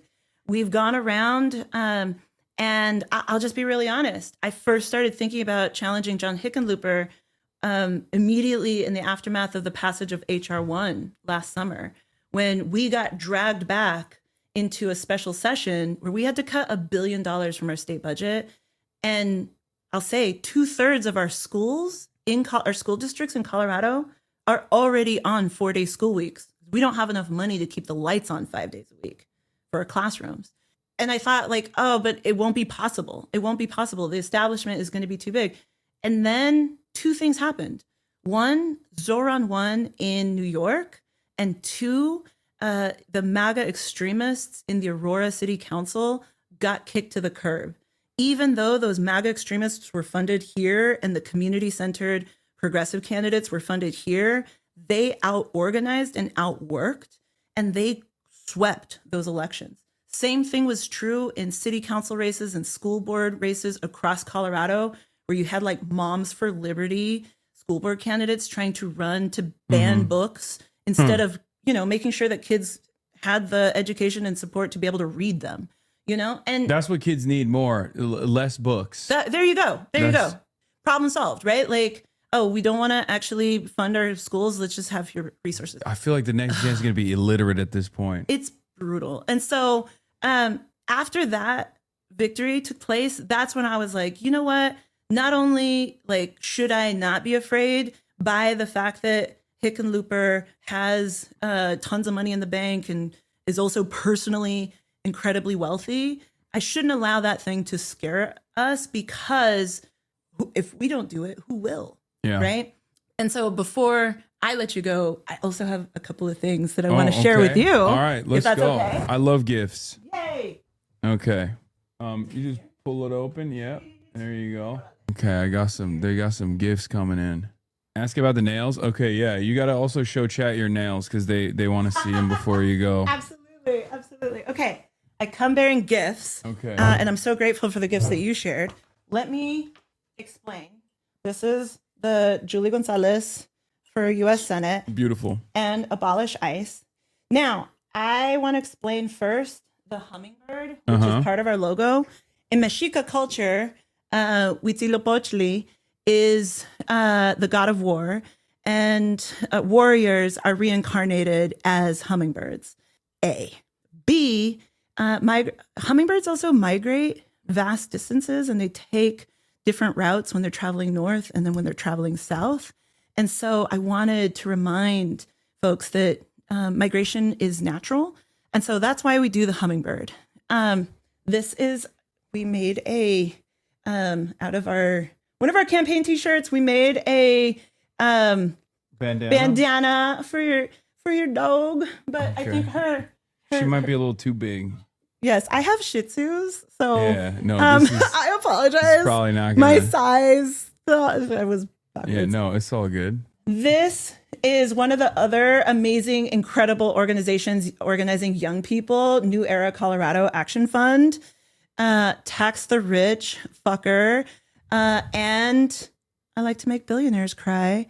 So, with love from the crew at New Era. By telling them heartfelt stories. There you go. Okay. Whoa. Democracy needs immigrants. I got trained up to understand how to run for office or how to be a political worker through New American Leaders Action Fund. There are 2 buttons. One from my campaign and the other, always trust Black women. Nobody is free until everybody is free. Fannie Lou Hamer. And then, because there is so much toxicity and vitriol and pain in this world, I bring you some sage, because may it be cleansing for you. May it always be a reminder of the good work that we all are trying to do, even in the midst of great challenge and crisis. Okay, Thank you for that. This is, have you burned sage before? My mom does, yeah. Yeah, okay. So as a Chicana, we've been using lots of sage in my life. Jessie Broom is an incredible artist in Colorado. Not only did she design our campaign logo, she also designed these beautiful stickers. Do you know Blucifer at the airport, right? Yeah. The freakish horse, the scary horse. So the story of Blucifer, who P.S. is patron saint of Denver and the international airport, Blucifer killed his artist. That's his creator. What I've heard. Yeah, he's got bad vibes. So you gotta ask for Blucifer's blessings whenever you travel. Okay. For smooth travels at DIA. Last 2 things. My husband Ben, shout out babe. He organizes La Raza Park Day, which used to be called. It's a park in the north side that used to be called Columbus Park, if you can believe it. Even though that neighborhood, which had been Italian, had been Chicano for a long, long, long time, everybody called it La Raza Park. We actually fought to rename the park as La Raza Park, and then my husband organizes La Raza Park Day. And so on the front, you can see. And then on the back. Solidarity, you love to see it. So my husband has a Cadillac. You can see it in the launch video. It's the green Cadillac Calais. And so he's like big. We met I was doing political organizing. He was doing. And you saw the Cadillac and you were like, I'm smitten. Like, absolutely. And he was doing I was doing political organizing. He was organizing art shows, hip hop shows, organizing culture. And dude, as much as Political organizing is complicated. Organizing artists, whole other world. Shout out, babe, I love you. And then this is from Chris Newman over at Endelon. They're doing the National Day Laborers Organizing work. National Day Laborers Organizing Network is doing all of the ICE out of LA organizing. And, Hell yeah. you know, he wanted to make sure that you had that to keep us all safe. ICE, you should put ICE, DOJ, Yeah. all of them. I don't know if they'll listen to that sign, Shoot. but we'll see. Constitution protects us all.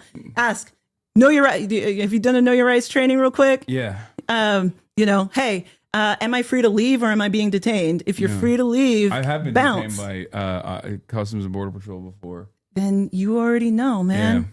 You don't say anything other than your full name and your date of birth. That is it. Yeah, I need that. I need Ask one to for speak to a Fox lawyer. News. Get Fox News off my property. Shoot, there you go. Yeah. Do you want to see these nails? Yes, please show All them. right. What do I do? I'll just Here, show we'll them just- here. We'll do a closer camera. And I'll say, shout out to, like on Instagram, Nayeli's Pretty Sets. She hooked it up. She is a Chicana nail artist in the Denver area, and she is just brilliant. So she put my campaign logo. That's sick. She also put the mountains on my campaign logo is actually the mountains in southern Colorado where my family's from, where we go back generations. They want you to get closer. You got to get closer. Shoot. All right, Just all get right. right up in there. It'll. Oh, Maybe. There you go. Hi. Okay, so this is my family goes back generations down in the Sangre de Cristo Mountains in Gardner, Colorado. That's where my people are. Let's see. I had a loteria card here. I'm sorry, I snagged it on something, so don't look at that one. We got a rose. We've got some pinstriping, lowrider pinstriping here. We've got the Corazón Sagrado here. And then we've got a cactus. And then the hummingbird here. And then we've got some Talavera inspired chrome here.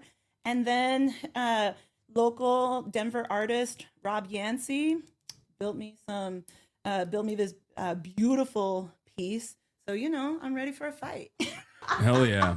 All right. Julie Gonzalez, thank you so much for coming on. I appreciate this you. This was wonderful. This is beautiful. Thank you.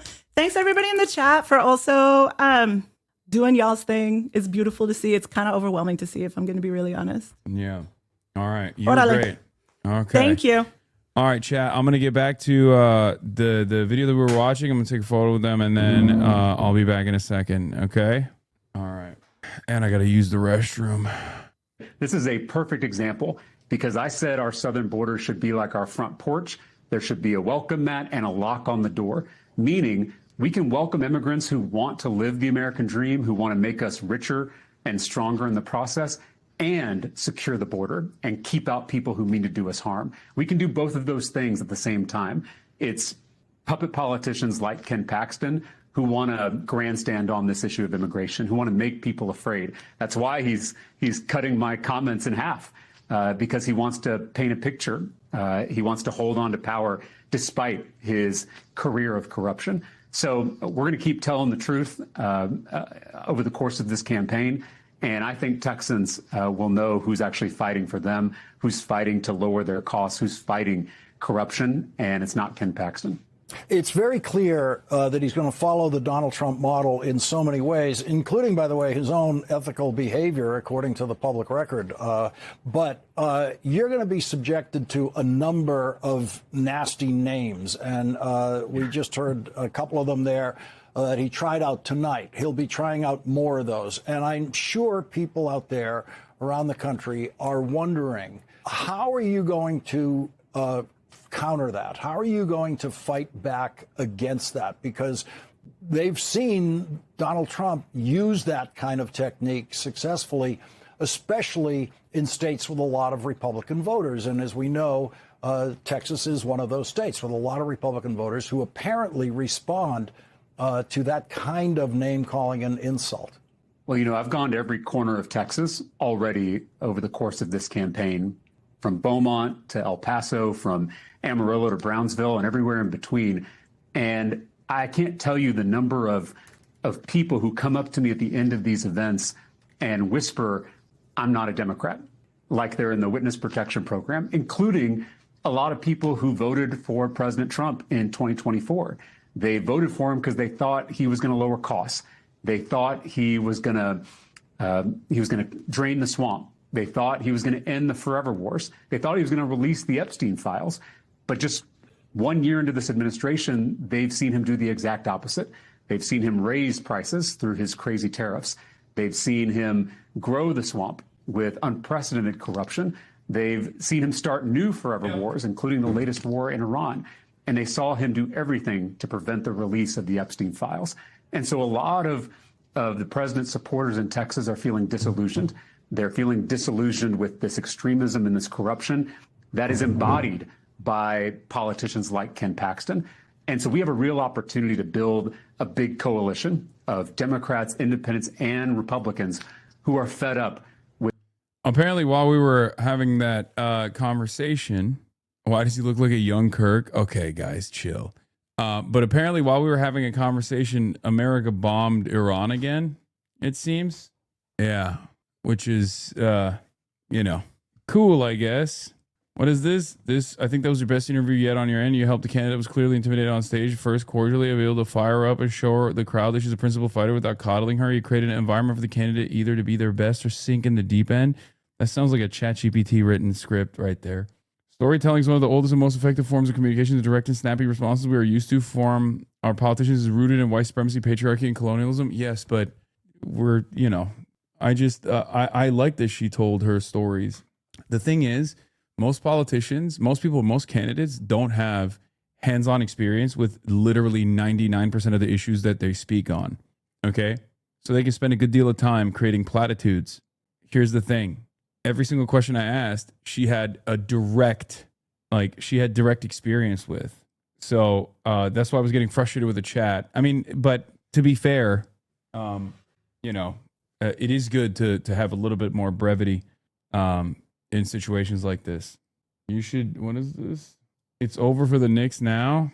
Hakeem Jeffrey celebrates the Knicks in a new Instagram post. New York is different when the Knicks are crushing it.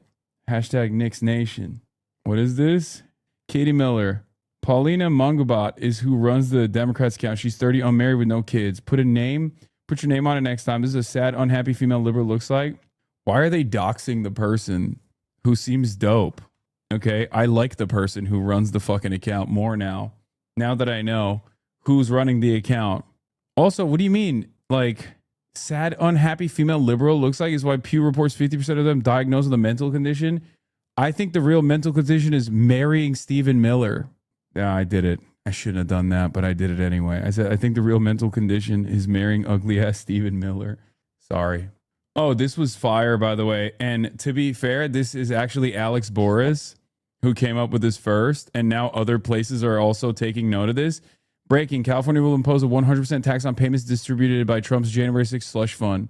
It was shout out to fucking Alex Boris who came up with this policy first, which is brilliant. And yeah, that's instantly subpoenaed again. Yeah, it was Boris that came up with it. It's actually very smart. And now California's doing it too. Calls grow for Home Office to block U.S. anti-Israel streamer Hassan Piker from entering the UK. Hassan Piker is listed as among the speakers at an event called How the American Left Learned to Speak the Internet at London South by Southwest in early June. A Labour MP has called for a prominent U.S. live streamer to be barred from entering the UK, urging the Home Office to revoke his visa ahead of a scheduled appearance at London Festival. David Taylor, the MP for Hemel Hempstead, stated that Hassan Piker's presence would be not conducive to the public good. Mr. Piker, a significant online personality with over 3 million followers on Twitch and more than 1.5 million on X, is listed as a speaker at London South by Southwest in early June. He's said to participate in an event titled How the American Left Learned to Speak the Internet. I'm also going to the Oxford Union when I'm in the UK, and I have another thing with Yanis Varoufakis as well. The festival itself champions him as redefining what political commentary looks like in the digital age, highlighting that his live stream reaches more than 30,000 people daily. London might ban you. It's sad. However, the live streamer has faced considerable backlash over several controversial statements.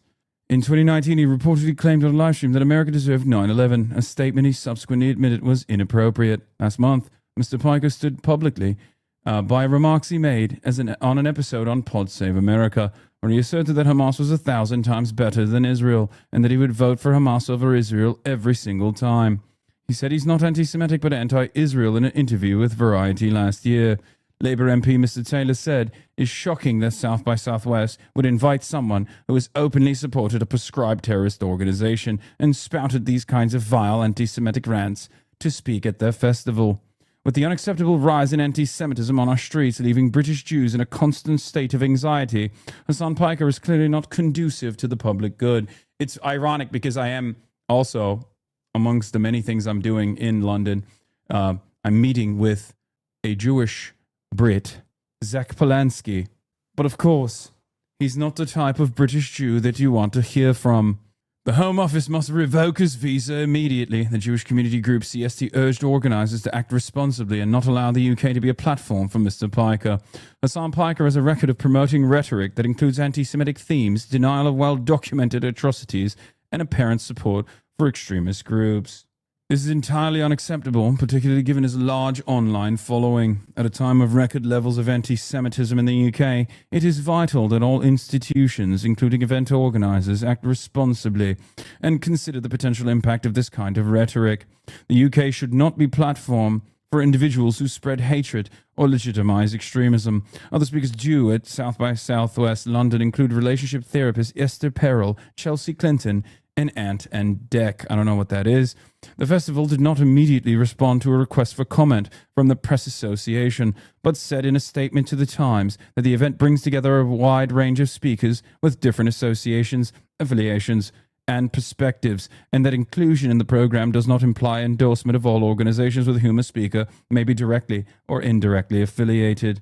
It added, South by Southwest London is built as a platform for open exchange across culture, business, creativity, technology, guided by our ethical framework and code of conduct.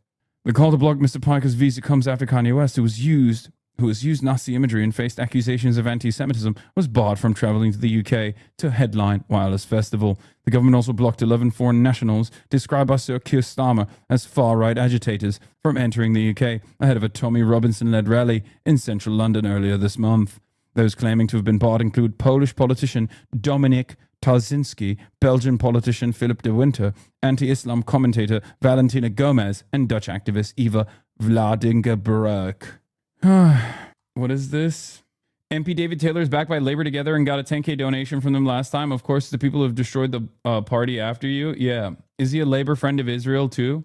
Yeah, GP News. London Festival invites speaker who said he would vote for Hamas over Israel and US deserve 9/11. It's London might ban you. It's sad. You might need to fly to England. What? What does that even mean? Do you think it's a legitimate criticism to say your continued participation on the site formerly known as Twitter is driving eyeballs, consumers, and money to Elon Musk? Like right now, you're platforming Twitter, driving traffic, and boosting the ad revenue of Twitter? Yes. I'm doing it on purpose, though, because I love Elon Musk. Elon Musk and I have a secret arrangement where I'm trying to drive as much traffic to the platform that is, you know, one of the main vehicles for discourse, regardless of how fucking stupid and how Nazi-riddled it is. Because unfortunately, in this day and age, the commons are almost entirely in the hands of billionaires and are utilized. Like the town square is no longer the real town square. It's unfortunately in the hands of singular billionaires who utilize the town square to turn it into a neo-Nazi shithole. And I personally believe someone has to fight that good fight. You might not be that person. I'm that person. I'm willing to fucking take that battle on every single time. You could push people to Blue Sky or elsewhere, maybe not change the world, but make it better. Yeah, no. I go where the discourse is, okay? And Twitter is where a lot of discourse originates from to this day, okay? It's that simple. It's my job. Also, I don't know if you know this, but you're on an Amazon-owned platform, and it's not like Jeff Bezos is great either. You got to work within the confines of the system, you know? What is this? She responded. Now seems like a good time to share that I'm getting married. We just put down the deposit on the venue and brought my dress. I didn't end up picking this one, but I thought it looked nice. Congratulations to her. it's crazy to fucking put a random Democratic Party staffer on blast like this. But that is the world we live in. Did Jeff or Elon shock their dogs? I mean, they're billionaires. I don't know if they've shocked their dogs. I feel like they've probably done way worse things than what you suspect I've done, if that's your accusation. You know, you're defending billionaires, buddy. Like, do you know how many fucking Amazon employees have died on the job? I know you're trying to, yeah, that is when they're not pissing in fucking bottles. What is this? Blue Sky really is the weirdest social media site ever created. It's like the most toxic liberals built themselves a prison and then locked themselves up in it and now have 10 riots a day. Why would you do that? Labor UK Reddit defending you. Labor Reddit. Jewish groups call on UK to bar dangerous Soundpiker amid anti-Semitic attacks. Are they the same groups that welcome reform to the anti-Semitism rally? Yes. And they've welcomed in far, pun intended, more dodgy characters than just Reform and Farage.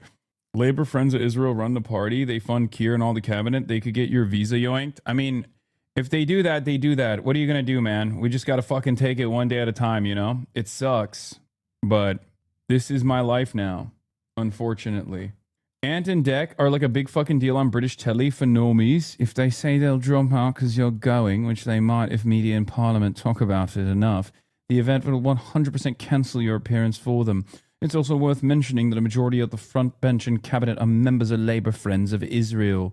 Yeah, it's not like I get paid to do this stuff, you know? I'm doing this for my UK audience, right? I'm going out there to see people at Oxford Union, and I'm going out there specifically for my UK audience. It sucks for them. Like, if I'm not allowed entry into the country, it's not going to, you know, destroy my life in any way. It sucks, you know? If they cancel, they cancel. South by Southwest loses. No. I'm saying South by Southwest canceling doesn't even mean anything. There's a bunch of other stuff that I'm doing there as well. But what I meant was, what I'm worried about is not South by Southwest canceling. What I'm worried about is the UK not allowing me entry into the country, and yeah, I already have a visa. There's also another event that I'm doing with Yanis Varoufakis. There's also on top of that another. I'm doing Oxford Union, Yanis Varoufakis. I'm gonna meet up with Zach Polanski as well. Wouldn't you know beforehand if you get banned? Yeah, I think they would probably establish the ban beforehand. I feel like it'd be crazy if they just like fucking deported me after, you know, I get to the UK. That'd be really fucked up. If they deport you, you can't come back for like 10 years. What are you gonna do? Our admin would do that, less likely in the UK. Yeah. Like, the UK is interesting because on the one hand, they have like ridiculous speech restrictions, especially on what you can and can't say around the issue of Israel, right? But then also at the same time, they're not as like, I guess they're not as egregious. Can't Big Mamdani give you asylum? Dude, I'm going to fucking lose my mind. What is Zoran Mamdani able to do in the United Kingdom? Like, what do you think Zoran Mamdani can do about the UK? Actually, this is the funniest. It's becoming a meme at this point in this community. Anytime something happens, they're like, well, what about Zoran Mamdani? Like, motherfuckers act like he's the mayor of America and the rest of the world. Starmer isn't going to do anything right now, and he's a lame duck with Burnham about to come in. You'll be fine, King. Yeah, they're speaking about the subpoena, but it's equally stupid like he's a king. Yeah, Zoran Mamdani's going to fucking combat the Treasury and the Department of Justice. Chad, do you think a hardline communist like Keir Stalin is going to listen to a lib like Mamdani? Thank you. That's what I was saying. I have it on good authority that Keir Stalin has called Zoran Mamdani a social fascist who has betrayed the revolutionary cause. And that he is disgusted with the way that Zoran Mamdani has advanced the period of de-Stalinization. He feels like Stalin's contributions to Marxist theory, his contributions to revolutionary praxis should have been taken note of and should have remained in the books. And that de-Stalinization has created an environment of counter-revolutionary activity and behavior that will inevitably lead to the fall of the USSR. That's what Keir Stalin said about Zoran Mamdani. I heard him say it. Yeah. Yeah, I was there. Scoop, U.S. military carries out new strikes in Iran, this time against a military site that pose a threat to U.S. forces and commercial traffic in the Strait of Hormuz, a U.S. official tells Reuters. The U.S. military has also intercepted drones being launched from Iran today. Story coming. Yeah, this is such a funny way to go about it, where America is just like, I'm not hitting you. I'm not hitting you, you know? But then is hitting Iran. And it's funny because it's like, is the war back on? Is it not? It's interesting because, like, America's realized that if they do these kind of like limited strikes on Iranian soil, then Iran just won't like reinstigate or reestablish the war. They won't go like, oh, the war's back on. They're literally forcing Iran to play the role of stabilizer in this initiative. And if they don't reestablish deterrence, if they do not reestablish deterrence militarily, America's only going to keep doing this over and over again. Take fucking pot shots. Israel's going to keep blowing up Tyre and all these other places. Israel earlier today issued an evacuation order. You'll never guess who made an appearance. Yeah, Cheese Girl did. I know. I did see this. The girl who is addicted to cheese. Wait, is that her? Is she still addicted to cheese? I don't know. Arab Gulf states want the war over, Safir Leaf said. They do not want resumption. They will not give basing and overflight access. Rights to U.S. to resume strikes. They have no say in this. That's what I think. Critical support. U.S. Justice Department launches criminal investigation into Trump accuser E. Jean Carroll. Oh my God. Oh my fucking God, dude. Jesus Christ. What are we doing, brother? What are we doing, brother? It is completely out of control. Everything this administration is doing. Please, someone needs to fucking restrain this goddamn criminal administration. If America became a dictatorship, it would probably be because of people like Hassan Piker. I'm originally from Venezuela. I say that if people like Hassan Piker, like Zohar Mamdani or Ilhan Omar had been born in Caracas instead, they would be part of the Maduro regime. What? I don't care about the fucking Manhattan Institute dickhead from Venezuela coming in to GBN. After tireless struggle by victims and finally an hour TV documentary this week, settlements south of Jerusalem admit their leaders have long created child pornography by filming. They gang rape kids in the community. No longer in denial, Gush Etzion admits to ritual abuse. What the fuck? What the fuck? What? Bro, what goes on in Israel, man? What goes on? I mean, I guess it's not that different from like other religious fundamentalist enclaves when you really think about it, because like this is the type of shit that's happening behind closed doors in like fundy areas in America too. It's just the problem is Israel being being an ethno state that is basically turning slowly but surely into a theocratic ethno state. It's just happening more and more. It's becoming more and more commonplace, I guess. Yeah. I mean, that's America's future too, for the record. And some might even say it's America's current. But bro, trying to nuance pedophilia? No, I'm not trying to nuance pedophilia, man. What the fuck are you talking about? I'm saying that it's unfortunately more commonplace than you would think. You understand? Israel is a fucking ethno state, and its unlimited appetite for death and destruction of the Palestinians has created this environment where more and more radical elements, more and more fundamentalist elements have actually taken a stronger foothold in Israeli society, in Israeli politics, in the Knesset, in the governing coalition that Benjamin Netanyahu created and designed. This is how the far right seizes more power and more control. And with that, there are cultural changes that take place. Heinous crimes, heinous instances of violence become more commonplace. This is how a society turns into a Nazi society. Israel is already there. America is also kind of there it's region specific to a certain degree, but that's what we're bouldering towards. Okay? That is what we're bouldering towards.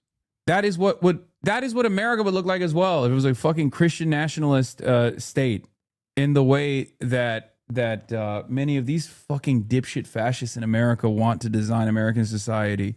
In some ways, obviously, Western fascism taught Israel everything it knows, but now Israel has accelerated beyond the version of Western fascism that exists in America, and America is basically following closely behind Israel.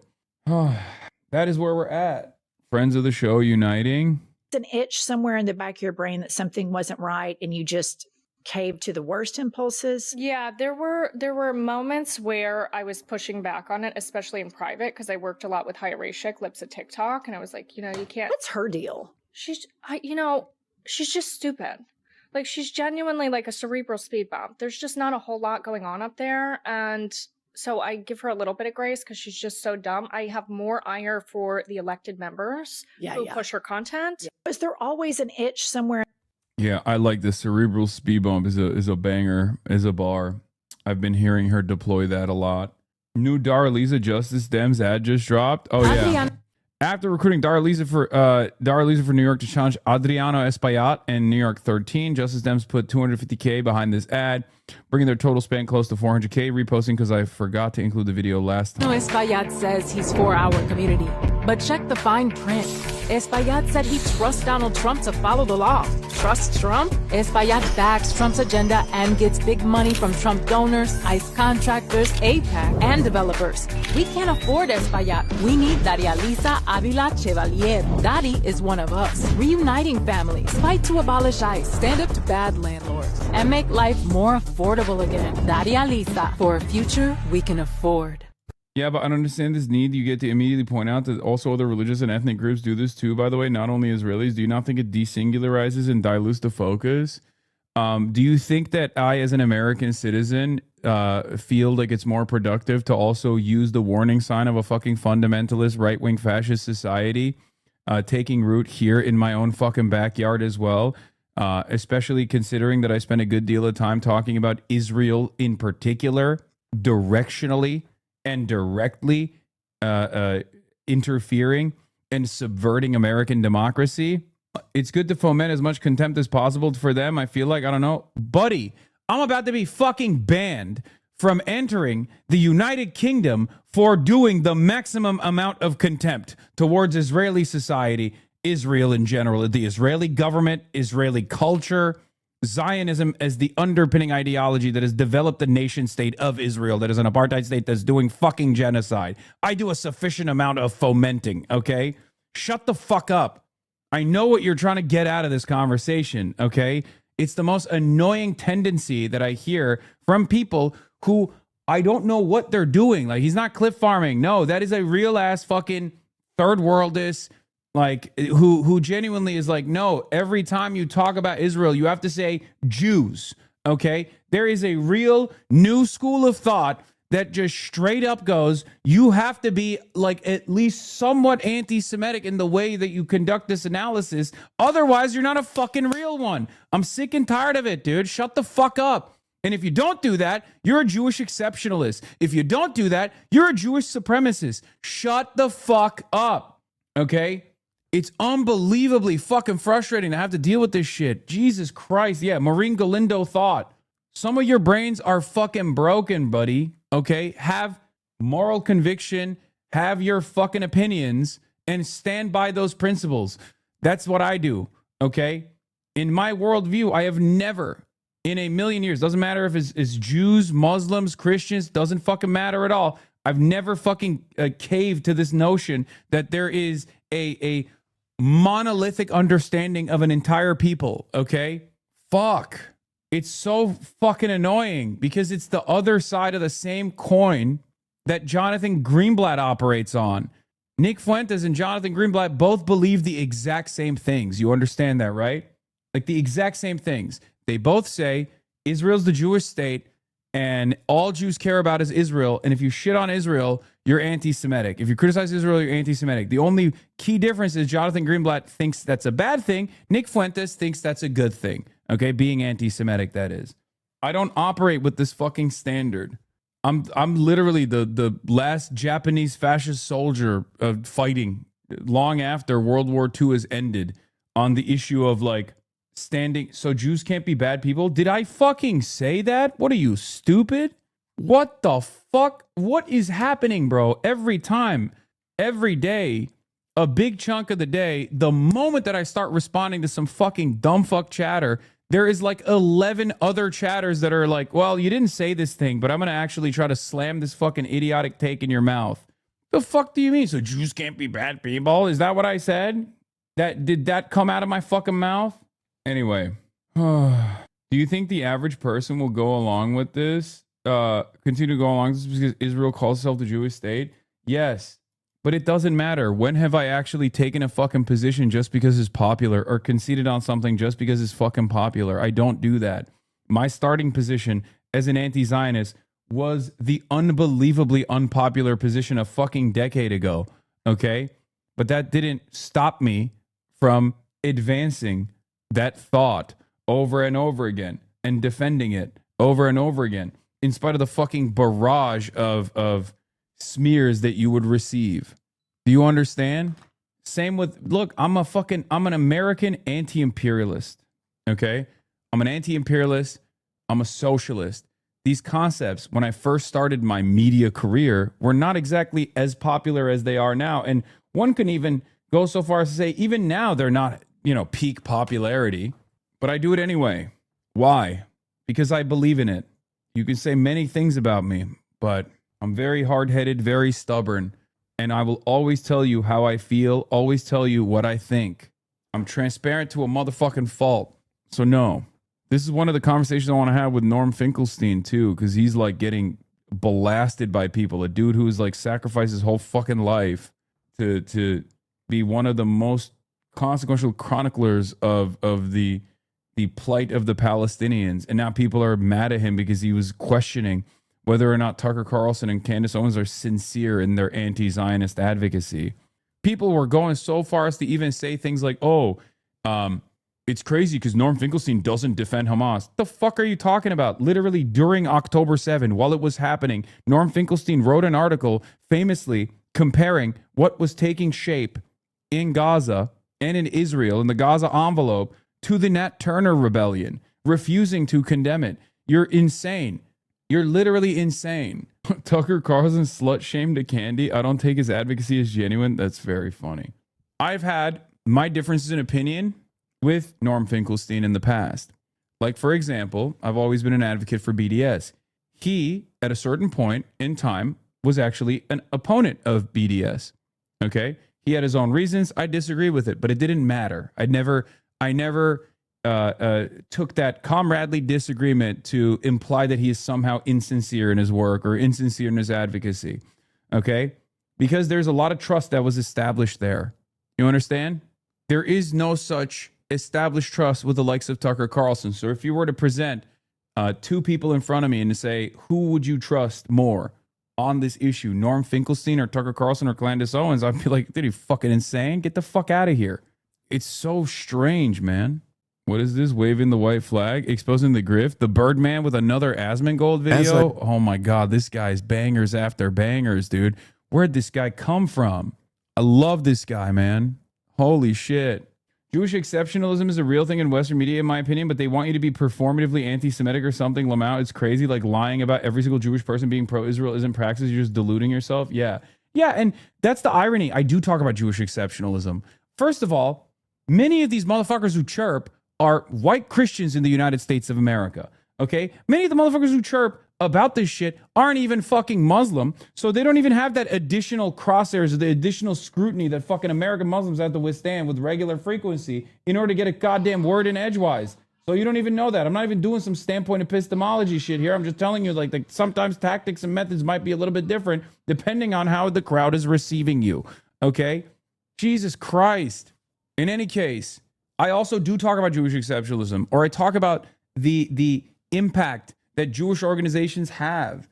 Like I talk about the responsibility and the blame that Jewish organizations have for literally constantly talking about how this is unbelievably important. Like Israel is the most important thing for them and what they're teaching the rest of American society. But there's a difference between what these institutions, what these organizations are doing and like what the truth is. Okay. People are malleable. People can change their fucking minds.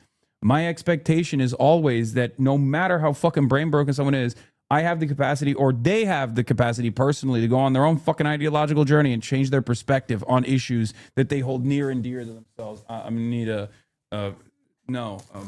fork, just the fork. Thank you. I don't know. I just find it real fucking annoying Have you ever considered eating popcorn on stream? I don't even know what that means. Yeah. And it's funny because the very same people that fucking will turn around and talk about how Tucker Carlson's awesome or whatever, or is like the best champion, but then like will question Norm Finkelstein's authority on this issue, they never apply the same standard to the likes of Norm Finkelstein. The ones that they apply to me, or not Norm Finkelstein, sorry, they never apply the same standards to Tucker Carlson. The expectation is never from Tucker Carlson to like defend the Palestinian resistance, refuse to condemn Hamas or anything like that. It's always just like whatever he gives you, you take and you go, oh my God, it's so good. Thank God. Thank God Tucker Carlson is our most important fucking ally. It's so strange. At least I'm more consistent with my application here. Yeah. Some of you motherfuckers do actually fall for a white guy saying, you know, half the shit that others are saying. Or not even that. But it's also because like Norm is Jewish. He's white, you know? So Norm saying that is supposed to be the most consequential thing, right? However, Norm has been saying it, so you're bored of it. Tucker is new, so it's more based, more valuable. Stop shaking the Gurga. I will never stop. Tucker is more entertaining. Okay, go watch his ass then, bro. Before you know it, you'll be fucking talking about the Great Replacement and how Jews have opened up unlimited migration into the fucking... from the third world into the first world and ruining American civilization, you know? Is there a reason why Norm is against BDS? I don't even think he's against BDS any longer. He used to be. Opinions change. I think his take was literally like, the goals of BDS are unrealistic. Like the complete abolition of the apartheid is unrealistic or something. I forget what it was. But he had like a, Norm is the ultimate minor disagreements are you know, minor disagreements are existential crises guy. Okay, he puts his mind out, he sets his mind to something, and he's unbelievably stubborn. Even though he is open sometimes to receiving new information, he'll hold on to that perspective for a very long time. Now, of course, that's what made him such a important figure in pro-Palestinian advocacy in the West. He's transphobic piece of shit. I don't even think he's transphobic any longer. I think he apologized for it. I predicted Zach was too cowardly to respond to the video where he got thoroughly debunked again. He once again pulls the excuse that the video is too long, while no live streaming for what amounts to a full work day at a normal job. It's like, what the fuck are you even reacting to on stream if not a person bitch slapping you for the length of the first Shrek film? You have nothing else to do. You do nothing else but talk about people on stream. Your excuses may work on those that follow you, but for everyone else, it's looking like you're afraid of acknowledging criticism. You claim to farm people for content, but apparently you're too scared to build the barn. I guess you're afraid of people that will actually farm you back. Anyway, he basically skims through the video, which is definitely how you respond to someone criticizing you. Very honest. Not scared of what's being said at all. But even him skimming through the video has produced hilarious results, and that's what we're going to take a look at in today's episode of The Infinite Regress. Take it away, Mr. Hoyt. Birdman posted this? No. Birdman posted again. Destroying Asmongold for 1.5 hours. Well, he took my advice. I'm not gonna sit around and react to a fucking video that's an hour and a half long. I'm sorry. What? Your thoughts and opinions have precisely zero effect on my video making process. You can respond, or you can hide, cope, and send your audience at me. None of that will affect me or how I decide to respond. As you can see, I am still here, standing on all 10 toes, ready to bitch slap you again. I said in that video that I'm aware that you're too chicken shit to actually respond to the whole thing, which is why it doesn't feature the start and stop buttons. Not that you would abide by them anyway. But that doesn't mean everyone else is afraid to watch the video, Zach. It's called exposing the grift, after all. And as such, everyone else saw me beat you into submission, and everyone else will use my arguments against your lies and bad talking points when you predictably keep making them. And everyone else will recognize that you can't handle being dunked on point by point and have to rely on others to do your dirty work because you're too stupid and or cowardly to do it yourself. Oh, I can put you in a blender in a short video or a long one. It makes no difference to me. Warcraft raid and still had a tangible hairline. I have videos. Just crazy pull, huh? Just randomly click the point of video. So as I said, he's just skimming through the video, which makes very little sense. My assumption is that since his audience have been melting down over the video, and yes, they have, he had no choice but to address it, and this is his roundabout way of doing that. A white flag, in other words. Do you notice how these numbers don't add up to 100? Right, because this is acceptance rate within a subgroup, not the You can't read the graph. Oh my God. I think Zach believes his theatrics are fooling people, which is cute. But remember, he's skimming through my video, a video where I thoroughly explain that graph, provide the source for that graph, and even show the students' actual school choices from 2014, a time period that graph covers. No, it's Zach that can't read that graph, as he will demonstrate for us in a few seconds. Medical school acceptance rates in the United States from 2013 to 2016. If you had a score of I guess 24 to 26, if you were Asian, you had a 6% chance to get accepted. Wrong. If you were black, you had a 56% chance to get accepted. Wrong. I want you guys to see this because this is how unbalanced and how unfair it is. Wrong. So this is a part of his original stream on Twitch that was not included in the edited video that I responded to on YouTube. And that's fortunate for him because it would have been further evidence that he is really, really fucking stupid. As I explained in my video, this graph... Okay. One of the things that you have to understand is that white supremacy is cope. That's it. It's a way for people that are in the in-group that feel a sense of inferiority to others to cope with this mythological reality that they construct where they actually have genetic they actually have genetic superiority over others that they've determined are genetically inferior. That's what white supremacy is. No fucking confident white guy is running around being like, you know what? I think entire races are actually worse than mine. No, they have their own accomplishments and their own sense of self to exist in the world without being unbelievably insecure. People who have tremendous crippling insecurities are the ones that are often sucked away with this kind of rhetoric. Is showing the acceptance rate within a subgroup. 6 plus 8 plus 31 plus 56 adds up to 101. Not 100. So clearly, these groups are not competing with each other.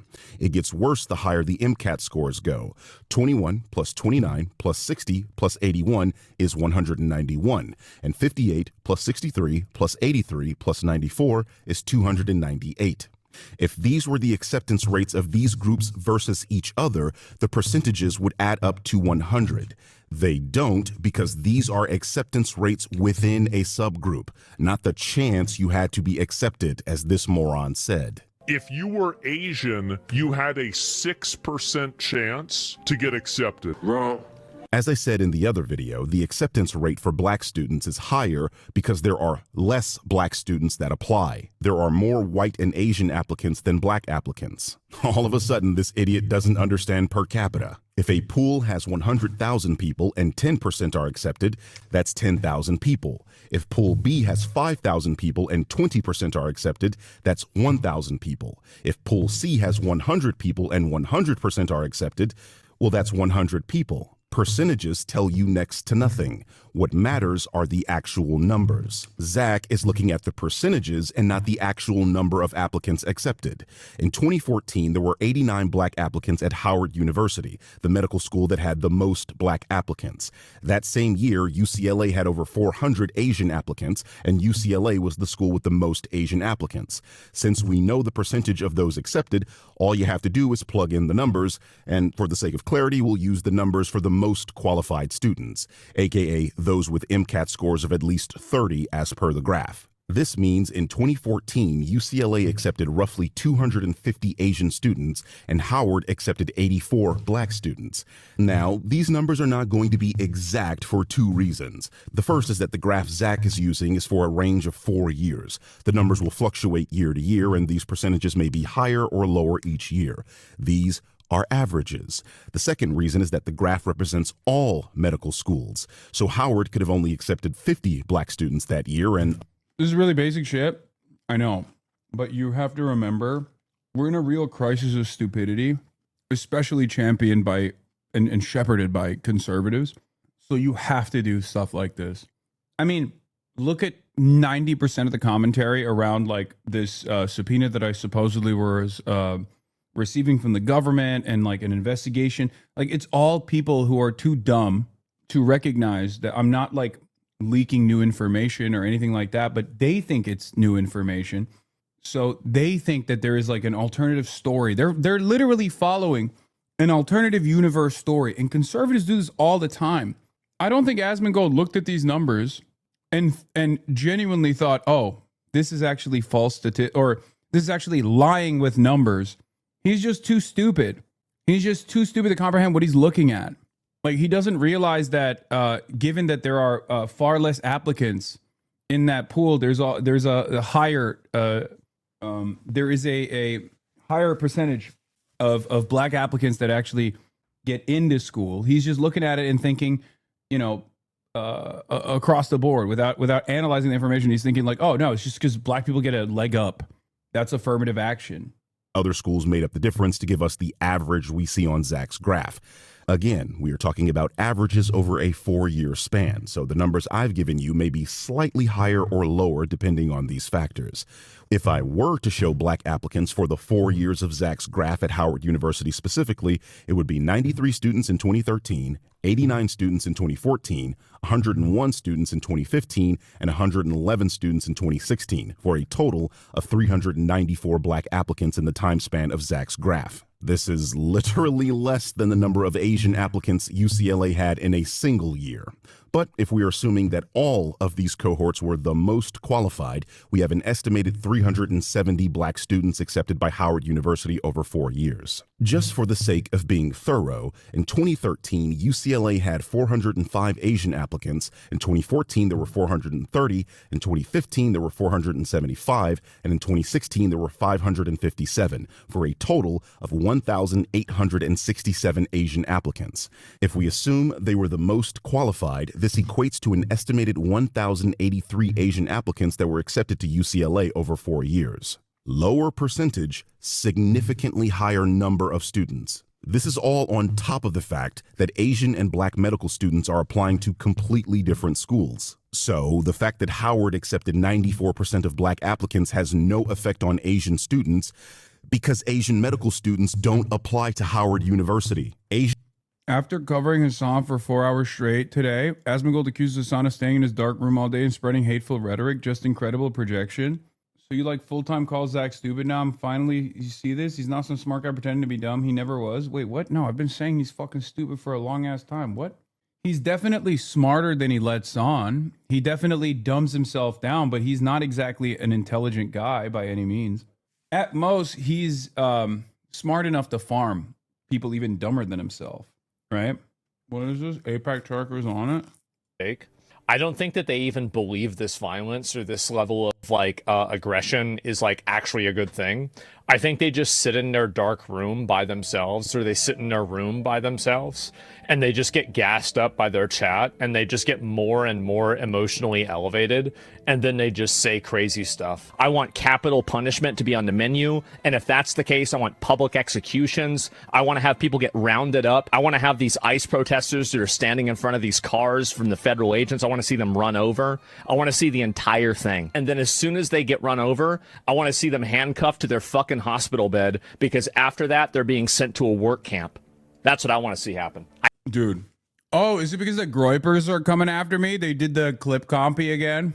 Every couple of months, they put a clip copy out there of like, Hassan is actually a deeply violent guy. You should actually ban him off of every platform possible. That's been making the rounds. It's the let the streets flow red with capitalist blood clip copy. Is that what he was watching? Do you think he's so stupid that he forgets that he's watched that a million times over? Or do you think he has to fake making it seem like he's watching it for the first time every single time he watches the same clip compilation? It's like, yeah, not based. He went after Stavi too.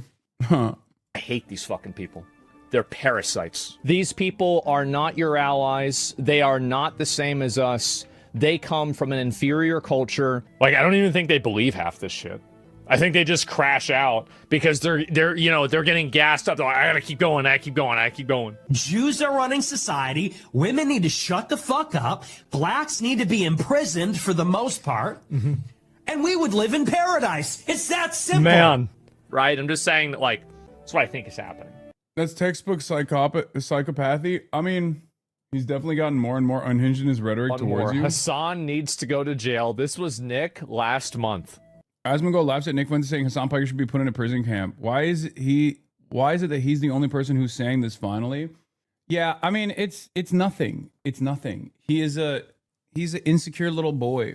He recognizes that his entire like newfound fame is associated with Donald Trump. So the more Donald Trump's popularity goes away, the less popular he will become. And eventually he'll either have to pull out of this grift entirely and go back to talking about titties and video games, or he'll just keep chirping to a smaller and smaller audience.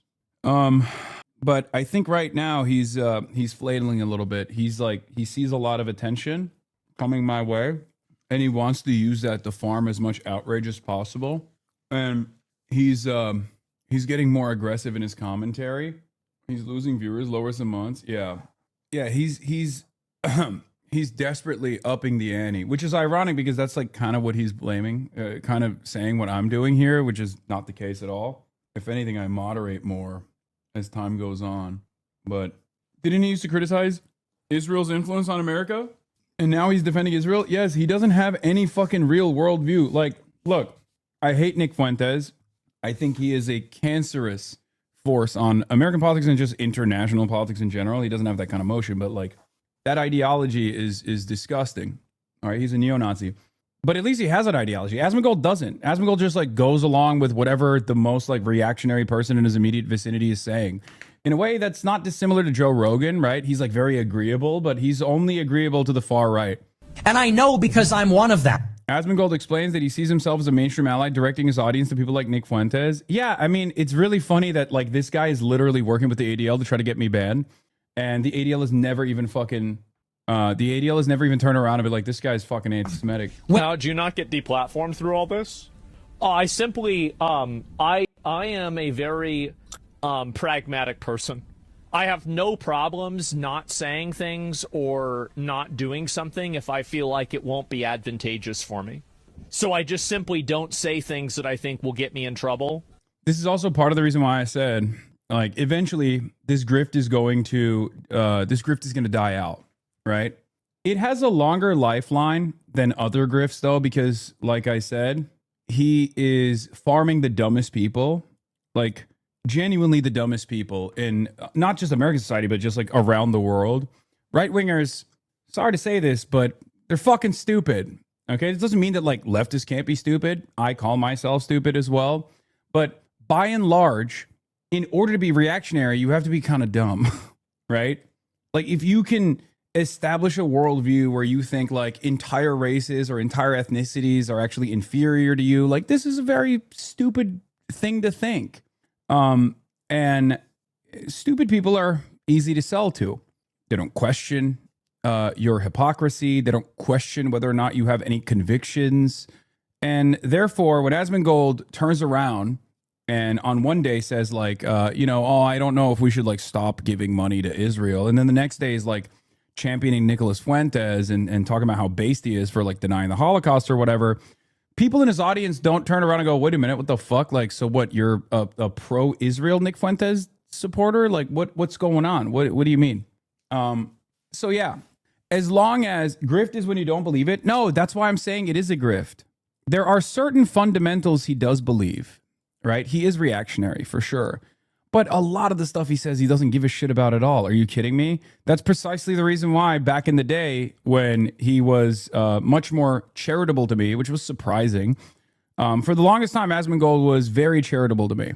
And as a charitable commentator, he would constantly defend certain things. He'd be like, yeah, you guys are actually being ridiculous about the America Deserved 9/11 thing. Like 90% of his commentary now about all the old shit that I've said he has defended in the past. Okay.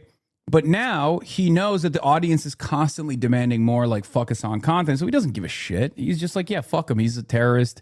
He's bad. That's all this is. These are his kind of fans. I'm going to use Sasonic as an example. He's more like trying to come across like the Pope. Everyone should listen to me.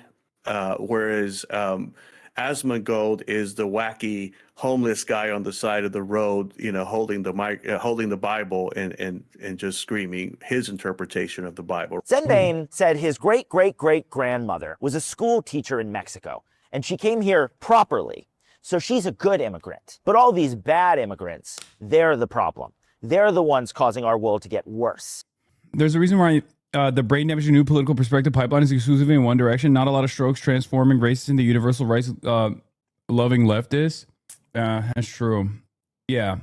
When you actually have like an episode or go through like some kind of severe bout of mental illness or something like that. Asmongold. This is Steven Azark. I interviewed Asmongold's biggest fans. Oh, I kind of want to watch this now. Steven is a reporter.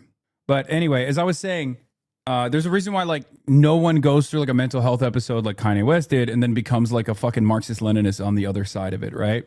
The content at 7 likes. What are we doing? 4.7K likes. Yeah, I know Steven. Steven is a fucking reporter. He's actually an intelligent person covering something that he knows very well. Oh my God. I'm going to stab myself in a video game with a fucking fork and a knife in the eye socket and plug my eye hole out in that video game that I'm playing. In a scary, horrible video game, a horrifying horror game. Chatters, when I entertain certain types of content that have less views, there is perhaps a reason for it, right? Perhaps you don't have to backseat produce my stream. Perhaps sometimes it's better for you to shut the fuck up and watch. This is one of those moments. And until it's okay to say them. That's literally it. You're a good boy. Yeah, I like Nick doesn't do that. Nick says exactly what he thinks, and it's respectable. It is. I don't have any negative about it. But to me, I view my role as being a more mainstream ally towards this stuff. Okay, there's something very funny about Asmongold thinking that he's in any way, shape, or form mainstream. Like that's pretty funny. Okay, respect. You got me on this one. Yeah, famously mainstream Asmongold. Without necessarily spearheading any sort of like real controversial change, because I can't really do that. It would compromise my position. That's the reason. I'm a funnel. Yeah, I kind of do. That's so funny. He's like, look, guys, I'm a neo-Nazi too. Like, trust me. Yeah, I'm a base neo-Nazi too. Yeah, but like, I'm just a funnel, right? I'm just like funneling people to Nick Fuentes. Only stream this motherfucker should be concerned with is a shower. Mainstream in Europe, Lamau. I don't even think he's fucking mainstream in Europe either. Like, are there people out there who are really invested in this kind of toxic politics? Absolutely, there are. I just don't think he's genuinely like a mainstream figure in any way, shape, or form. And not because like he's being botted or anything like that. I'm not even saying that. I'm just saying that, like, first of all, if he was truly a mainstream figure, he probably would have a lot more attention on things that he's doing, right? And I would go so far as to say this about Nick Fuentes. I think Nick Fuentes is a more mainstream figure than Asmongold is, right? So that's my first point. The second point is, when you look at Nick Fuentes and his interceptions or his interventions in American politics, and then you compare them to my interventions in American politics, you very quickly realize that regardless of Nick Fuentes' ecosystem of content, like or mass appeal, I guess, on the internet at least, analytics wise, like I think Asmongold obviously clears Nick Fuentes and certainly myself as well. But in the real world, as far as like we're talking about real world impact, it's not even close. I think that's part of the reason why he's so fucking sad all the time and so angry all the time and cries about me all the time on his show. And one of the things that they have started chirping about Fuentes and the Groyper army is this false notion that they think that there's like 28 million Groypers or something. I saw that on Twitter because, you know, Twitter serves me all this Nazi shit. And it's just incredible cope.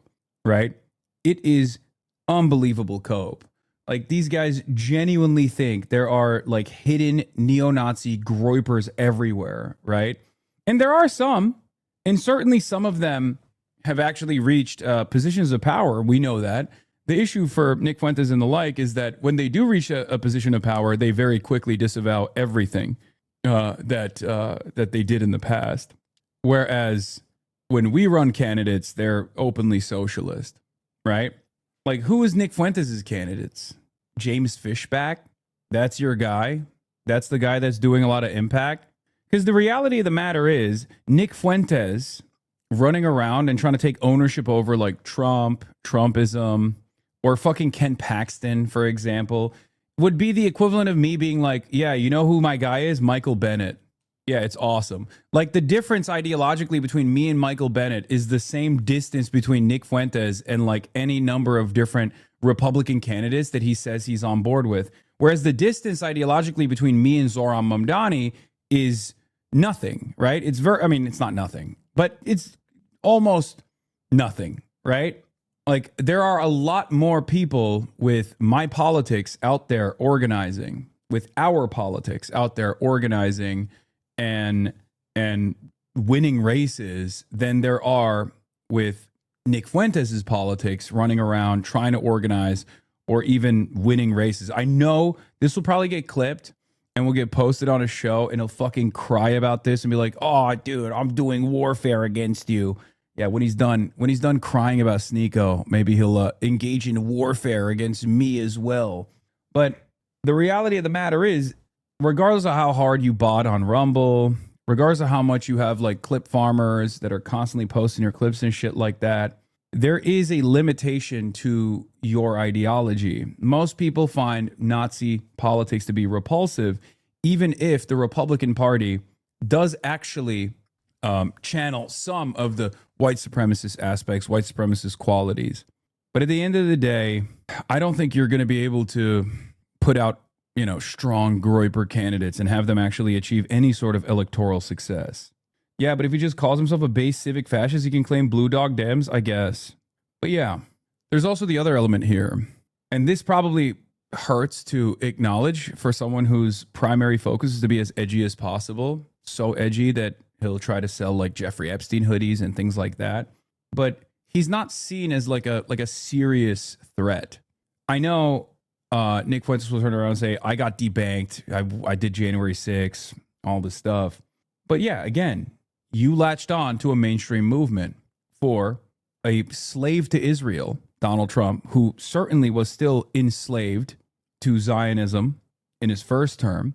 And you, like the silly little boy you are, went out to do an insurrection, tried to do an insurrection. It was one of the stupidest events in American history. Okay. You tried to tag on, you got punished for it. But at the end of the day, the reason why these institutions don't treat you as a serious threat is because you aren't one. It's not because you have many allies inside in the way that you present it as. It's because you're just not a significant threat to the established hierarchy. There are more intelligent and more competent versions of you that are not stupid enough to say some of the things that you're saying, Tucker Carlson being one of them, right? That's it. And as far as Asmongold goes, I mean, he's nothing. He's utterly irrelevant. But yeah, I firmly believe that I think white supremacist ideals, maybe this is my least woke quality to say, but white supremacist ideals are only palatable to broader subsects of American society as long as they're not like overt and out there, as long as they are within the permission structure, the permissible bigotry. And Asmongold and Nick Fuentes go far beyond that all the time. Wrong. Asmongold is turning Eastern European and reform Brits into MAGA. Yeah, I mean, it doesn't, yeah. More and more Americans are genuinely organizing in the political realm as self-identifying socialists, but they're not necessarily doing so as self-identifying fascists. You will say that's because, there's too many structural hurdles or limitations or whatever against fascist organizing in this country. But I think deep down inside, you know the reality. It would be like if I coped and said, well, Barack Obama's in favor of the Affordable Care Act, and therefore he's a socialist. Actually, he's a socialist president. You know, if anti-Semitism is your highest priority, right? Exposing the international jury is your highest priority, then attaching yourself to hitching your wagon to Donald Trump is a very funny way to express that political ideology. And even when we think about the theory of fascism, fascism works hand in hand with neoliberalism. Some of the most successful implementations of neoliberalism by force has been conducted by fascists like Pinochet, right? So that's it. Do that, yeah, like a funnel in a way. So that's the reason why I do most things that I do are like there's reasoning behind them. What needs to come of this is Hassan Piker needs to go to jail. We don't need a White House ballroom. Fuck your ballroom. We need Hassan Piker in jail. This is why we need Hassan Piker in jail. And we need to run that up the flagpole. I want Stephen Miller to go to Kash Patel and say, put Hassan Piker in jail. Blame it on him. I like that Asmongold is openly admitting that Twitch, like one of the largest Twitch streamers on this platform, is openly saying that he's a funnel for Nicolas Fuentes, an avowed white nationalist neo-Nazi. That's very cool, Twitch. Good job, Twitch. Of course, none of these fucking dumbass institutions that are supposed to be combating extremism give a single shred of a solitary fuck about any of that, because they don't give a fuck about neo-Nazis. They give a fuck about anti-Zionists. They care about people turning on Israel. And many of these guys don't give a shit. They constantly talk about how, oh, we'd be fine with Israel if you just let us deport every brown person, please. Like as though they have any say in the matter. You know? That's the difference. That's it. Uh-oh. This was last month. Uh-oh. Oh, boy. It's people like him that are at fault. It's people like him. It's people like him, one of the #1 live streamers in the country, that's saying, here's how to build a bomb. Yeah, this is also incredibly stupid. Like this is dumber than expected for Nick Fuentes to do this. This is the Canary Mission clip that he's like leaning into. He knows better. I guess he learned that lesson from Candace Owens' popularity and decided to dumb down his fucking, understanding of certain things. I never taught my audience how to build a bomb, you fucking idiot. I would actually be in prison if I did that. Yeah, you might have missed that stream. This centrism fan account, lol, get this freak out of our country. Oh, talking about Mahmoud Khalil. Dan Goldman's fear-mongering. This is about a single door grocery store in Brooklyn. Incredible. Yeah, that's why Nick Fuentes finds himself in collaboration with the likes of Laura Loomer, Randy Fine, the ADL. Because ultimately, he is a reactionary through and through. Here's how to build a bomb, and if you killed Rick Scott, everyone would have free health care. Mm-hmm. That guy needs to go to jail. Like, he needs to be denaturalized. He needs to be sent out of the country. Fuck this guy. Like, that is something you can serve up to us, and then maybe these people will think twice. You take his citizenship, this anti-American piece of shit. Take his citizenship, send him back to his beloved third world. Dude, his fake excitement is so cringe. It's actually unbelievable. I think his audience deserves that.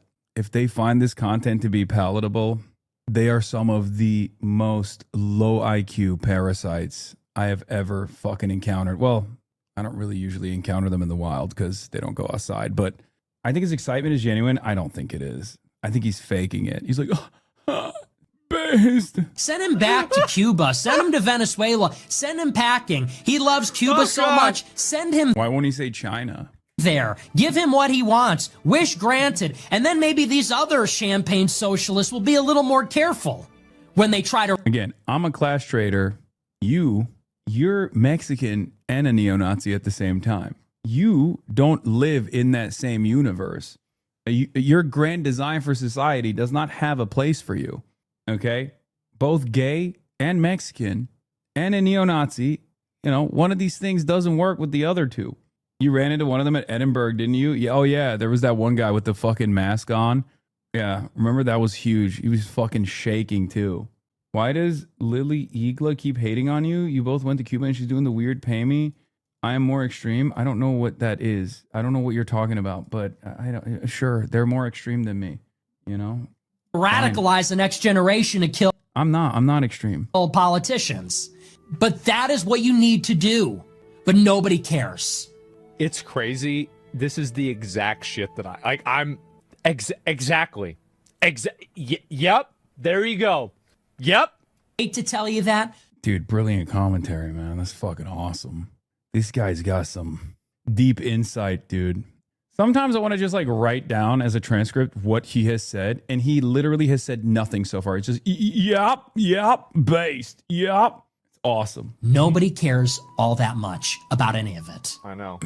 Trump doesn't care. Vance doesn't care. That's right. Yeah, Trump and Vance don't care about prosecuting a fucking Twitch streamer. Yeah, even they are not that fucking online, it seems. Well, until now. Stephen Miller doesn't care. Libs of TikTok is a woman. I mean, need I say more? She's an idiot. She's a woman. You think she's sitting there thinking about politics? She's thinking about how she looks when she pretends to think about politics. She's caught up and I'm like a political influencer. Oh my God. These people don't care. They don't care. They're not thinking about it. They're not thinking about these things. And they're not even writing their own stuff. Oh, this is why we need a ballroom. Ballroom? Ballroom? Unless the ballroom is a concentration. Man. Unless the ballroom is a prison camp, we don't need a fucking ballroom. We need a prison camp. We need a re-education ballroom, a re-education room. Unless the ballroom is super massive so we can support thousands and thousands of ideological prisoners that we could send. This is weakness. You only talk like this when you recognize your weakness. You can't make anything happen, so you just sit there on your stream and you demand that more powerful institutions do your bidding for you. That's all this is. And the same goes for Asmongold, right? That's why he's increased the intensity in his commentary to be like, yeah, we should put their heads on spikes, dude. It's like, it's just fucking cope. It's just pure fantasy cope. At the end of the day, this fucking administration doesn't give a shit about you either, okay? Doesn't give a shit about your fans. Doesn't give a shit about anyone but themselves. And it's not like the Democrats are all that different either. I mean, at least they have, at least they do the niceties. At least they have the decency not to piss directly on your face and then demand that you thank them for making it rain, right? They go and they piss in the corner and then they blame it on someone else. But this administration doesn't even hide that they are unbelievably corrupt. That's why it's so funny where he's like, yeah, you can build a ballroom as long as you make it into a concentration camp for my ideological enemies on the internet. It's like, this is a childlike way of viewing the world.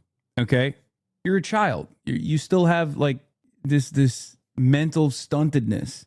Yeah, make all my enemies that were mean to me feel pain, please.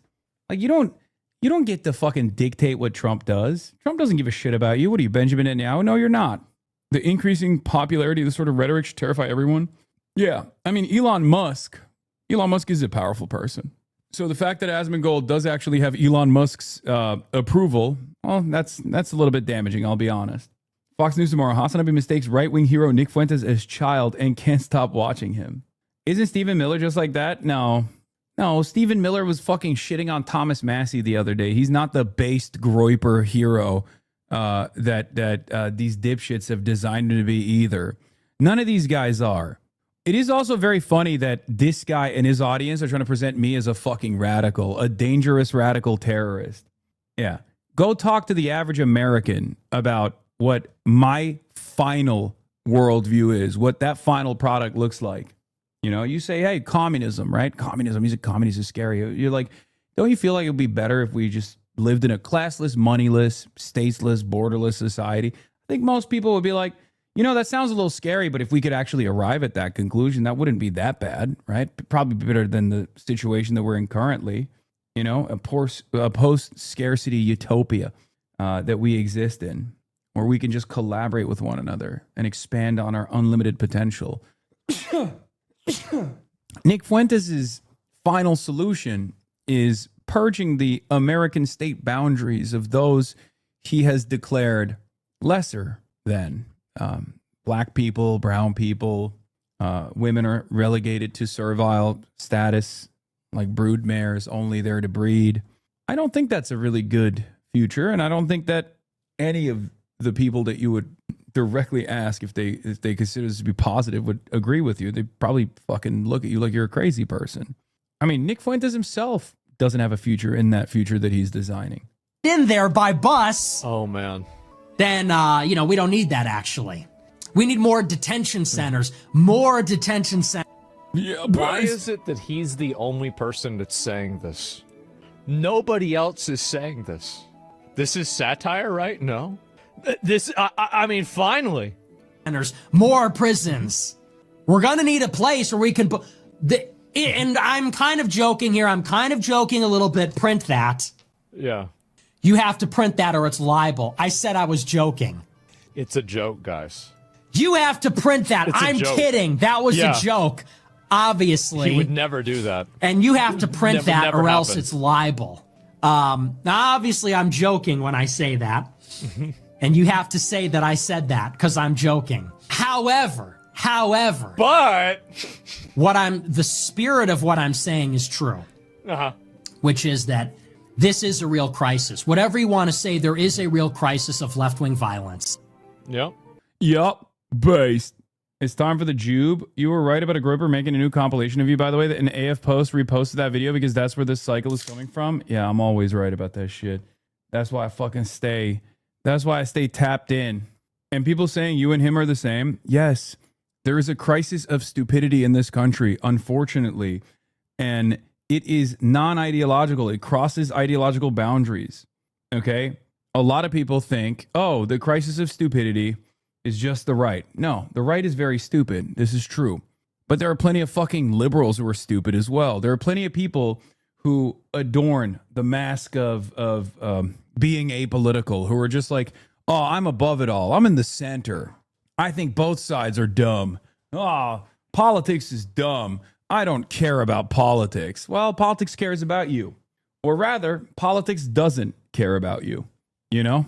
Politics will crush you. And if you don't actually fucking educate yourself and organize against it, you'll never know what is doing the crushing. If you don't educate yourself appropriately, you'll think those who are crushing you, the forces that are crushing you, are the transgenders and the wokes.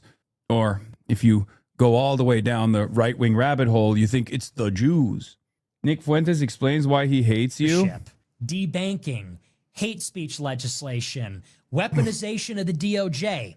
You think going after Hassan Piker sets the precedent? Yeah, I know. He's going to say this has been the precedent. He's experienced this his whole life and blah, blah, blah, blah, blah, all this shit. This is the precedent.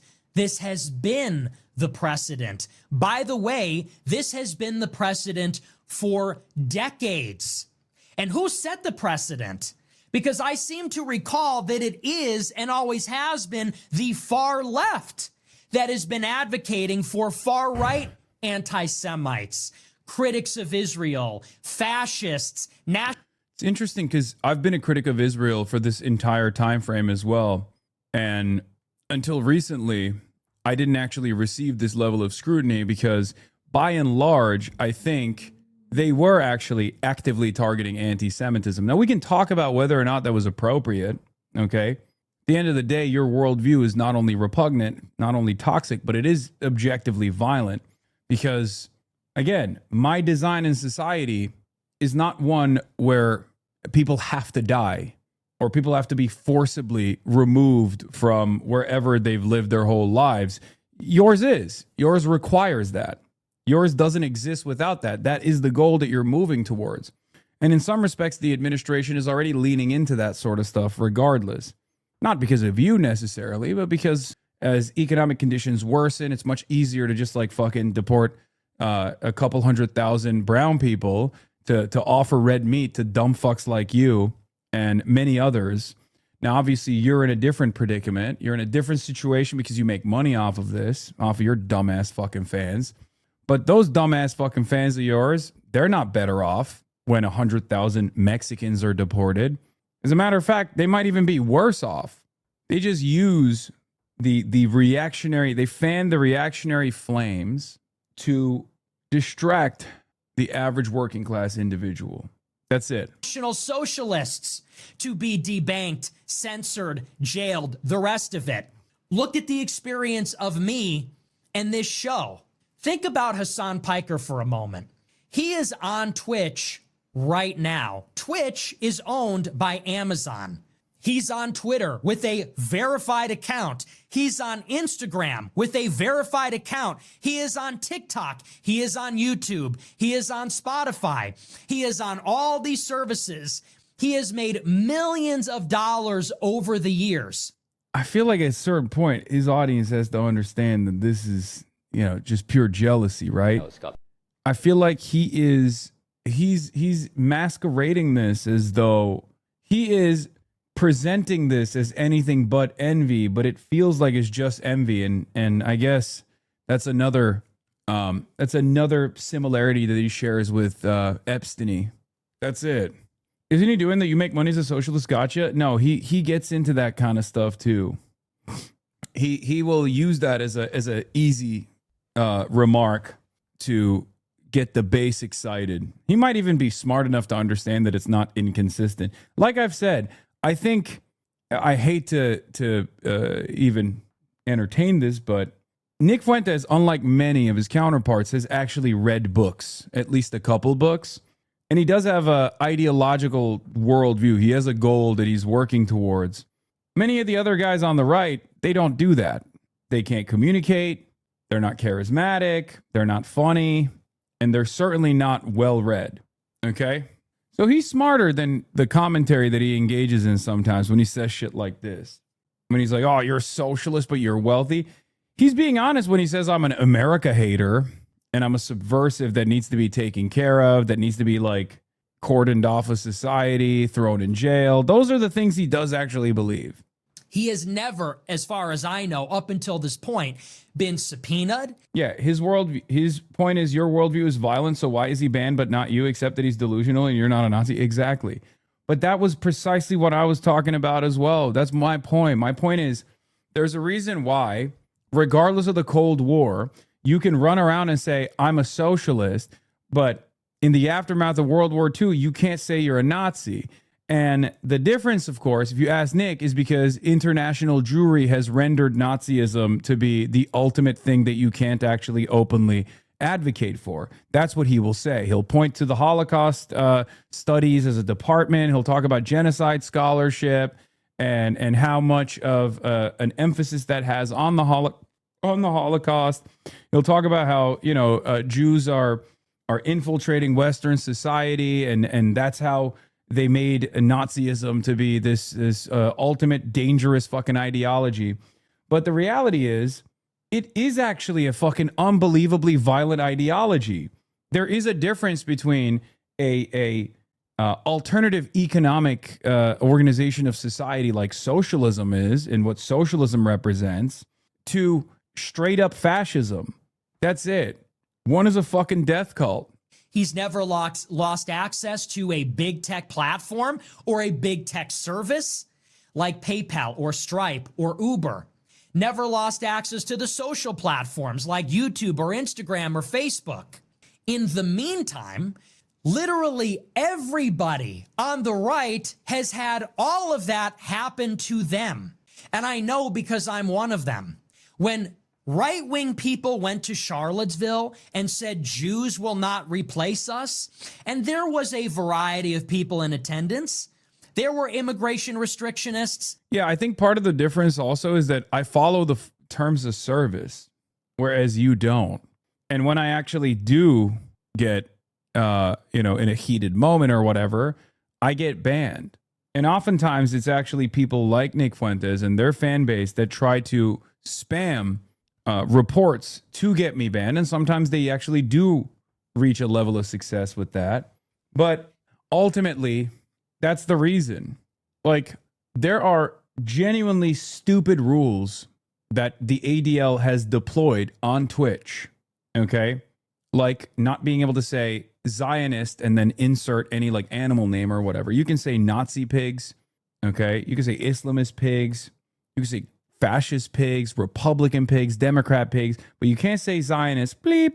ADL made it so that It's no longer allowed to say on the platform. And they designed it just for me. And I did get banned for it. Except your fan base actually celebrated that ban. Genuinely, can people like Fuentes be reformed? No, I don't think so. Because he makes money off of being edgy. He makes money off of being a neo-Nazi. It's very difficult for someone to stop what they're doing if this is how they make their livelihood. Nick's trying to rationalize his envy with ideology, so his base will pressure the current journalism society to either elevate his speech to acceptable or to demote your message and speech to be unacceptable like his. Real, if I can't get away with what I want, neither can you type shit. It's pathetic. Yeah, I mean, but that is literally the driving motivator behind Destiny's 6-year-long conquest against me as well. That is genuinely what this is. These guys will fuck up spectacularly, all on their own. And instead of actually addressing why they fucked up and learning from that, learning a lesson from that fuck up, they very quickly turn it around and say, well, this guy does it too. That's where this But Hassan shit comes from, okay? Destiny will have a fucking court case around revenge porn that he's disseminated, right? To a minor, it turns out. And what did his audience do? They immediately hyper-fixated on anything that they could grab onto to claim I was doing something similar. They couldn't really find one, so they invented it. What do they say? Oh, well, here's this Vogue article or Variety article or whatever where Hassan receives unsolicited nudes in front of a journalist. Okay, don't you think that's the same as distributing revenge porn? No, it's not. Obviously, it's not. What the fuck are you talking about? The problem for them is that most adults can make that distinction. Most adults can understand the difference between those two things. Yeah, even the fucking brothel thing. For years and years, Destiny knowingly has talked about how I went to a brothel, right? It's something that I've talked about personally. Like it went viral. People were really mad. I was talking about sex work in general and how I have no issues with it, whatever, right? And for years and years, Destiny knew knowingly, he knew that the brothel that I went to in 2010, that is still around, by the way, still in operation, is called Artemis in Berlin. It got raided in 2016. And the prosecutors claimed it was raided for sex trafficking. And also for tax evasion. Turns out that wasn't the case at all. Turns out neither of those two things were happening at the brothel, as a matter of fact. And the brothel actually sued the state, the police force, and the city, and won. The brothel won a defamation case. Okay? Destiny knows all of that, and yet he still consistently lies about this. Why does he do that? Because he was in trouble for being a fucking sex pest. Over and over again, he constantly gets into trouble because he has no self-control whatsoever. He's an unbelievably narcissistic person. And the only defense mechanism he has is to project. Because he's worried that if his audience hold him to account, then he's not going to be able to defend himself. So he dangles the red meat. He goes, well, what about Hassan? Turns out this motherfucker literally did go to a illegal brothel where women were sex trafficked. You ever paid for a prostitute before in a legal state?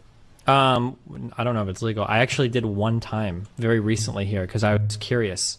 I did one of those massage places or whatever. And I was like, I'm curious what this is like. Fuck it. Was it just like a sad hand job, or? Yes, for like, and I like tipped really well too because I was like, oh, I've got a lot of money. These girls seem like they don't make much. Like maybe it'll be. Actually, it was horrible. Was it from like an older woman or? She was probably like in her 30s or 40s. You could have picked a better place, I guess. Maybe. I mean, I'm not. I don't want to spend a lot of time doing it because I'm not going to get caught like doing anything illegal. I just wanted to experience it one time. Like the scenario is actually kind of sad to me. Like I don't know. Like I have to pull out my phone and use like Google Translate so that this woman understands what I'm saying. It feels like she's like some fucking sex slave trafficked in, and it's like this is kind of awkward, and I don't feel good about this. And maybe you'll be really good at least at giving a hand job. It's like nope, yeah. Where was she from? What nationality was she? Chinese. Oh, but yeah. Interesting. So like, it's always projection. It's always fucking projection. So what do? I guess you just keep going. But that's what's going on here as well. A similar vendetta is taking shape here as well, where it's like, why haven't you been banned like I have for years from all of these platforms? Why have you not been? Why didn't you have to suck Destiny's dick like I did? Say this is Nick Fuentes to reach back out and to regain a platform. And National Socialists. There were neo-Confederates and white identitarians. There were paleocons. There were people that were there because they were concerned about the Robert E. Lee Monument. You know what happened to those people? Those people were doxxed. They were harassed at their homes. Their families were harassed. Dog, you did a fucking neo-Nazi rally in Charlottesville. Of course people are gonna fucking hate that. Like, you're just, at a certain point, you have to fucking come to terms with the reality that, yeah, people don't fuck with Nazis, and that same kind of enmity doesn't exist towards socialists.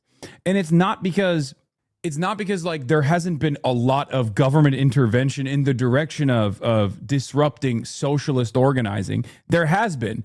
I would go so far as say far more consequential disruptions in socialist organizing than fascist organizing in this country. Okay? There were times, and maybe even to this day, there are instances where fascist groups were deployed deliberately by design by the state, or the state turned a blind eye to fascist organizing. Look at the Klan, right? Maybe it's too vulgar for you, that form of fascist organizing, but I guess it's more American and more real and perhaps even more successful than what you're trying to do. At their homes. They lost their jobs. They lost their Twitter accounts. They lost their bank accounts. They were charged 5 years later under the Biden administration, under the Ku Klux Klan statute in Virginia. The groups that organized it were sued by the far left SPLC. So let me ask you this. When all those far right people that went to that rally, when the government was being weaponized against them, when the big tech billionaires were cracking down on them, when the far left activist organizations with $700 million in offshore bank accounts in the Southern Poverty Law Center, yeah. The most powerful institution in American society. Anyway, UCLA attack, clear example of turning a blind eye to KKK supremacist activity to punish the left. Yeah. Timestamp of Norm speaking on the far right's... Palestine. What is this? Sinister plot behind the far right shift on Israel. Norm Finkelstein interview. I'm trying to link up with the boy. I'm trying to link up with Norm as well. I really want to get him on the broadcast. I said I would go to him if necessary. But yeah, what's happened to the SPLC is an indicator of how friendly to fascism the country's become. They were a respected, normal, legal aid organization, and now they're the way they're attacked. I know. I mean, look, we make no mistake. Even if it's not Nick Fuentes' version of fascism, right? We are experiencing a version of fascism right now in America, right? We're not wrapping up. No, I want to watch this Asmongold fan thing that Stephen Asark did, where he interviewed like Asmongold's fans to develop a better understanding of what their appeal is, like where it's coming from. Even NPR had a piece kind of attacking them. Yeah, I think fascism is developing in America. It's just not the anti-Semitic fascism that Nick Fuentes wants. That's why I'm laughing. It's not his version, right? I would even go so far as to say like a Judeo-Christian supremacist version of fascism.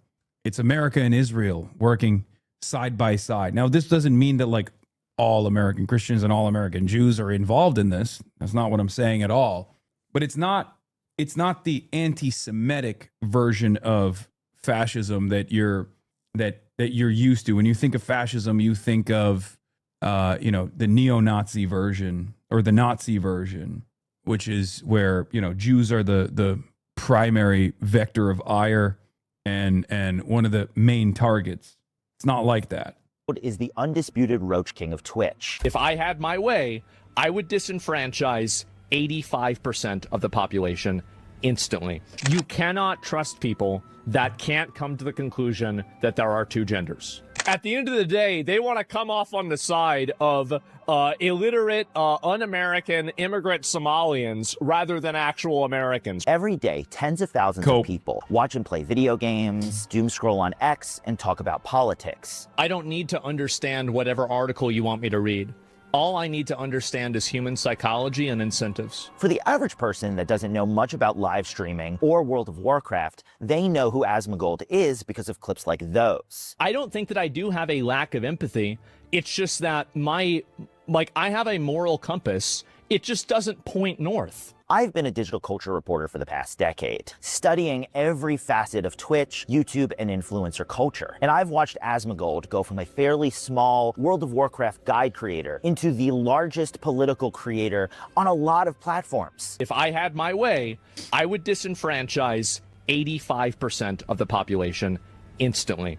I would take away their right to vote. And I wanted to know why. When I watch Asmongold, I just get uncomfortable. Think about how close Kamala Harris came to winning the presidency, and then tell me that democracy is a good idea. Things he says are so explicit and over the top that they really don't make sense to me. Islamophobia is real, actually. It's not. It's not real. Always freak out, always melt down, always overreact, and never leave your opponent any breathing room ever. So I spent the past 6 months investigating Asmongold, figuring out why people like him. So I went directly to his viewers, a lot of whom I spoke to on X. And Steven literally, like, he is a reporter. He's a real reporter. He does like culture and tech reporting for Rolling Stone and whatnot. So like, you know, that's the reason why I was going to watch it. You even agreed to Discord calls with me. What I learned is that the average Asmongold viewer is a complex individual who doesn't understand why the world is the way it is, but blames DEI and women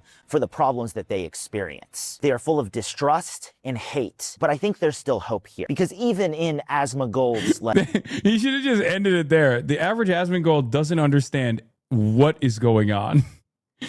It's true. Like disgusting diatribe, there are some pieces that I agree with. $5 or $10 million should be the amount of money that you should be looking at people that have more than that and being like, why aren't you paying more and why aren't you giving out more of your money? So thanks for coming and welcome to my channel. This is Stephen A. Starch Talks. It's a good take. I'm glad that Steven put that in there, because that is a part of the complexity argument, because he does actually have populist sentiment on both sides at times. But for every like good take that he has like that, right, that's very appealing to everyone, you know, that has mass appeal, you know, I would say 80% of his commentary revolves around the other dumb shit and hatred. And also, it ultimately doesn't make any sense because he still eats Elon Musk's penis all the time. Like literally nonstop. He's eating Elon Musk's deformed penis with regular frequency. What is this? Ostenox smears? What? I missed it. Ostenox and I have made this for you regarding the smears. Oh, yeah. Again, we'll look whenever at it. you have somebody, I saw his tweet, 4,000 followers journalist crashing out because Asmongold fans don't want to talk. What's this? Let me pull it up. About a month or so back, I asked any Asmongold fans to meet me in the real world. What? They have like a perception of him like he's like some sheltered hermit, like Jedi wizard that knows everything in the world, despite him not actually interacting with it. I genuinely believe there are people here for his gaming takes, and I'm so worried that they're getting radicalized by Twitch's most powerful. It's the Roosevelt quote. The reactionary is always willing to take a progressive attitude on any issue that is dead. The moment there's a chance it'll pass, he'll flip. Beautiful. And least research streamer. Let's go ahead and research. Let's look this person up and see what they've said about me. Yeah, it would be poor research because he's not doing any research at all. He's literally just picking up a video and watching it. So there's not even a single actual criticism that this person has for me. When I hear Asmongold saying, you know, provocative, intense things like, I don't know, certain groups of people need to be put in a mental institution, or if he doesn't express that much empathy for people dying, you know, things like that. I'm not listening because I necessarily share that exact belief system as he does. I'd love to go for trust, and I don't write hit pieces. I try to write my stories from a place of understanding. The understanding is basically saying that I'm an edgelord and I don't know what I'm talking about. Okay, but that's true. So he did do his research. You're just mad. Like, that's literally just true. This is not even an ideological disagreement that I have, and I think he's being fairly favorable here in this video as well, where he, you know, says that you're a complex individual. But you have openly admitted this. You literally say you don't do research. You don't have to do research. You don't have to read. All you need is game theory or a deep understanding of how human beings operate by self-interest. Sure. Yeah, obviously nobody's going to engage with that. Definitely. So who is Zach Hoyt, known as Asmongold? Born in Austin, Texas in 1990, Asmongold grew up in relative poverty with two parents who really struggled to get by. Things could have been worse for me, but yeah, we were very poor. Like, she made under poverty like every year, basically. I grew up in a house where my mom never really had a job, and we grew up in poverty. And my dad helped me out a bit, and he made sure that the lights stayed on, but that was about it. He was obsessed with video games from a young age. In a rare interview from 2016, he tells a story of how he was running around with his friends pretending to be Halo Spartans, and that's where the name came from, and it just stuck. Asmongold never really wanted to do anything in life. He never really had any aspirations for anything grander than what he had. I think the biggest indictment here is that he looks positively British in more ways than one. He's literally just British. Maybe that's why the fucking Reform UK lads like this guy. They see a proper lad, a fucking Angloid, down to the fucking teeth. You're definitely banned from the UK now. Describes his existence as just something that he did in order to get by. Video games were his main focus, and he wanted to do anything so that he didn't have to get a real job. That was one of the reasons why I didn't have a job, is I didn't want one. Like, all I really wanted to do was collect government welfare and jerk off and play video games. And as a dork slash nerd slash gamer myself, it's something I entirely understand. I got started in journalism writing guides for League of Legends because I didn't want to have to actually work. So I entirely relate to Asmongold on that point. Asmongold had a few jobs. He worked for the IRS and a few other smaller places. But his real love was World of Warcraft. It was a game that he dedicated his whole life to. He became one of the best warriors in the entire game and decided it would be a good idea to post YouTube guides on how to be the best warrior and stuff like that. His channel Yeah, he did. He worked for the IRS. Yes, it's true. Gained some success, but not too much. He was still very niche for a while. I was making WoW YouTube videos, and then they said you should stream, and then I started streaming. That's exactly it. It worked really well. It did. I mean, my stream popped off immediately. Like, I immediately started doing well, and so like I was like totally locked in on this. And that's all I would do. But after enough time on YouTube, he was able to make enough to survive. Is that the reason why I dropped out? Is that I was making $1,500 a month, and I was like, okay, well, I can make a living on $1,500 a month. Why would I need more than $1,500 a month? It wasn't until 2019 when World of Warcraft. Care to explain this on? Oh yeah, I saw this. Very fitting for the guy who helped Trump win in 2024 to have a 2020 MAGA hat. Leftists are just MAGA. And then this guy responded, not many people caught this at the time, but here's Hassan showing his true colors, secretly signaling that he's a MAGA supporter. And then this guy goes, I know you're trying to trivialize the situation, but to anyone outside of Hassan's base, this joke doesn't land when he didn't everything in his power to help MAGA win. And then he responded with, you're absolutely right. I've also noticed that a lot of people who actually watched his coverage of the election have no idea how much he was helping Trump. It almost felt like he wasn't helping Trump at all. It almost felt like he was criticizing Trump, but I'm going to take your word for it, Sire Rottweiler. No, this person is obviously fucking with him, dude. What do you mean? He's literally saying, yeah, he was so good at hiding that he was helping Trump that no one got it. Warcraft Classic came out, which took the game back to its roots of just endless grinding, where you don't need to accomplish anything in your life. You just need to play World of Warcraft all day. That Asmongold really soared in viewership. He became the main World of Warcraft streamer, and his audience ballooned in popularity. You have a vermin problem?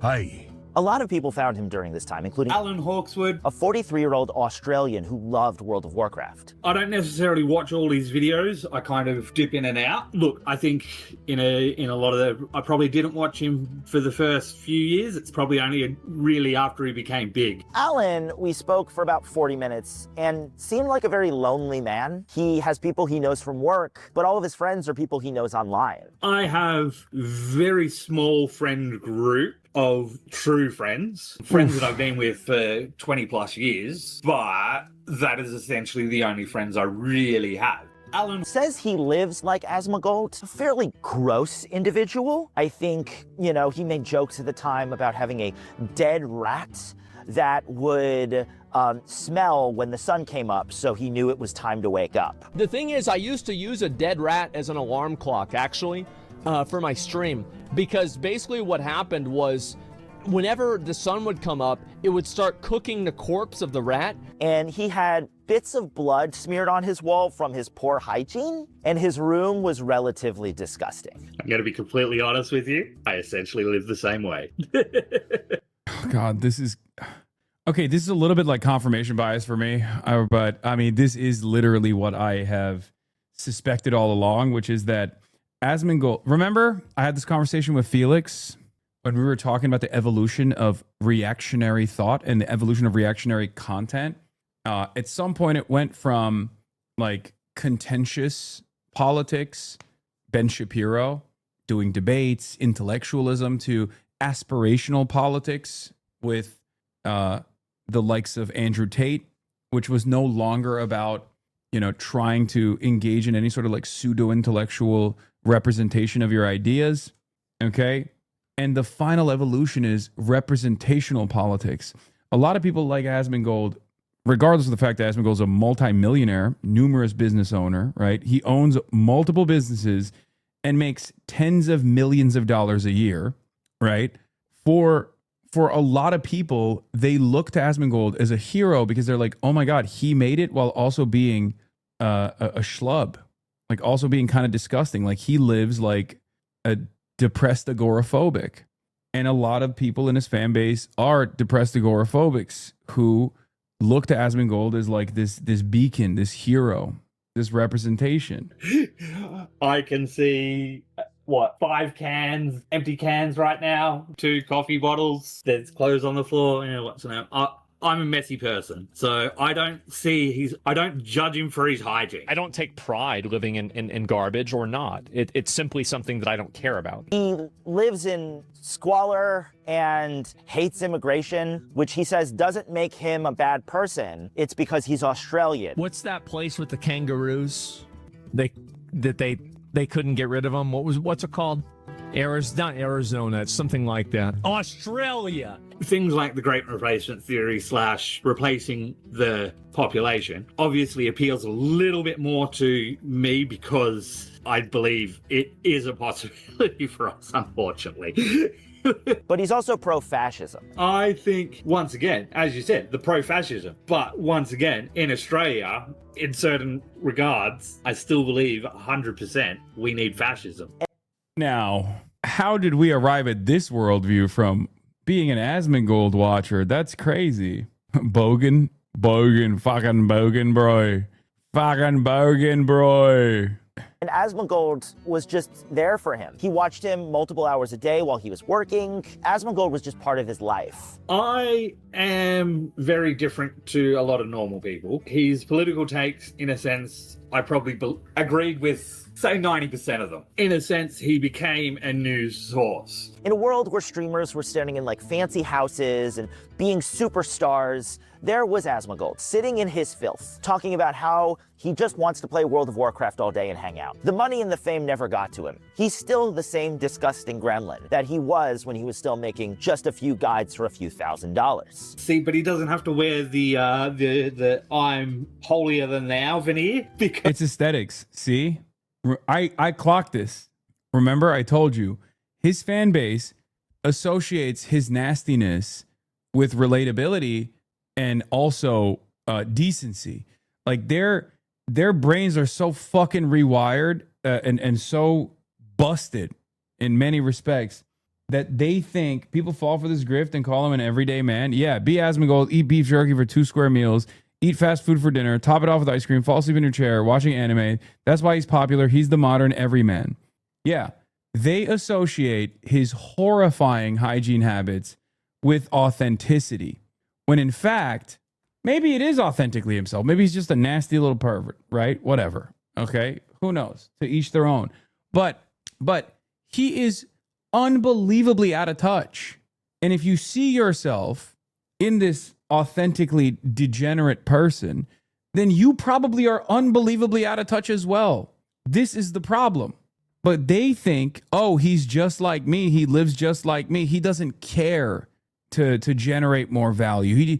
He's not greedy, you know? He's a regular guy. He's just like me. It's like, bitch, you're not a regular guy.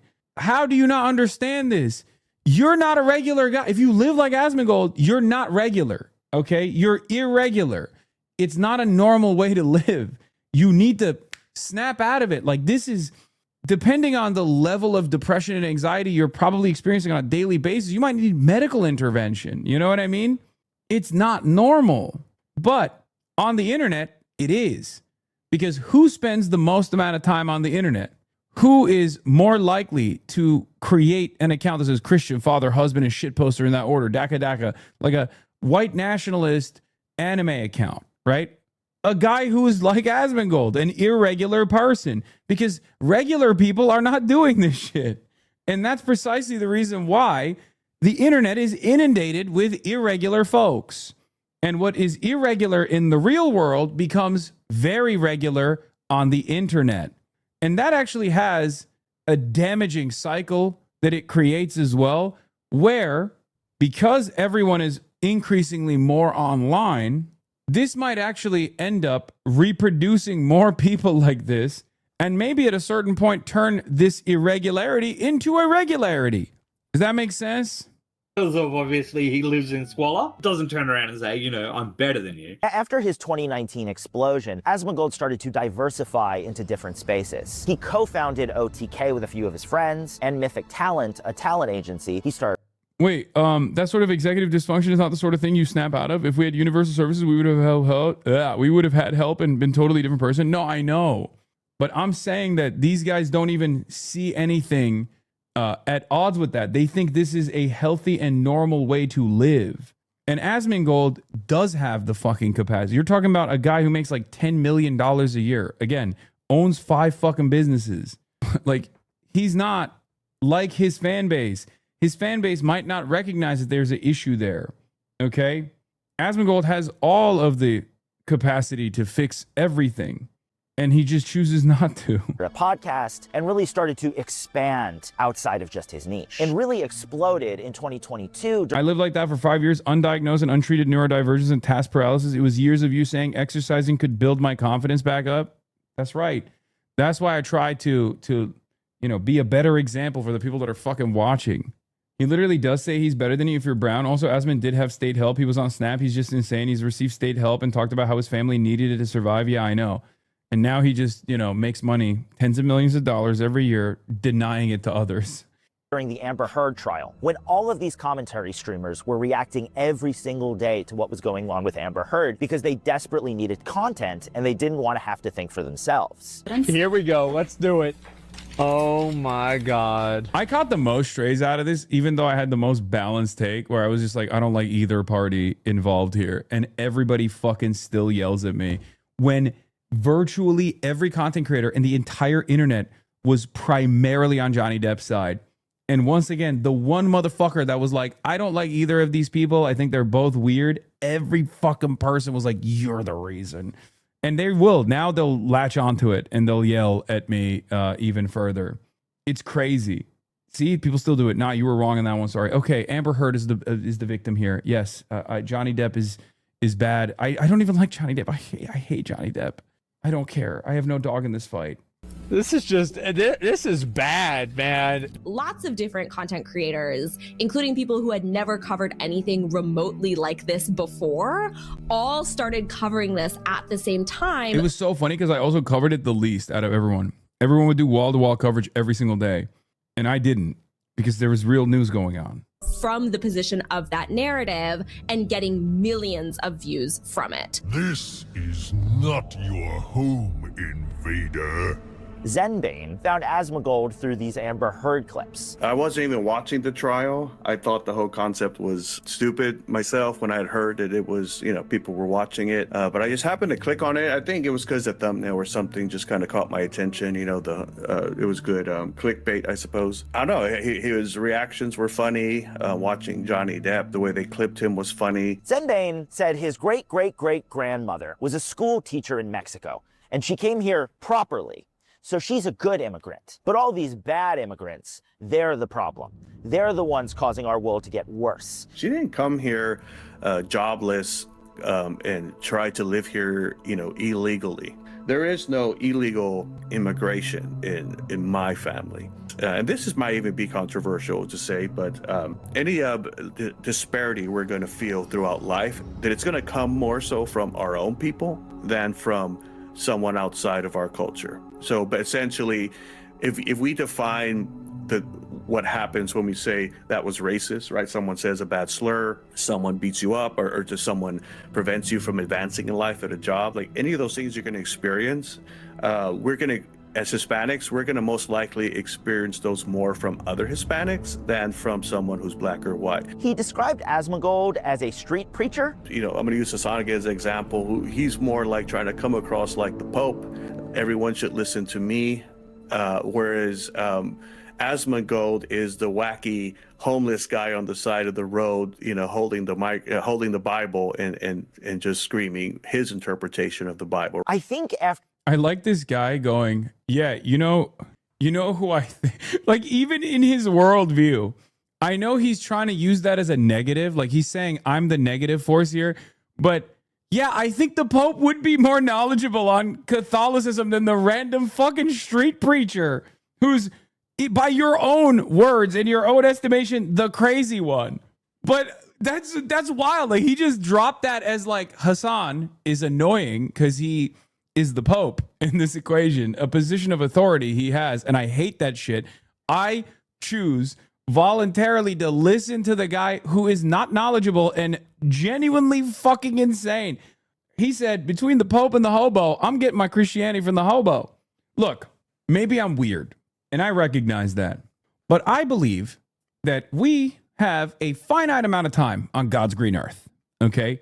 So if I'm putting information into my brain, there are moments where I'm looking for entertainment, certainly, right? I watch anime, I watch movies, I listen to comedy podcasts every now and then. But if I'm listening to something to develop a better understanding of it, I'm definitely not going to a guy that I'm going to self-describe as a crazy person, okay?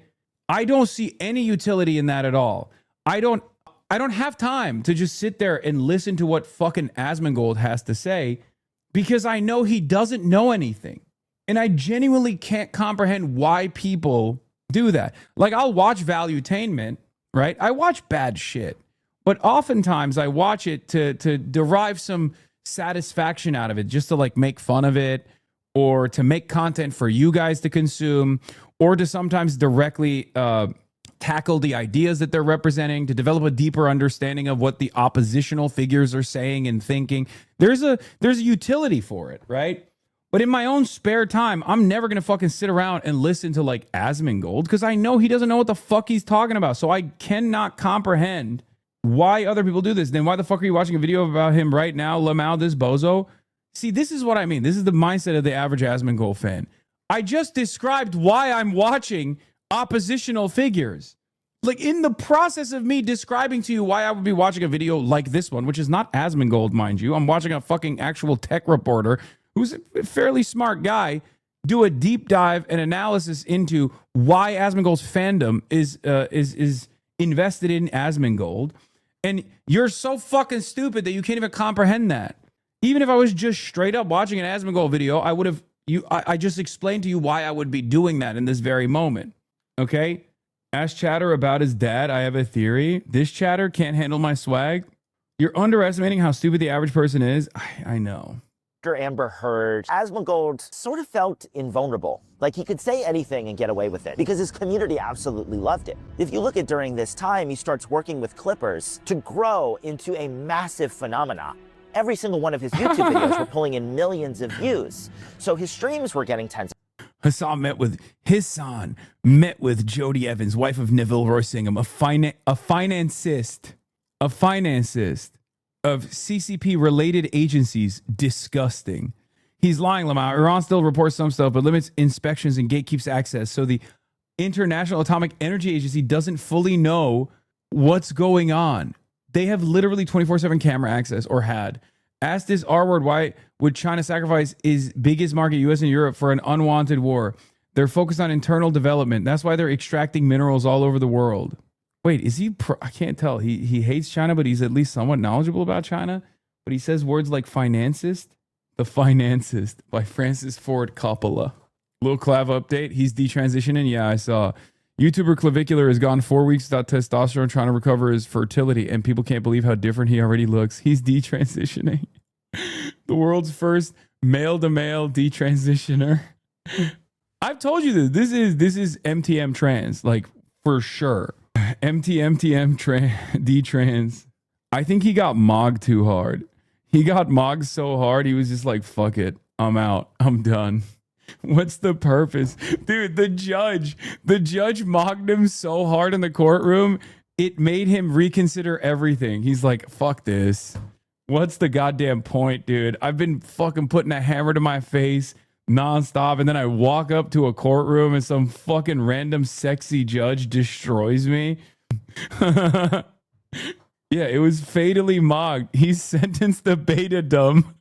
The judge hit the fucking gavel, said, "You got 4 years of being beta, bitch." Thousands of views. And then his YouTube videos were getting even more views. And he just grew and grew from there. But eventually, all of that incredibly toxic diatribe leaked out of his community into the wider space. In 2024, he was banned from Twitch for a brief period for describing Palestinians as terrible people. These people are not your allies. They are not the same as us. They come from an inferior culture that is horrible. It kills people for their identity, and it is directly antithetical to everything Western values stand for, and it is an inferior culture in all ways. From there, he did apologize somewhat, saying, I said something about it that was disgusting. I think that I've been slowly devolving into the most mean-spirited... I like that he had like a second and a half of introspection and then quintupled it down in ways that one could have previously never foreseen. Like he literally had 1 week of being like, yeah, I think this politics stuff is just making me really like a bad person. And then he was like, actually, I really enjoy the amount of love and admiration I receive from people who live in identical conditions to me all around the world. So I'm going to keep doing that. I don't really even know what the word is for it. Just like the most mean-spirited, rude, like nasty, like just callous, psychopathic version of myself. I think that I've been devolving into that. Since then, Asmongold has basically proven that he's learned nothing. He is just saying whatever the hell he wants. Asmongold's cut ties with OTK and Mythic, though he did clean his room. And clean out the entire thing. Clean out everything. Clean out like all the desks. I even got the vacuum cleaner. But around this time is when I really started to have a fascination into Asmongold. I kept seeing all of those clips, all of those horrifying things he says. Say it the way I think it is. That's it. I say it the way it is. Anybody thinks I'm racist out of their fucking mind. So if they think that, they crazy. Fuck them. Who cares? What you're saying is very true. People are going to take this out of context, turn it into something to name. Good. I'll look forward to it. It's a new YouTube video for me tomorrow. His lines on what is fair and what isn't are really confusing. Weirdly enough, he does believe that a universal basic income is a good thing and that you should help the poor. I think it's okay if they want to buy cookies with food stamps because in my opinion, it's just cookies, man. Let a person have a little bit of dignity. He doesn't like immigrants. He doesn't like people. He doesn't care for anyone that is outside of his own bubble. The West has a huge problem that we have an infection and we refuse to admit that there's a problem. There is clearly a problem, there is clearly an affliction, and there is also clearly a solution. But they don't want to talk about that because it might make them feel bad. That has to stop. And when you're watching someone 8 hours a day, that sort of diatribe really infects who you are as a person. So I decided I needed to figure out who watches Asmongold. So in December of 2025, I put out a tweet saying, if you live in New York City, I would love to talk to you. And I got hundreds of responses, all of which said, absolutely not. Some of them said I was trying to make a trap, that I was going to record them, even though I said it was going to be an off-the-record talk. I just wanted to figure out who they were, and they all hated the idea so much. I also got a lot of valuable answers. People seem to love Asmongold because they love to spend time with someone who is genuine. The fact that he is someone real, that he is someone you can hang out with, that he doesn't seem like he's faking it. And I don't necessarily believe that's a... Look, he's a standard caricature of a gamer, not some LA yacht streamer. Whenever he starts talking politics, though, I tune it out. This YouTuber got him. You mentioned he felt inferior by sucking at Elden Ring, which made him into a white supremacist. No, I think he was kind of there, and then he got a little taste of the clout with the Amber Heard saga, and then he just kept going.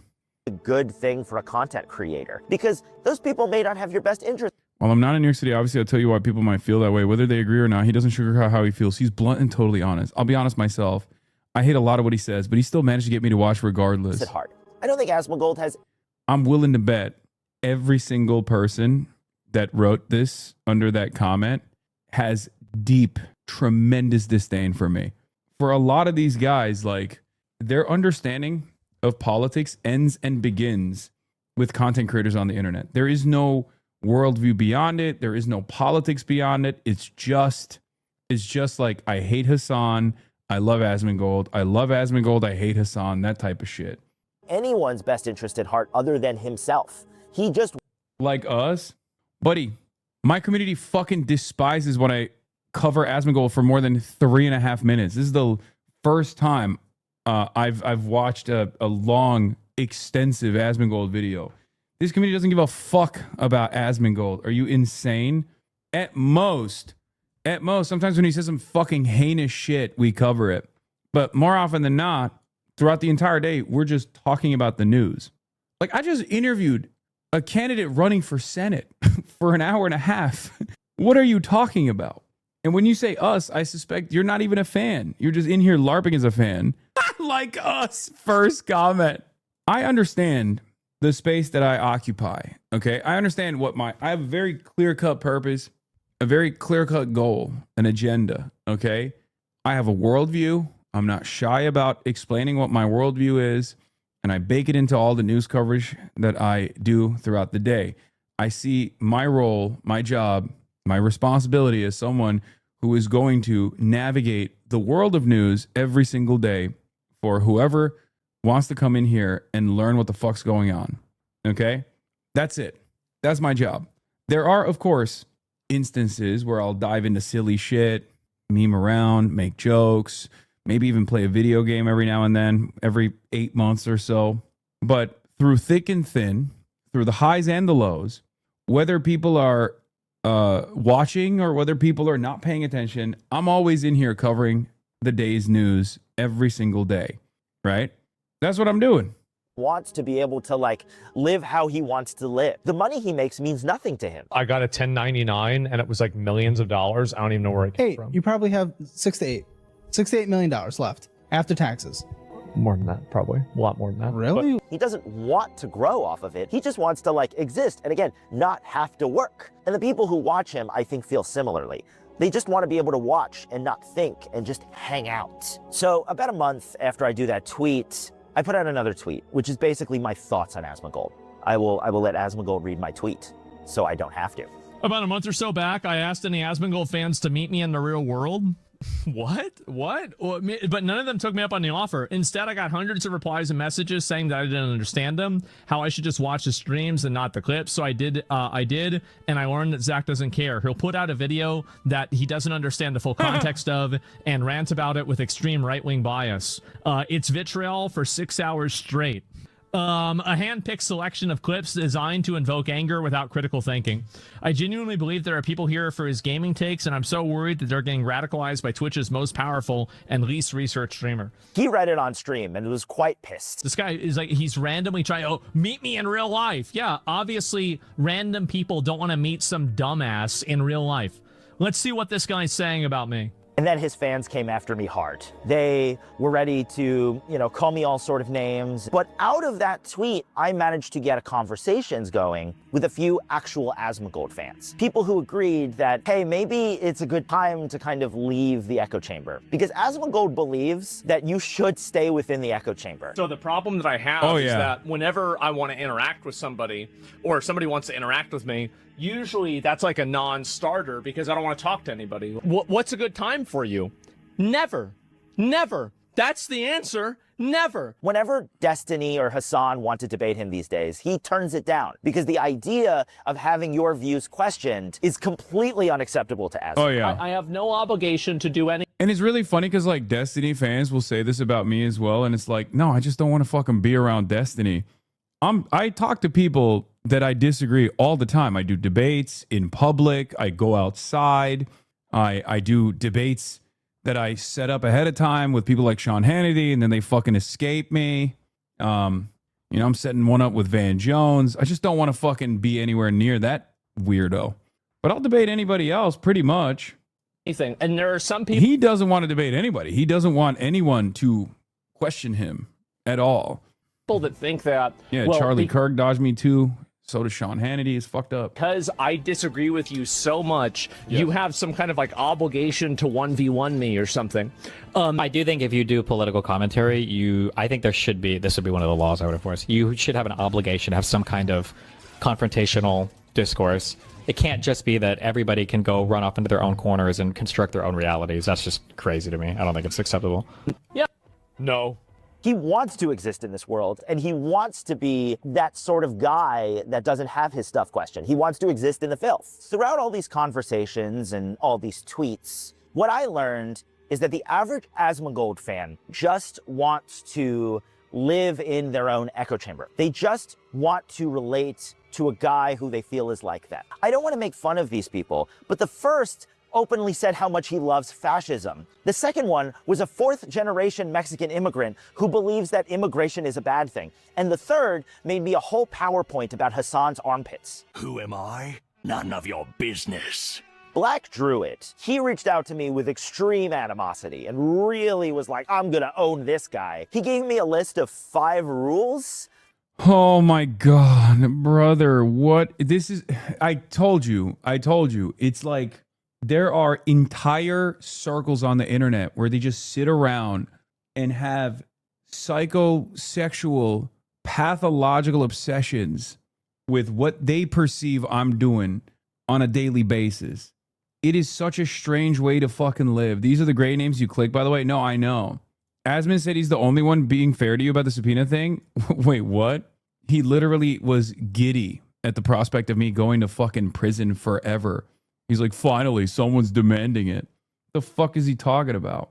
Before we even spoke, including I could not asking his name or any personal information, which is pretty hard for an interview because that's kind of the whole point. But once we got talking, it got even stranger. Asmongold isn't a right-winger. He's been, as far as I've watched, going back all the way to the Dark Souls days, he's always been left-wing. If you want, I'm just going to send a quick photo to you so you can just take a look. Oh my God, another European. Wait, what the fuck? Bro, you're just mentally ill. You're like a mentally ill Euroid chud. You need to stop. Bro, you have socialized medicine, okay? I can hear it in your fucking accent. Go to the hospital. Check into the hospital, big dog. What the fuck are you doing? You're not even taking advantage of it. Again, if you want to argue on whether or not Asmongold is left-wing, just argue on the policies that he advances, that he advocates for. Why do you have to compare him to me? Like, this is betraying the entire project. Like, you basically give the game away. Your entire understanding of the world revolves around fucking Twitch streamers, man. Fuck. You're obsessed? Me? Or are you talking to the guy who made a fucking unprompted PowerPoint when a journalist was trying to identify like what people like about Asmongold? And he immediately started talking about why Asmongold is leftist. Look, here's the leftist that he is exactly like. Uh-oh, scatter. Had created an entire PowerPoint where he showed why Hassan is worse than Asmongold. Because Hassan had a horse growing up, and Asmon was the goated Chad who lived in squalor. These were benefits to him. Black Druid giggled when I used the term POC. Get that there are like POCs in media? Sorry, can you say that again? There are POCs in media? POC. That's a person of color. I'm not sure if you know, but I'm brown myself, so I'm not really sure what you were expecting, but let's move on. And believes that DEI is what is killing video games, and went on a long rant about I know for a fact that if they were to appeal to like this woke ideology, they also lose a lot of money. Like you can look at the video game, for example, Dragon Age. I would actually assume that a lot of men have felt attacked by journalists that they, well, basically their whole space of the gaming sphere, because they've catered to the woke crowd, they've lost billions. And we can just talk about Conquered if the... Bro, he thinks he's cooking. He thinks he's literally cooking right now. He's like, well, let me tell you, the DEI has destroyed the video gaming. Listen, I'm a brown Euroid. I bet you are confused that a brown man could be a racist. Well, be confused no longer. That's right. Oh, that's right. Checkmate, libtard. I bet you're scared I said such an edgy word, libtard. Example as well. Assassin's Creed Shadows, right? It's an ideology that I believe let's just take it out, right? Let's take out all the politics, okay? Or let's just say that it's an ideology that loses money. Is that a fair assessment that we can both agree on? no. I'm not getting into any of that sort of stuff in this video. There are plenty of other YouTube videos on the internet that are going to do that for me. So I'm just going to kind of explain, what these people are kind of thinking. Sorry, I'm feeling a little bit under the weather. Turns out going outside was a terrible idea. I've also let the place get a little messy, but I thought that was kind of appropriate for what we're talking about today. This video has pushed me to my absolute limit. My YouTube recommended feed has been absolutely destroyed. It is just full of Asmongold videos now.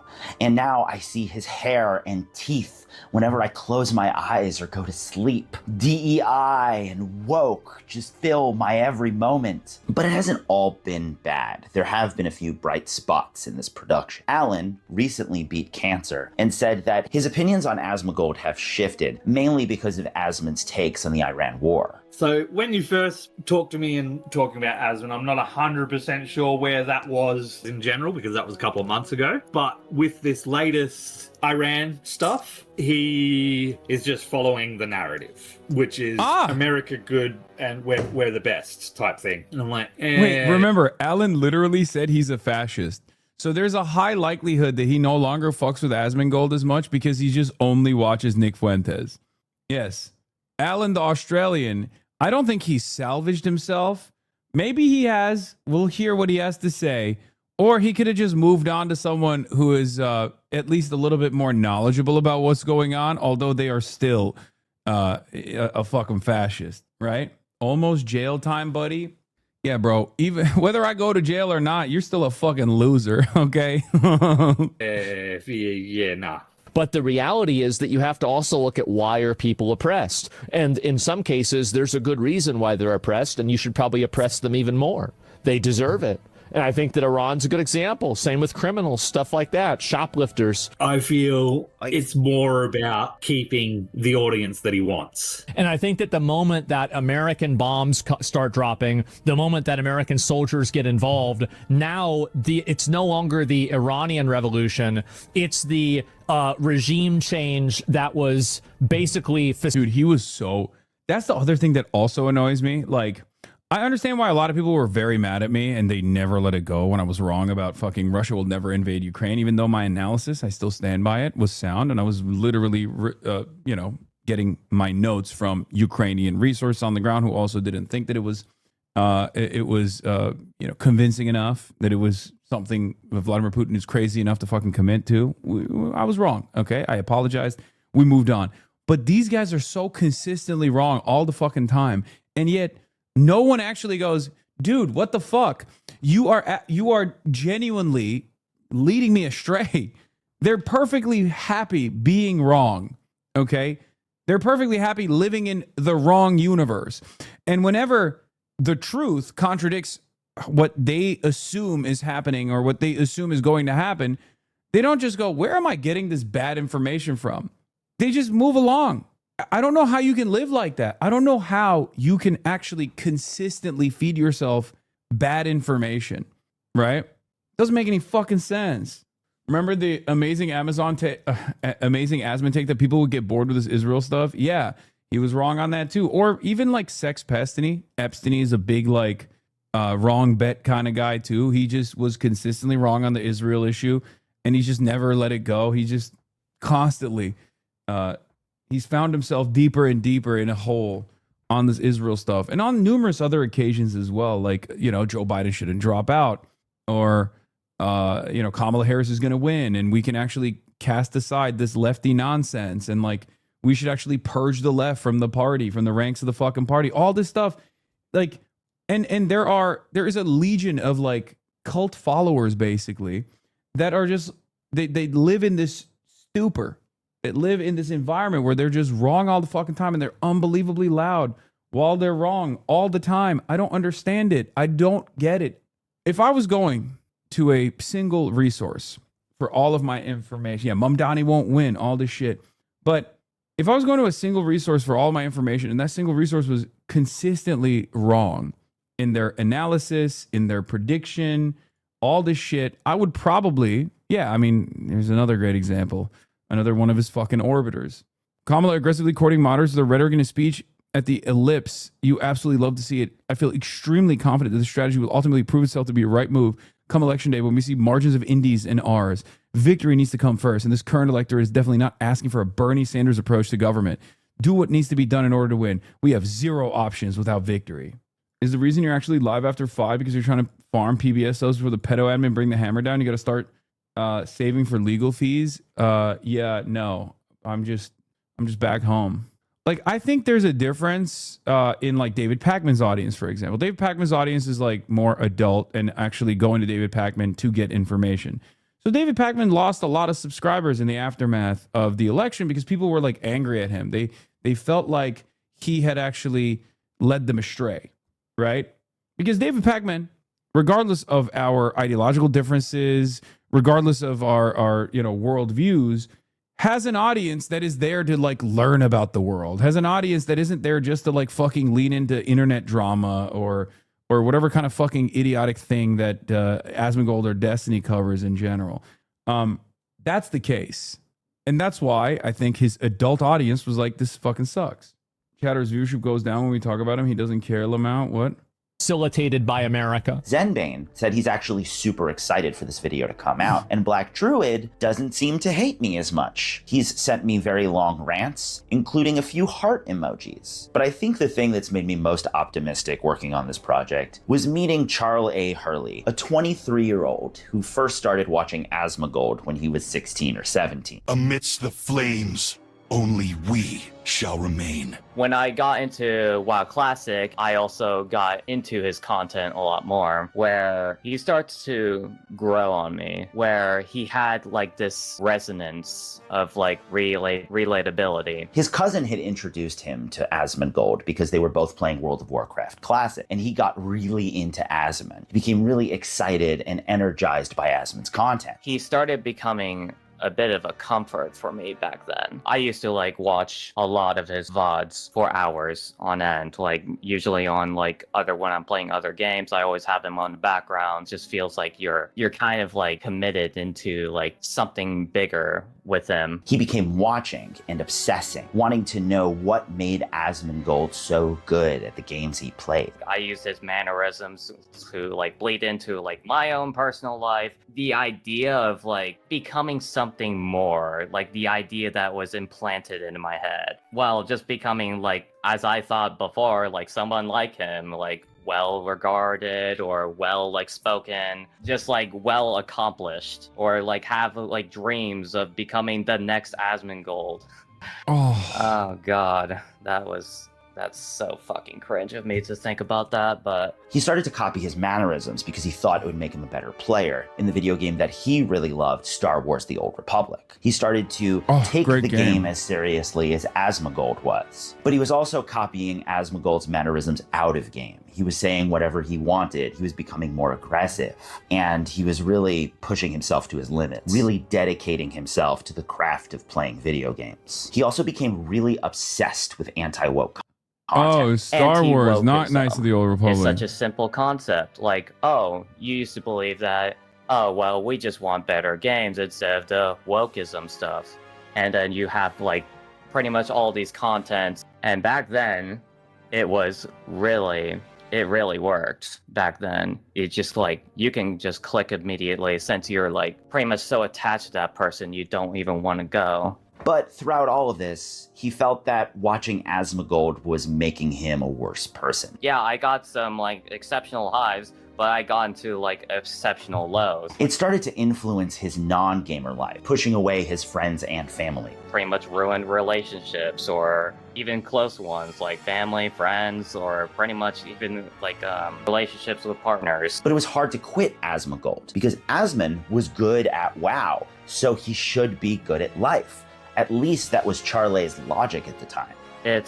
I wish I could say complicated, but it was just out of, like, pure ignorance and just kind of, like, the unwillingness to just kind of change, because you kind of invest in a person for so long, you want to believe that this is all part of the movement, and you just, like, and since you have such, like, a good opinion about him in your head, like, pretty much all that goodwill from, like, all those other days, like, back then, where he used to have been a prominent WoW player, you would pretty much carry over that goodwill to, like, any sense of variety he does. But in 2023, Charlay's opinion on Asmon really starts to change, specifically because of anti-woke content. He realized that it was just kind of the same thing over and over and over. These posts and videos were making less and less sense. So 2023 was, like, the point I stopped watching him hardcore. It got boring, it got repetitive. Asmongold's endless attacks on DEI, woke, and political low-hanging fruit just stopped being interesting. The thing about anti-wokeism is that it's the perfect propaganda tool, because fear-mongering it's like the ultimate tool when it comes to, like, At least he has, like, tremendous self-awareness. Easily converting your thing to, like, hey, like, you used to be a WoW player, but now you're, like, a full-time political content creator. It's just honestly frustrating to me how I was just, like, led on for years, and it just amounted to, like, absolutely nothing. I just couldn't do it anymore. These days, he sort of stopped watching Asmongold as much. Charlay still sees Asmongold because on Twitter, he's unavoidable. But now, he sees a sadness in his former idol. He moved away from his, like, most lovable hobby, which was, like, World of Warcraft, but now he's just, like, pretty much miserable with, like, Twitter now. Though Charlay has stopped watching Asmongold, he's found it difficult to get rid of all of his mannerisms entirely. Asmongold was a major figure to Charlay, someone he's still struggling to move past. He's still been kind of my disease. All that grind mentality, as of recently, became deeply diminished. It begins to, like, pry open your, like, mental state. There's just, like, nowhere to go except the hole you kind of dug for yourself. I get the Asmongold appeal. It's like watching something a little bit upsetting, like a blackhead popping video. I guess I don't understand it. I have nothing in my life that I can compare this to. Maybe I have the weird kind of autism where I'm literally obsessed with, like, maximizing. I'm obsessed with min-maxing. Okay, I'll use a gaming term for all you gamers in the chat. Okay, where everything I do I try to min-max. I'm trying to brain max. Racist Coco Melon. This is true. I'm you know, when I'm offline, I'm trying to friend max, or I'm trying to brain max. I'm trying to learn.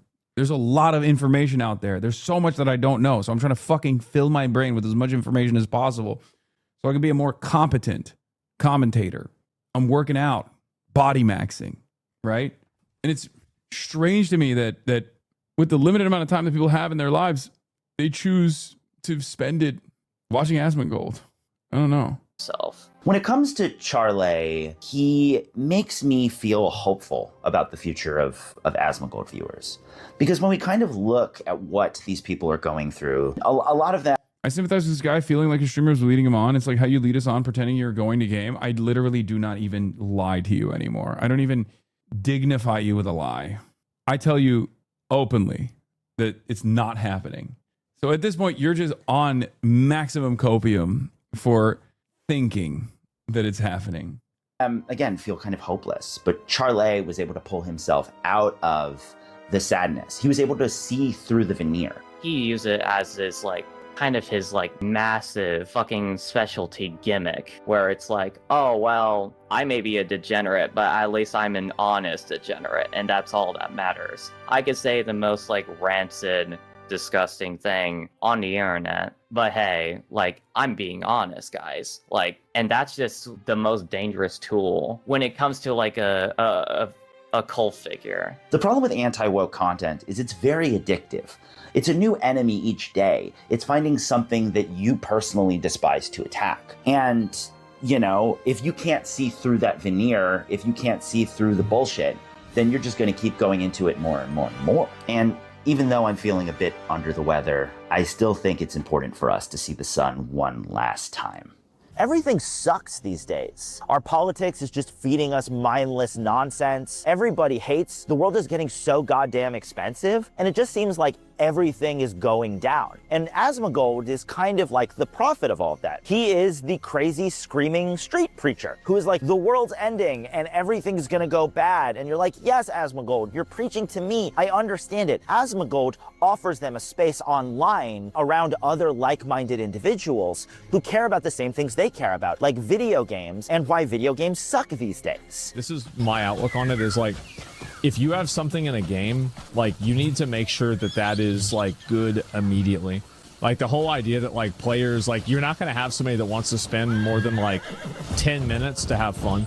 It's a sort of community that they don't have in the real world. It's a space where they can feel more free and more fresh, and I feel Asmongold is preying on that. These people are lonely and have nowhere else to turn to, and Asmongold is offering them a space where they can feel what they want to feel, that they can say whatever bad words that the communities around them deem inappropriate. They want to feel like they're part of everything. I've taken over your disgusting mannerisms now. I'm 6'4", muscled up and enraged MAGA and have a subpoena from the government. I apologize.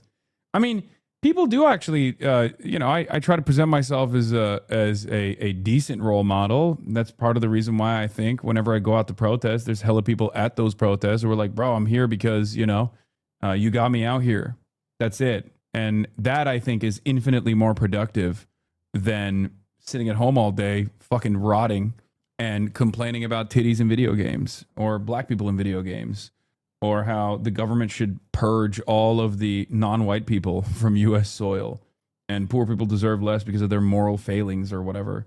People don't have conversations as much anymore. No, because they don't want to, and nobody thinks about anything anymore. No, That's the reason why. You think you do, but you don't. People go to convenience over and over and over again instead of doing the more difficult thing and having real interactions with people. Asmongold isn't turning these people antisocial. They already are, but he's giving them an outlet, a place where they can feel like they don't need to grow, they don't need to change, they don't need to live outside their echo chamber. They can just continue being who they are, and that's where the problem lies. He did an hour video yesterday of one of these woke games. It was called Relooted. I watched the video. It definitely just came across as low quality content. Listen, guys, it's a hard game. There's a lot of graphics going on here. I definitely have noticed I soured on his content, and that's whether it was the way he was acting, where he's just playing it up. I think because of the way he was playing it up, it felt like the mask had dropped, and that was his reality. And I'm like, oh, fuck. Maybe. See? One day, people will also look back at his like fake laughter and go, gross. Because he can't play games. Yeah, he's really bad at gaming and he gets really mad, which is, I guess, the closest, the most similar I feel to him. He's an idiot.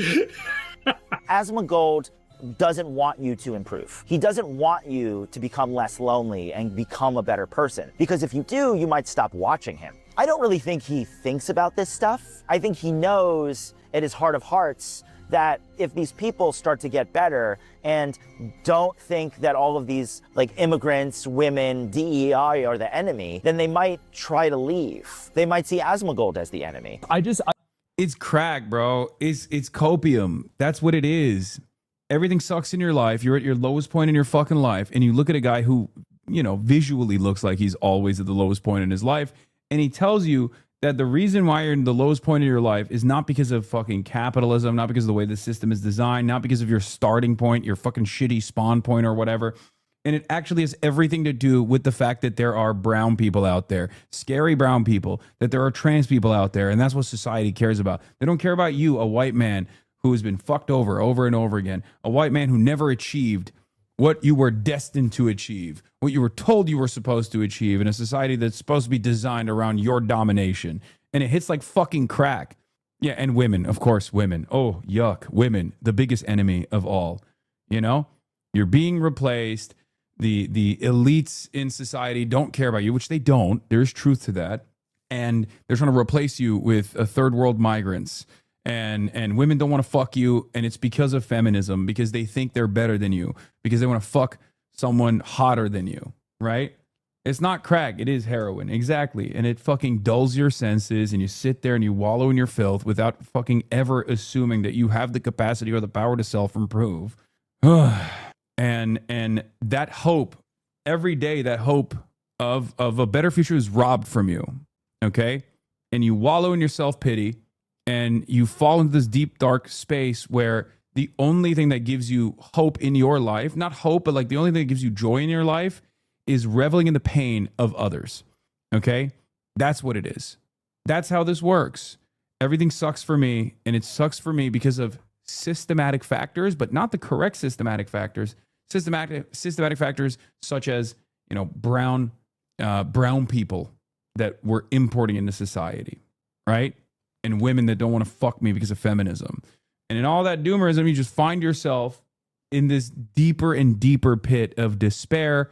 And the only satisfaction you can ever derive, in that deep pit of despair is to basically get together with a bunch of other people who also are just as sad as you and cyberstalk enemies.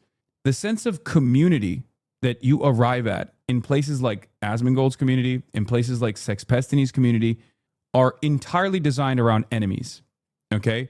And they're not usually even ideological enemies. Sometimes it's ideological enemies, but oftentimes it's a figurehead that is a stand-in for the ideological enemy. It can be a Twitch streamer that your favorite content creator has deep envy and resentment for. Attack him. You're attacking him to do politics.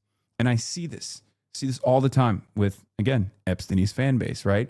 They're not normal. They spend every single waking moment like spamming clips to be like, let's go. There's actually a little bit of motion around like, Hassan is in trouble. The federal government's coming after him. Let's go. Let's fucking slam as many clips as possible on the timeline. Let's take a little bit. Let's chip away at his, high horse. Fuck this guy, right? You didn't do anything. You didn't accomplish anything. Your life didn't get better. You just felt a sense of satisfaction because you're trying to drag others down to where you're at, and it's not going to even fucking work. With Asmongold, it's also me, but also beyond me, it's, random video game journalists, right? Random transgender content creators on the internet. There's tremendous satisfaction from kicking them down a peg while they're already on the ground, Yeah. A reminder that no matter how bad things get for you, it's always going to be worse for that person in that immediate moment when you're cyberstalking them, when you're A-logging them, when you're actually trying to ruin their fucking lives. And that's it. You're talking about this. You're talking about it like this is exactly the sort of thing they derive satisfaction from. It is. You talking about it like this is the no. I don't think my recognition of why they tap the glass and how deeply unhealthy it is actually going to offer them satisfaction. Maybe, right? Maybe. I'm sure some of them get excited. They're like, oh, he's talking about me. Oh, I've got to him, right? But what they don't understand is I am trying to fucking lend them a helping hand.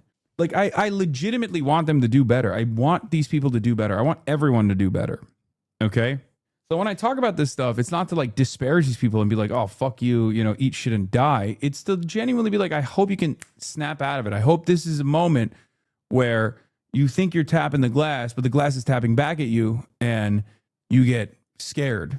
And then hopefully you look at the reflection and you see what you've become and you make the necessary changes in your life to get better. Like Asmund, one of the biggest Twitch streamers whose community is vile as fuck, will just say this about a trans woman with 10 concurrent viewers and nobody cares. I don't see these people as people and compares her to a dog. Remember when this was against That I Twitch don't- TOS? Yeah. But she's staying so strong. These people are demons. Well, I mean, guys, Like, look, someone compiled tweets from this random trans Twitter user, okay? Just so they can get together as a community and fucking rip into them, right? Fucking lay into this person, right? Make their day fucking awful. And then they take it the next level. They go to the account and they're in the fucking replies and they're like, fuck you, you're fucking trans, you're gonna kill yourself, blah, blah, blah, blah, blah, all this shit. Like, when you're doing that, right? When you're fucking doing that, you're not in a healthy mindset, man. You're literally one step removed from unironically engaging in suicide by cop or a school shooting.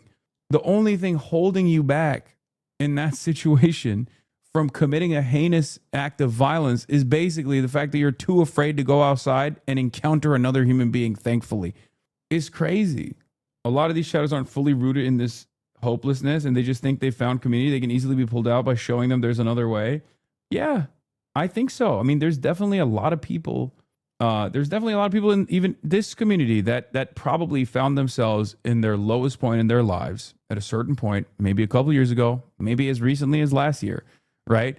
And they were engaging in this kind of behavior, but something shifted. Maybe they heard Asmongold explain a concept that they were more knowledgeable of, and that caused them to snap out of it, right? Because that happens a lot. Tam bir drama whore oldun aga, önceden böyle değildin.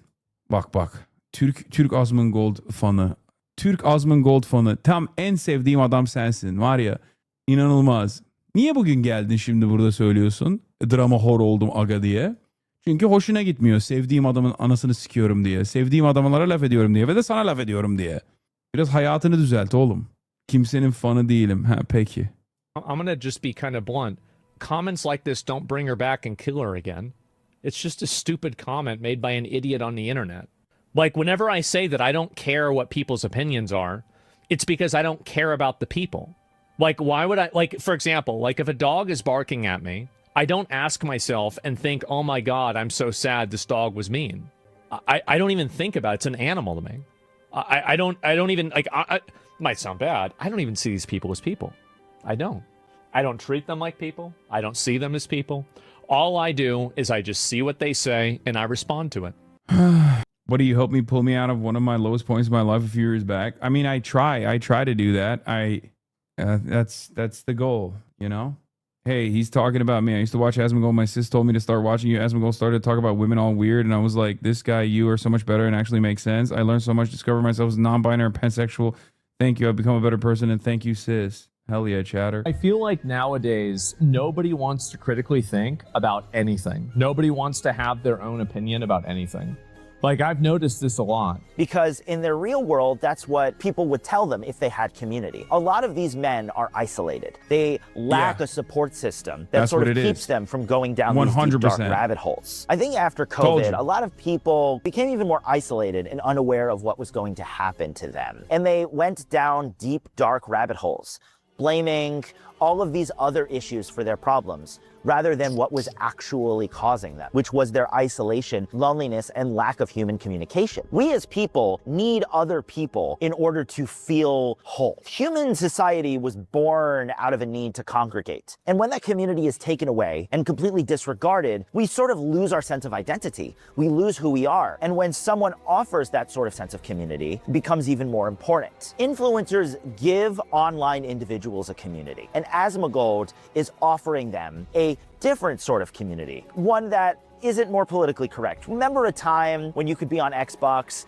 and say a whole bunch of slurs? Asmongold offers you that space. And there's a Discord where you can hang out and talk your shit. The Discord is basically a shit post. It doesn't really have like anything to do with the general like Asmongold stuff. It's just like a little hangout place. You can be exactly who you want to be, even if that person is, you know, kind of gross. You don't need to improve. You don't need to get better. You don't need to be a happier person, because you can be an Asmongold viewer. You can be part of the club. And now for something that I hope doesn't make too many Asmongold viewers uncomfortable. And I'm gonna go touch some grass. Good video. I don't think anyone's ever done a fucking like psychoanalysis on Asmongold fans in general. So which creators fan should I look into next? Like, I feel like if he did something like this in my community, I suspect that the outcome would be very different. And I know that because journalists have profiled my fans. He seemed visibly annoyed with this video, and you watching it, who? So what's interesting about this is journalists have reached out to my fans, like NPR and other numerous outlets have reached out to my fans at times when they're doing a profile on me, and they've had them featured in the reporting, and it's a very different vibe. What do I hear all the time when I go outside, when I go to protests, when I go to when I go canvas or do campaign events and things like that? People come up to me and they say, man, you changed my life. I wouldn't be out here doing activism if it wasn't for you. I wouldn't be door knocking if it wasn't for you. I wouldn't be at this protest if it wasn't for you. Things of that nature. And that's exactly the change that I want to see in the world. That's exactly what I want my output to look like. I don't want to lead you down a pit of despair, to be sad, lonely, and angry all the fucking time. I want you to be angry at the right things and use that anger and resentment for designing a more productive future for yourself and others, right? That's why I always urge you to touch grass, urge you to be normal, urge you to go out and fucking organize in your communities, organize labor unions in your workplace, join the DSA, go out and door knock for candidates, right? Phone bank. That's it. I want you to be the best possible version of yourselves. Whereas I feel like a lot of people are trafficking in despair. They're merchants of despair. And a lot of content creators on the internet especially, they feed into this sadness and loneliness, and they know maybe that's just who they are. Maybe that's what they're most comfortable being, right? But it works for them. It works that their output is constant negativity. And I know that they say that about me as well, but it's projection, okay? And on that note, ladies and gentlemen, I will bid you adieu, and I will go hang out with friends and family. But I'll be back tomorrow, okay? I love you all. I love this community. I'm very proud of you. We do great work, no matter what the fucking haters say. Anyway, and that's the first day back home, baby. That's why I did 8 hours, LA. I'm revitalized. Peace. Hustle people hate. Sunny Los Angeles, California, says the sun. Stun luck to the stun luck to the topic's just begun. 'Cause there he is again. Her sun is streaming. Her sun is streaming. There it is again. Her sun is streaming. Her sun is streaming. Reviewing a Chinese train, telling Kaya place. Sun and Asmon chatter loves, giving grinnings grace. Zoran winning NYC, woke to back with the force. The Rogan of the left, to me a dumb himbo still of course. The Charlie Kirk assassination, the Fear and Online show. 8 full fucking years of this, and plenty more to go. Doing fun stuff tomorrow, throw PBS up on the screen. A man-made horror reaction brought to you by this life's dream. 'Cause there he is again, her sun is streaming, her sun is streaming. There he is again, her sun is streaming, her sun is streaming. Kicked out of the DNC, IRL we march the goat. Combating the propaganda that shoved down people's throats. CBS Israeli news, a coup, a regime falls. A full-blown fascist takeover, and still the duty calls. Total radicalization coming out to see. The system will always fail, it's up to you and me. On these daily streets, whether short or weather long have helped millions of people keep it moving right along. 'Cause there he is again, Hassan is streaming, Hassan is streaming. There he is again, Hassan is streaming, Hassan is streaming. But hey, what can you say? That's BBS for you. But he'll play games real soon, just you wait. Say, hey, what can you say? That's BBS for you. But he'll move on real soon, just you wait. Ba-da-da, ba-da-da, ba-da-da-da-da-da. Hey, what can you say? Hey, that's BBS for you. But he'll pull your lawns real soon, just you wait. Sha-da-da, sha-da-da, sha-da-da-da-da-da. Hey, what can you say? Hey, that's BBS for you. But he'll do your advice real soon, just you wait. But hey, what can you say? That's BBS for you. Brought on by viewers like you.